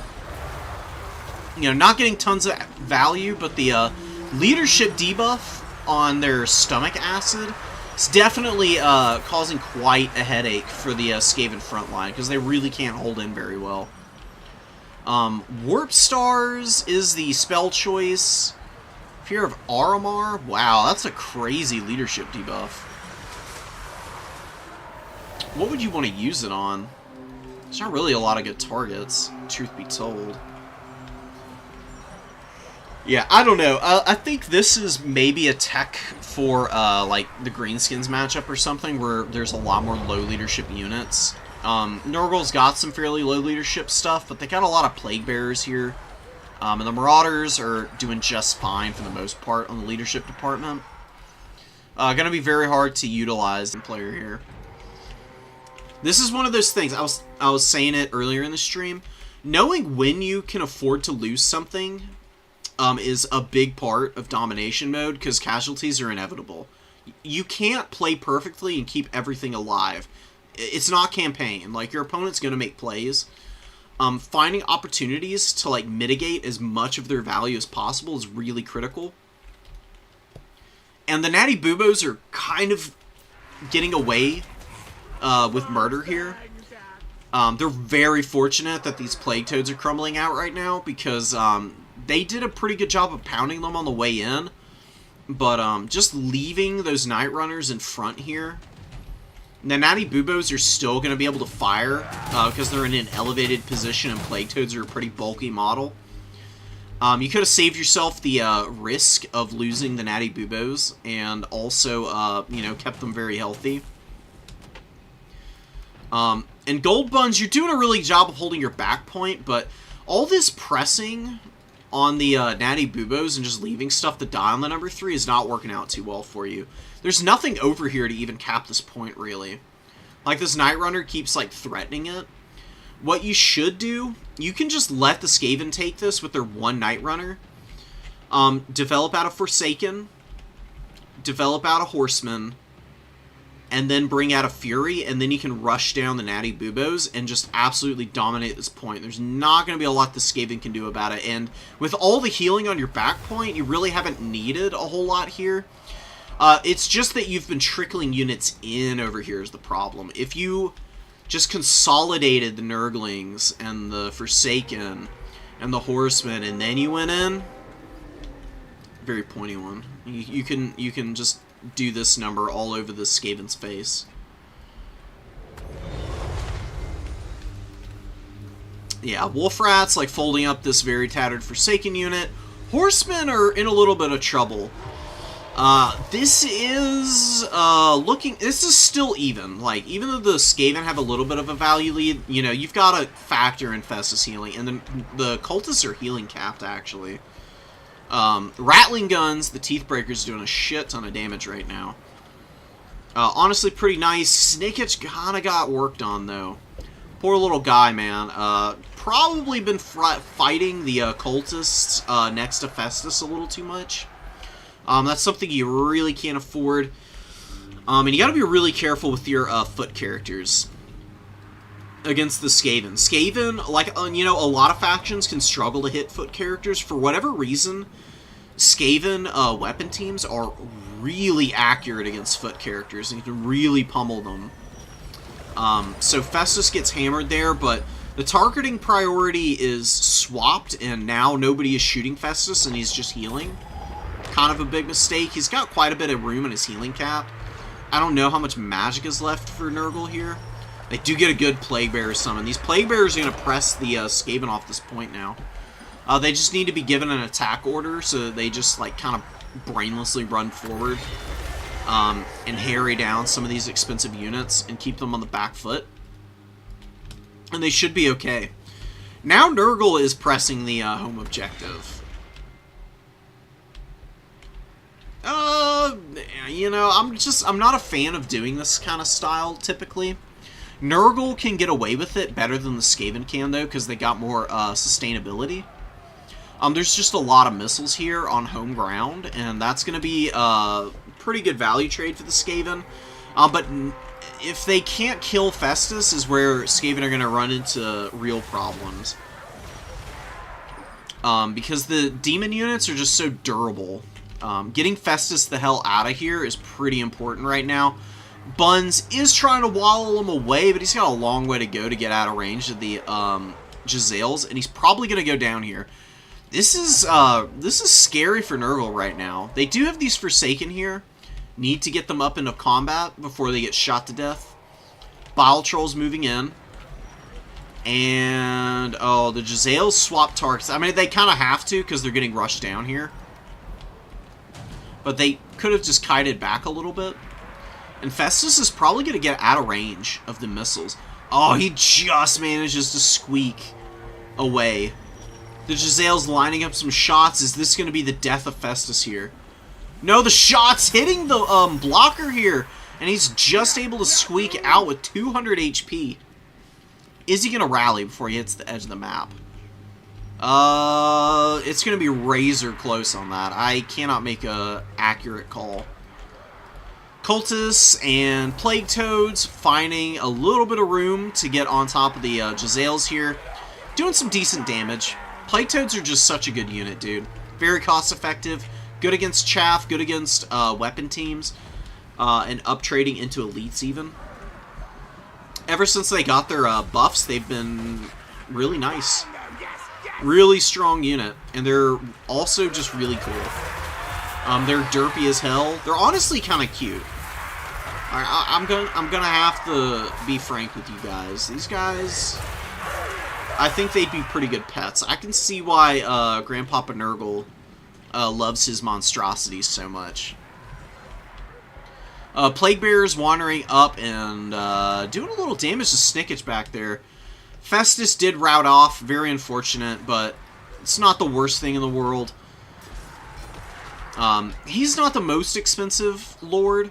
Nurgle's been value trading back here reasonably well enough. They can probably summon him back out if they really need to.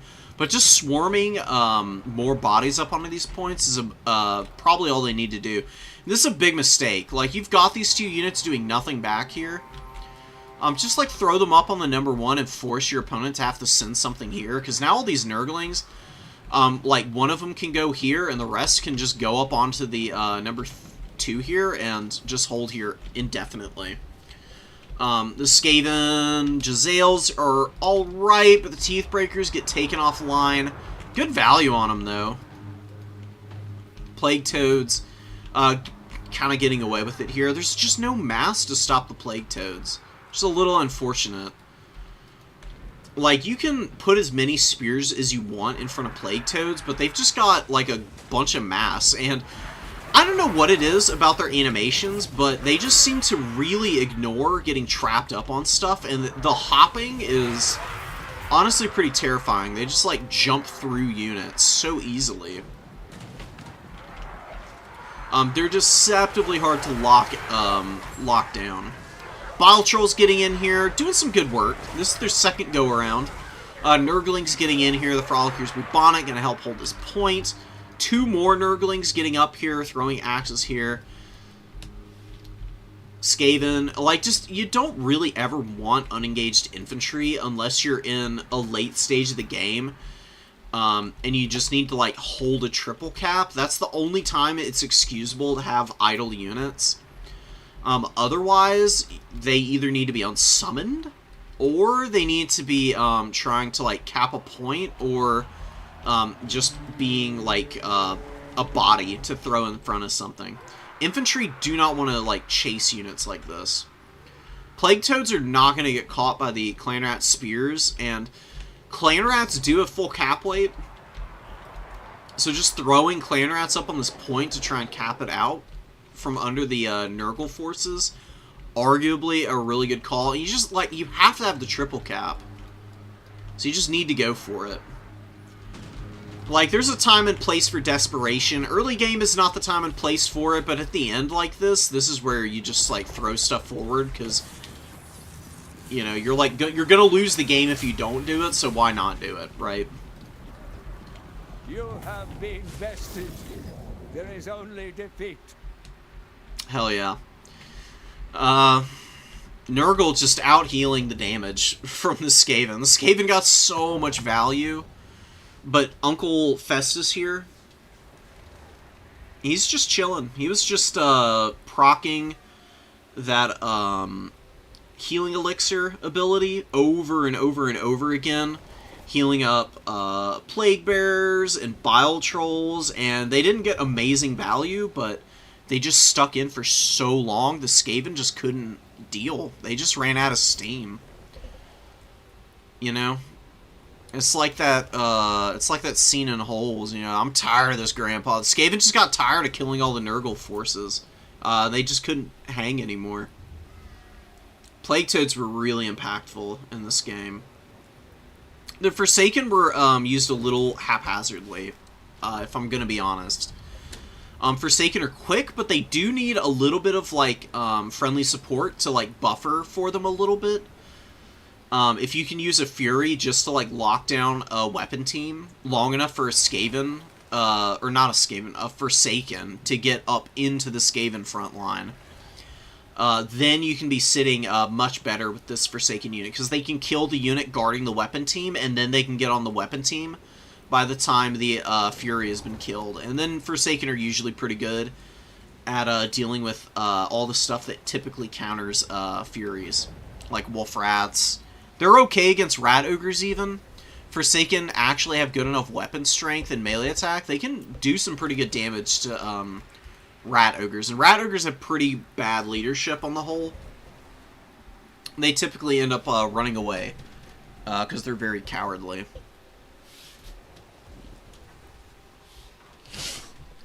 What would the Skaven have been better off doing? I mean, I don't hate Eshin magic. I think there's some good spells in there. You can bring them and do well with them, actually. The reason, I mean, we just gotta talk about Ikit. Excuse me, by the way. I mean, Flensing Ruin is just, like, period the best spell that the Skaven have. It will get you 2,000 value if you just cast this spell and do nothing else with Ikit. That's how good it is. It's crazy. It's crazy. It's overpowered. It's way overtuned.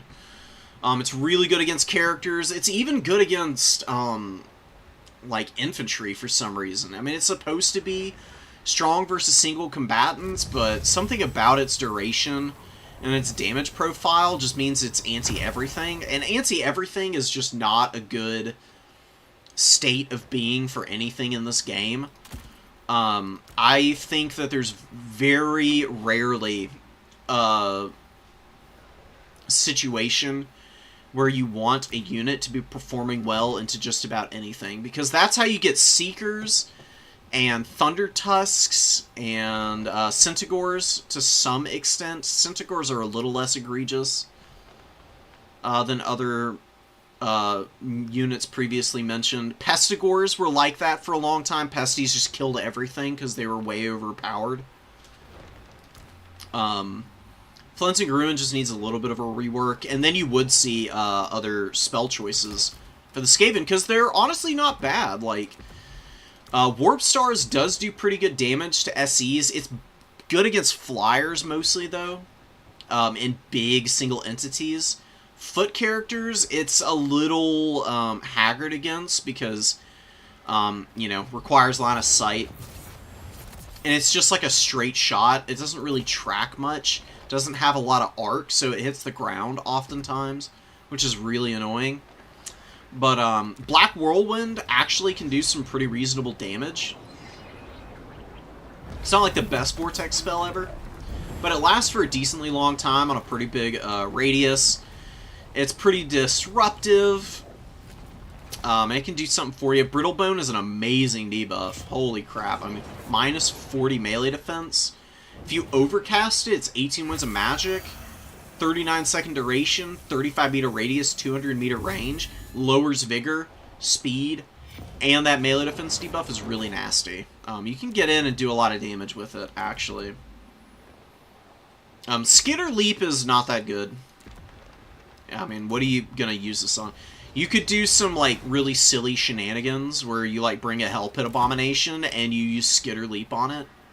That was something I did in Warhammer 2 land battles a couple times, which is kind of funny, but it's not, like, that good, you know? It's a little bit of a meme spell.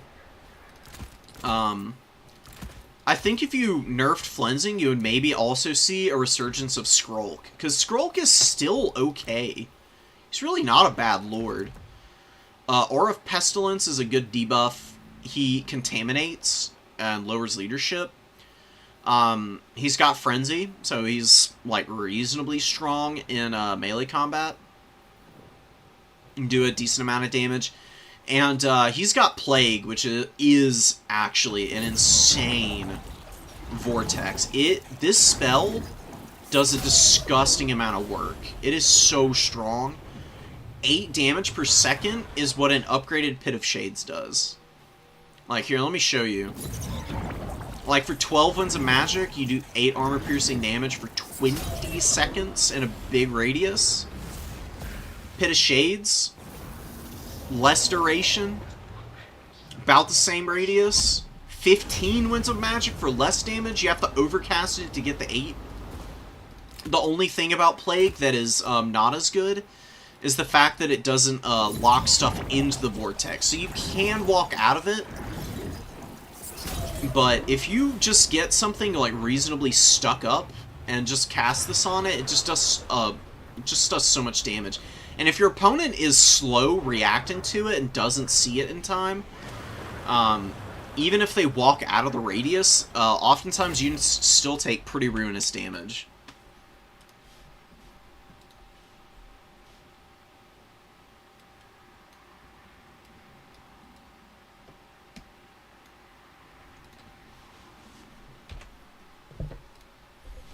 Yeah, sorry about the, I just get so involved in, like, going on about talking about specific matches and units and matchups that sometimes I get a little carried away. I don't always see the messages that people send me, but, I mean, I did kind of talk about, how to deal with all of those tools. For Nurgle, I mean, you just build up Furies and you just make consolidated pushes together. You don't want to trickle in. If you're sending 1 or 2 units, you're not going to get to the artillery piece in time. Your opponent's going to have answers by the time those units reach there. You have to build up. You have to have, like, multiple successive units that can feasibly close the gap. Which is why I suggested a Forsaken, a Horseman, and a Fury. Because the Furies can rush in. They can engage first. The Throwing Axes can support against something and chip away at, like, a Doomflayer. And provide a little bit of mass that might be needed to stop Forsaken from getting run over by something. And the Forsaken are like your line infantry that can, like, really follow up on the damage that you might have gotten done. Because you need something to, like, really affect the front line. You want to, like, make space for the rest of your army to come in behind you. Because slow factions like Nurgle, if they get pushed back to their home point, They have a really hard time pushing back out again. It's the last place you want to be. The Skaven tried to kind of stuff you back, but the Skaven are not a faction that can do it very well. But if that had been Khorne or another faction with a lot of durability and really good damage output, that would have worked out pretty poorly for you. You wouldn't have needed to recontest against missiles nearly as much against Khorne, because Khorne really only has their own horsemen and skull cannons. Although they do have, I mean, the Hellforged Bellows is not getting banned all that much, and this thing is just a beast still. It's really strong. It got appropriate nerfs, like losing a bunch of range. Vortex is a lot less good, but it's still pretty nasty. It can still really smack people around.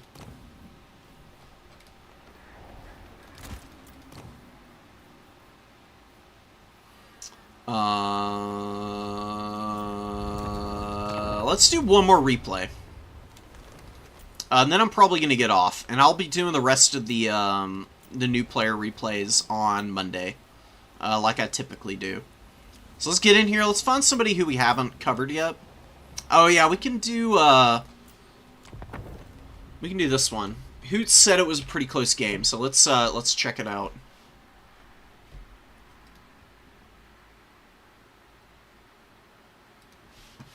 Yes, please, more replays. People sending me after the fact. Very appreciated.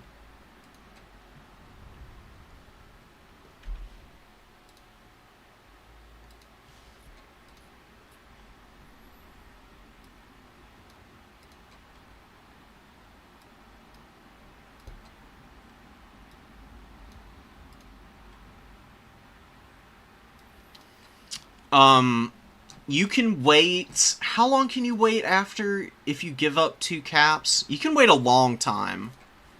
As long as you have one objective, you can wait for almost like, I would say almost 6 minutes before you have to re-push in. The build-up strategy is something that, like, a lot of higher-level players do against factions like Skaven and, like, range-heavy factions like Kislev and stuff, because it gives you more time to develop out better tools to be able to, like, properly engage their missile line and keep them from just blasting you to pieces. And there's a lot of cushion. As long as you have 1 point, you're fine. Because your opponent is... You know, they're gonna get a lead on you, but you can always, if you build up well enough and you scrap well enough, you can always get a triple cap at the end of games. Usually games in Domination are decisive enough to where if you play and execute well enough, you can always play for a triple cap at the end of the game. You know? Like, constantly, like, over-pressing is where people oftentimes run into big problems. Value trading in the long term.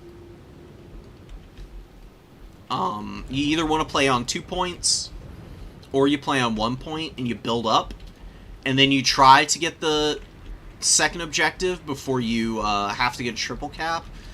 But even if you're not quite able to, as long as you can value trade better than your opponent, you can sometimes still be in a perfectly acceptable position to be able to get up on the third. Kislev being very smart here, getting their horse archers forward to shoot at the Zangors while also capping the point. Final Transmutations. Let's talk about Final Transmutation, because I cannot tell you how many times I see people make this mistake. Don't get me wrong, it's gonna do good damage to these horse archers, but this is not very efficient. That is a lot of Winds of Magic for not nearly enough gain, in my opinion. You could do, feasibly, about this much damage with just an Overcast Searing Doom. Searing Doom is a disgustingly powerful spell against cavalry. It ruins them. Just overcast it on top of them. It'll hit the whole unit, and it will take them down to less than half HP. for way less investment than a Final Transmutation. Now, that one was pretty damn good. Like, that one is kind of on the borderline of being strong. It's just so expensive. The efficiency of the Searing Doom is why I recommend it over Final Transmutation on just Horse Archers. Final Transmutation you use on characters. It's a snipe spell, and it needs to be used that way. And you need to use it very sparingly and appropriately, because if you cast it on a unit that's just going to heal up, then you've wasted a bunch of Winds of Magic. And if you're not finishing stuff off, it can also be a waste, because if your opponent just like runs away with their Lord, then you're not getting the leadership snipe that you're really looking for. And Plague of Rust and Searing Doom just provide a little bit more utility on the whole. It's good to have in the back pocket. I do really like including this on Sartorial, because he's already good in melee combat. So if you get a bunch of, like, damage on an enemy's Lord or Hero, or just, like, a big monster, and you really need to finish those units off, then you can use the Final Transmutations. And he does do extra damage because of his spell mastery. So his is a lot more effective than normal. You did also overcast it. You always want to overcast Final Transmutation. The regular version is honestly not all that... It's powerful, but it's not devastating. And, god dang it. Okay. I'm trying to show the toggled upgrade. So, for double the duration, you pay less than double the Winds of Magic. So the WOM efficiency is really, really nice on Final Transmutation's upgraded version.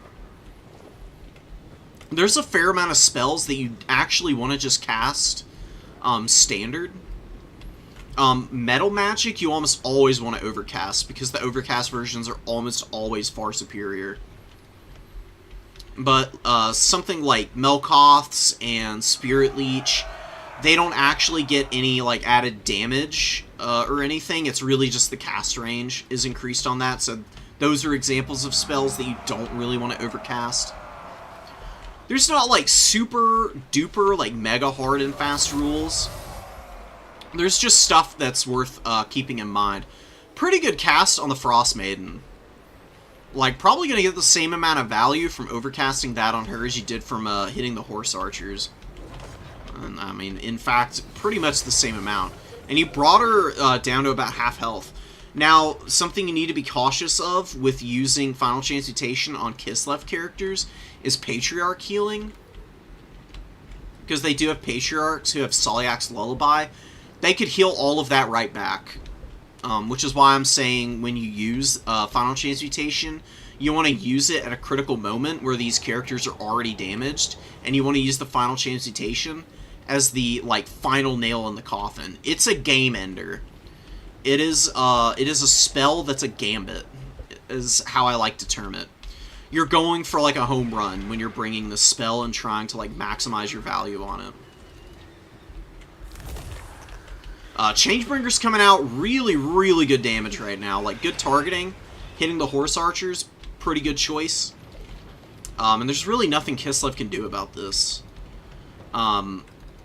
Kislev has got, like, shooting on the field that they could be using to, like, box out the Changebringers, but they kind of let them just get, like, worn down. They've been charging with their Horse Archers way too much. Horse Archers are not a unit that you can dual purpose early on. Horse Archers want to use all their ammo before they do anything else. They can double at the end and be, like, cap weight, which is nice. Really what you want, though, is you want the Horse Archer Corps to be poking away at Changebringers, and then what you want is Griffin Legion or Winged Lancers. Because Winged Lancers and Griffin Legion, their charge bonus is so good. It's up in the 80s, or the high 70s. And they just absolutely demolish low armor units like Zangors. As well as having Glorious Charge, so their charge bonus is doubled in duration and gives a leadership penalty. So it's just a lot better to use them to hammer, as opposed to the horse archers. Horse archers can get flank charges on units that are already engaged. If you just throw horse archers into the front of a Zangor, the Zangors can actually countercharge and do some good damage because they have a good charge bonus in their own right. 29 on a melee infantry unit is pretty high. They smack low armored units up pretty badly. Sartorial trying to fight the Druzhina here. He's taken some pretty serious damage. You gotta be careful with your engagements with Sartorial. He is a good duelist, and he is fighting the Druzhina very capably here. But he is kind of squishy. He doesn't have a lot of armor, is his big issue. You really want to, like, use him to cycle charge. Like, that's what Sartorial is best at. This is a really good final transmutation. It's hitting both of the lords now. Or the lord and the hero.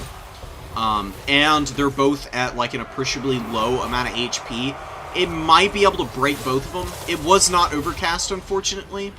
Probably almost out of Winds of Magic at this point. If not, that was your close to last spell there. But getting in here and finishing off the heroes would be really nice, especially with Akold. Instead of going into these armored Kossars, you just walk over and kill this Druzhina real quick. Druzhina, man, really good value on the Druzhina, all things considered. Just being a foot character who's not that expensive, he's been poking away at Sartorial for a while now. And that Tal's Judgment that he just threw down is really strong against flyers. And he actually is able to cause crumbling and gets the snipe on poor Sartorial there. Tons of supplies. Like, this Kislev player, Suga, your micro is really strong, but you can't float this many supplies. Like, just keep, even if you're summoning stuff out and it's not like the most optimal summon position, just bringing stuff out more regularly is going to do you a lot of good. It's not a bad idea to, like, build up, like, 1,400 supplies or so. And what you want to do is you make the decision at that point, do I need the big stuff? Do I need, like, an expensive unit? Or do I need a bunch of smaller things? Building up to 3,000, you're losing a lot of momentum that you could have been capitalizing on. And this is a lot of blobbing. You gotta avoid blobbing with infantry as much as possible, because it usually doesn't work out for you.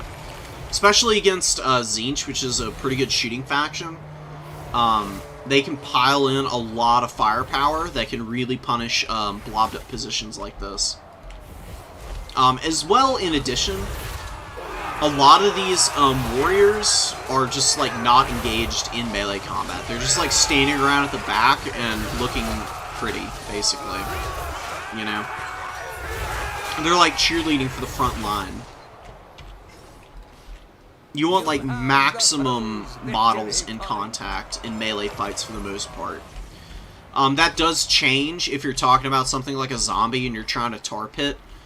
You might have seen it if you've watched any of Turin's streams. Like, there are lots of people, if they bring something like zombies, they don't want the zombies fighting in combat all that much. They actually put them in a very skinny column formation. That way, as few zombies as possible are engaged, because zombies don't do damage, they're literally just a meat shield.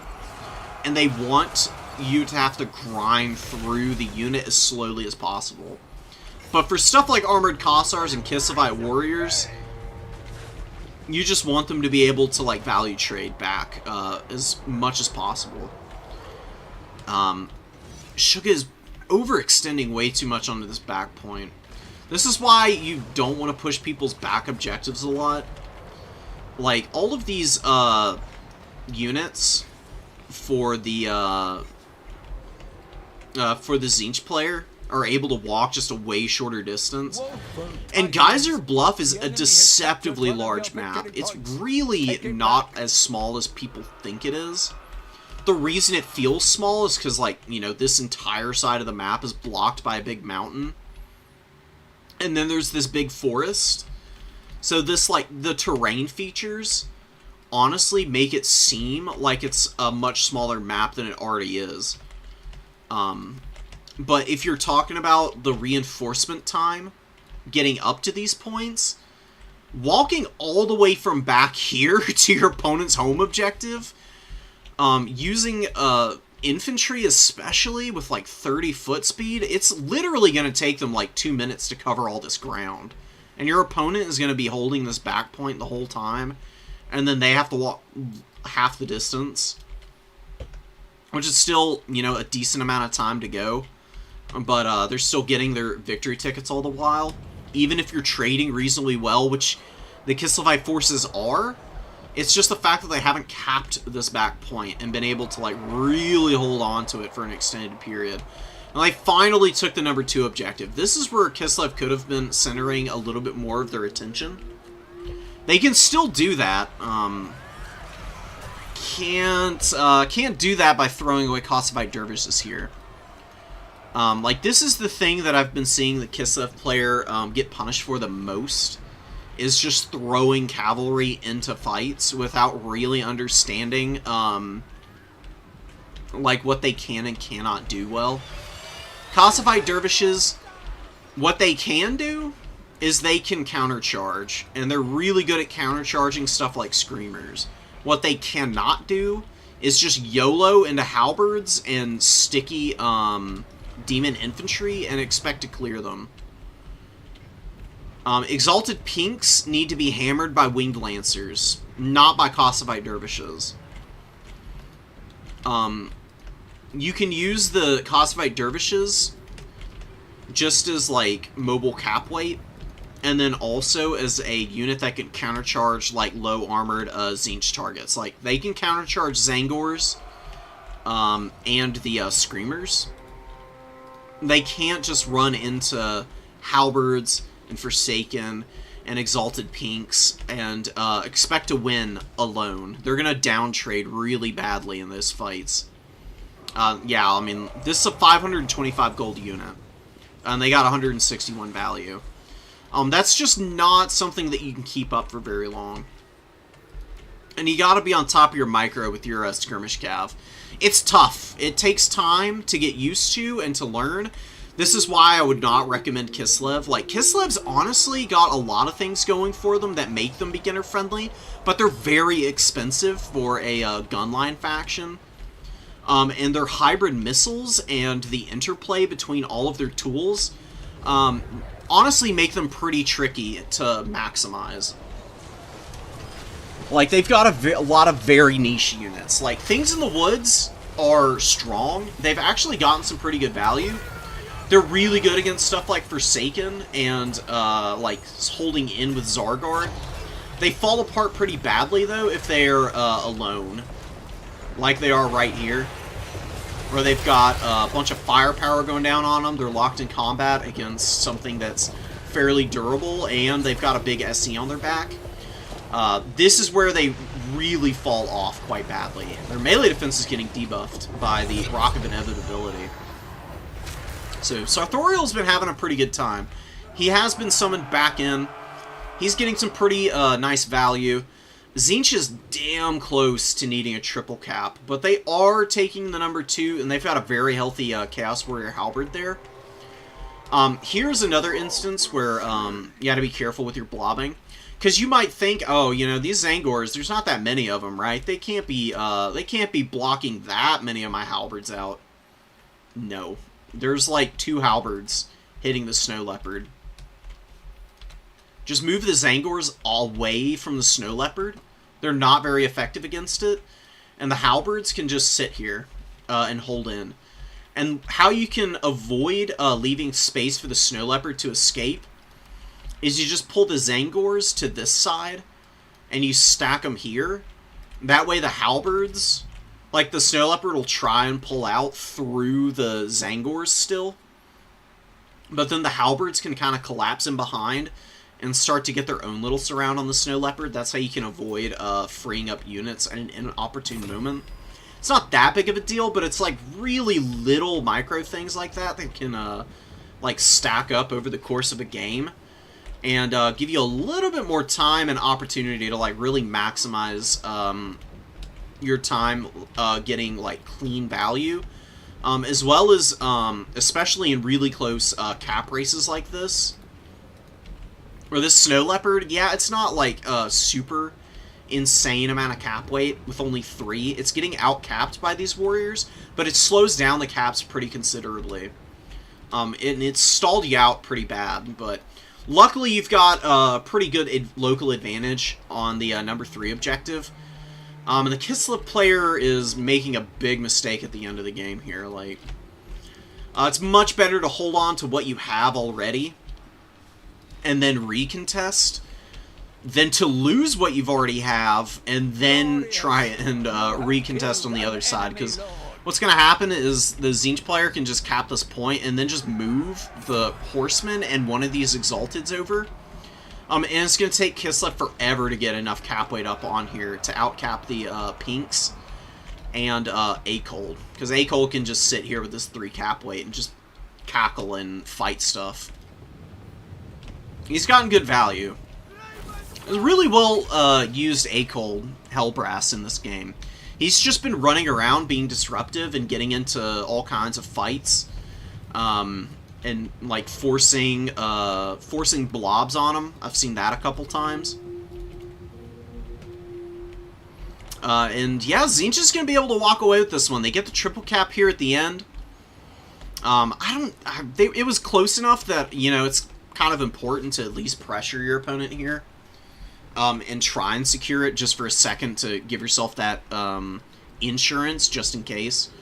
I've definitely lost a handful of games by miscounting the tickets.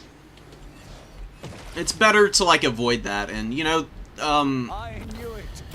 Tzeentch did a good enough job of like scrapping Kislev on their home point and getting a value lead and just continuing to snowball and play from ahead that, you know, there's no problem triple capping at this point in the game. The thing you don't ever want to do is try to triple cap and hold a triple cap early in the game. That's very rarely going to work out for you. There's maybe like 2 factions that can do that, and that's Beastmen and Slaanesh. They can triple cap early, and because they're so quick, and they have so much mobile cap weight and Vanguard deployment, they can feasibly scrap on all 3 objectives at once and really drag their opponent through the mud by doing that. That gets into a whole other can of worms about why those factions might be a little overtuned. But generally speaking, if you are going to get a triple cap early, you want to like take a look at the battlefield. You want to see where your opponent's main force is. You want to slant your formation so that your main force is centered on the battlefield facing your opponent on the objective where you want to have the main engagement. Very rarely are you going to just be fighting on home objective maps. We had a lot of home objective map play here. But if you're fighting on something like Dunes of Cain, where all 3 objectives are like here in the middle, these are maps where you can get those like triple caps early that I'm talking about by like throwing up horsemen on these points. Especially against slow factions like Dowie and stuff, who are going to take a little time to get here. You don't want to just fight brainlessly over all 3 of them, especially against dwarves. Because the dwarves will just like find 2 points where you're weakest and just blast you off of them. What you want to do is you want to just like skirmish and hold on to a 3rd objective as long as possible without taking a bunch of damage. And then slowly pull off of it and recenter up onto the other 2 objectives that you're holding. And you'll get a big ticket lead that way.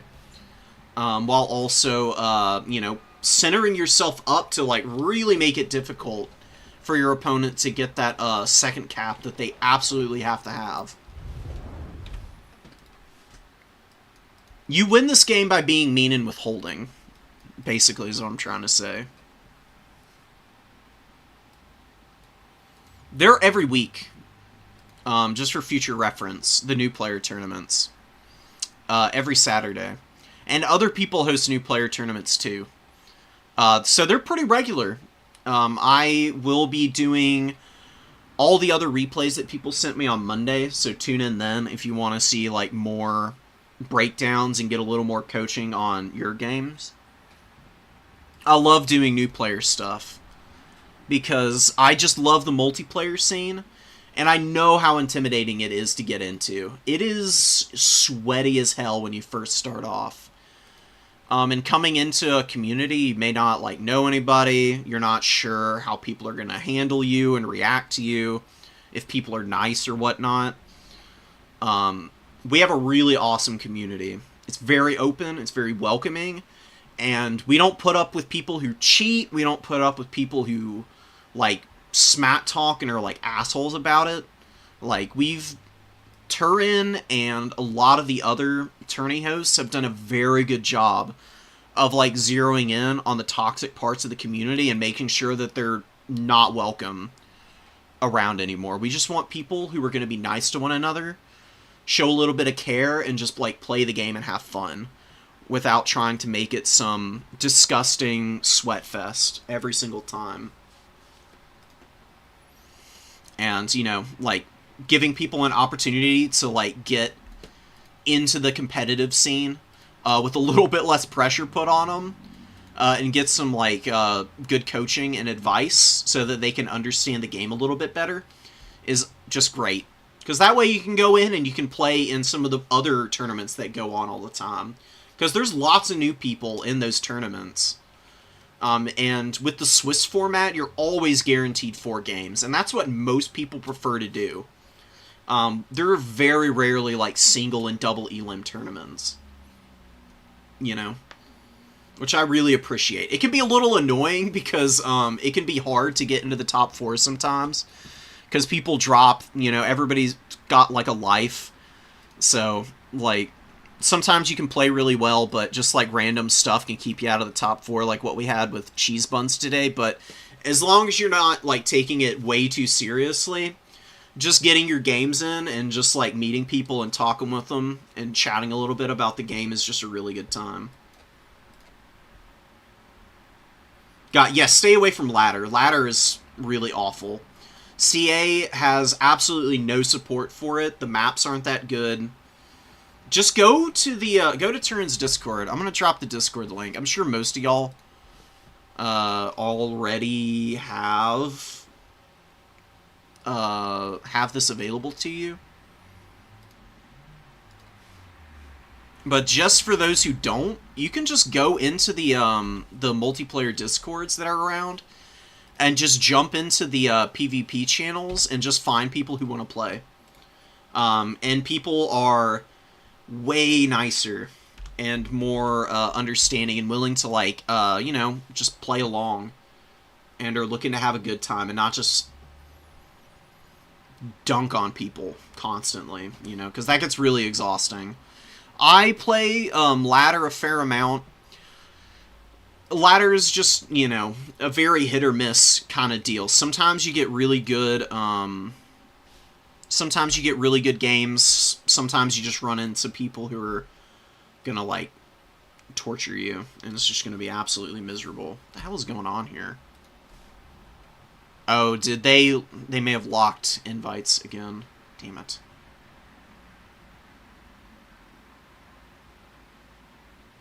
Hidden, use copy button. Okay. Copy. Alright, I'm gonna post this, and maybe it gives y'all an actual link or not. If it doesn't, then unfortunately I don't know what to tell you. RIP. Okay. I think Turin has revoked invite privileges for just random people.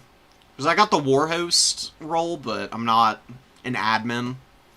And there have been some problems with people trying to run scams on the Discord. But if y'all need to, hit up Frost on Discord. You can just type his name in and find him pretty easily.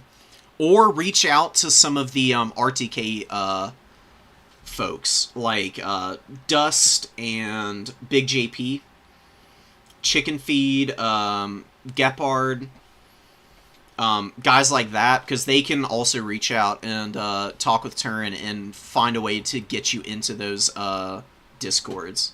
There's another Discord where you can play in a proper ladder too. What the hell is going on? Why can I not invite people? I'm so upset. Maybe it's because I have streamer mode on.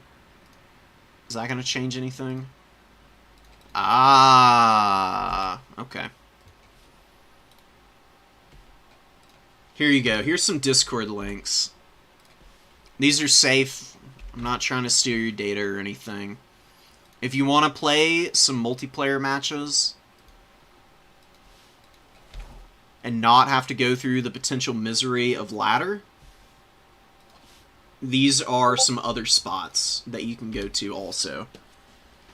Like the first one here has the Vermin League ladder, which is like an actual working elo system, which is pretty awesome. And you can get in there and scrap and play games. And then you can get on Turin's Discord and just, you know, find people on. Because it's the biggest Discord for the multiplayer community. And there's usually a lot of people just looking for very casual matches in the PvP channel for Warhammer.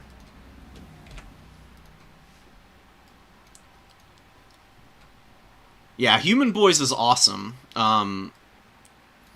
Hoots coming from XMT, I imagine you play a lot of Conquest. That's more what it's geared towards, but there is a Dom ladder now as well. So, you know, there's a little bit of everything for everybody now. It's been nice to see, like, a lot more overflow between the two communities. Because, you know, for a while, Domination Mode was definitely not everybody's cup of tea, because there were a lot of weird deals with it. But over time, it's become a lot more overlapping in terms of the skill sets. And people who play Conquest can do well in Dom, people who play Dom can do well in Conquest, and it's just all about whatever you enjoy the most. So with all that said, I'm done with my long-winded speech now. And I'm exhausted. And I'm going to go chill and rest and read. And I'll catch y'all next time. Probably not streaming tomorrow. I have an IRL event that I'm going to be engaged in. But on Monday, I'll be streaming the rest of the replays. So tune in then if you want to. And peace out, guys. Y'all take care and stay safe.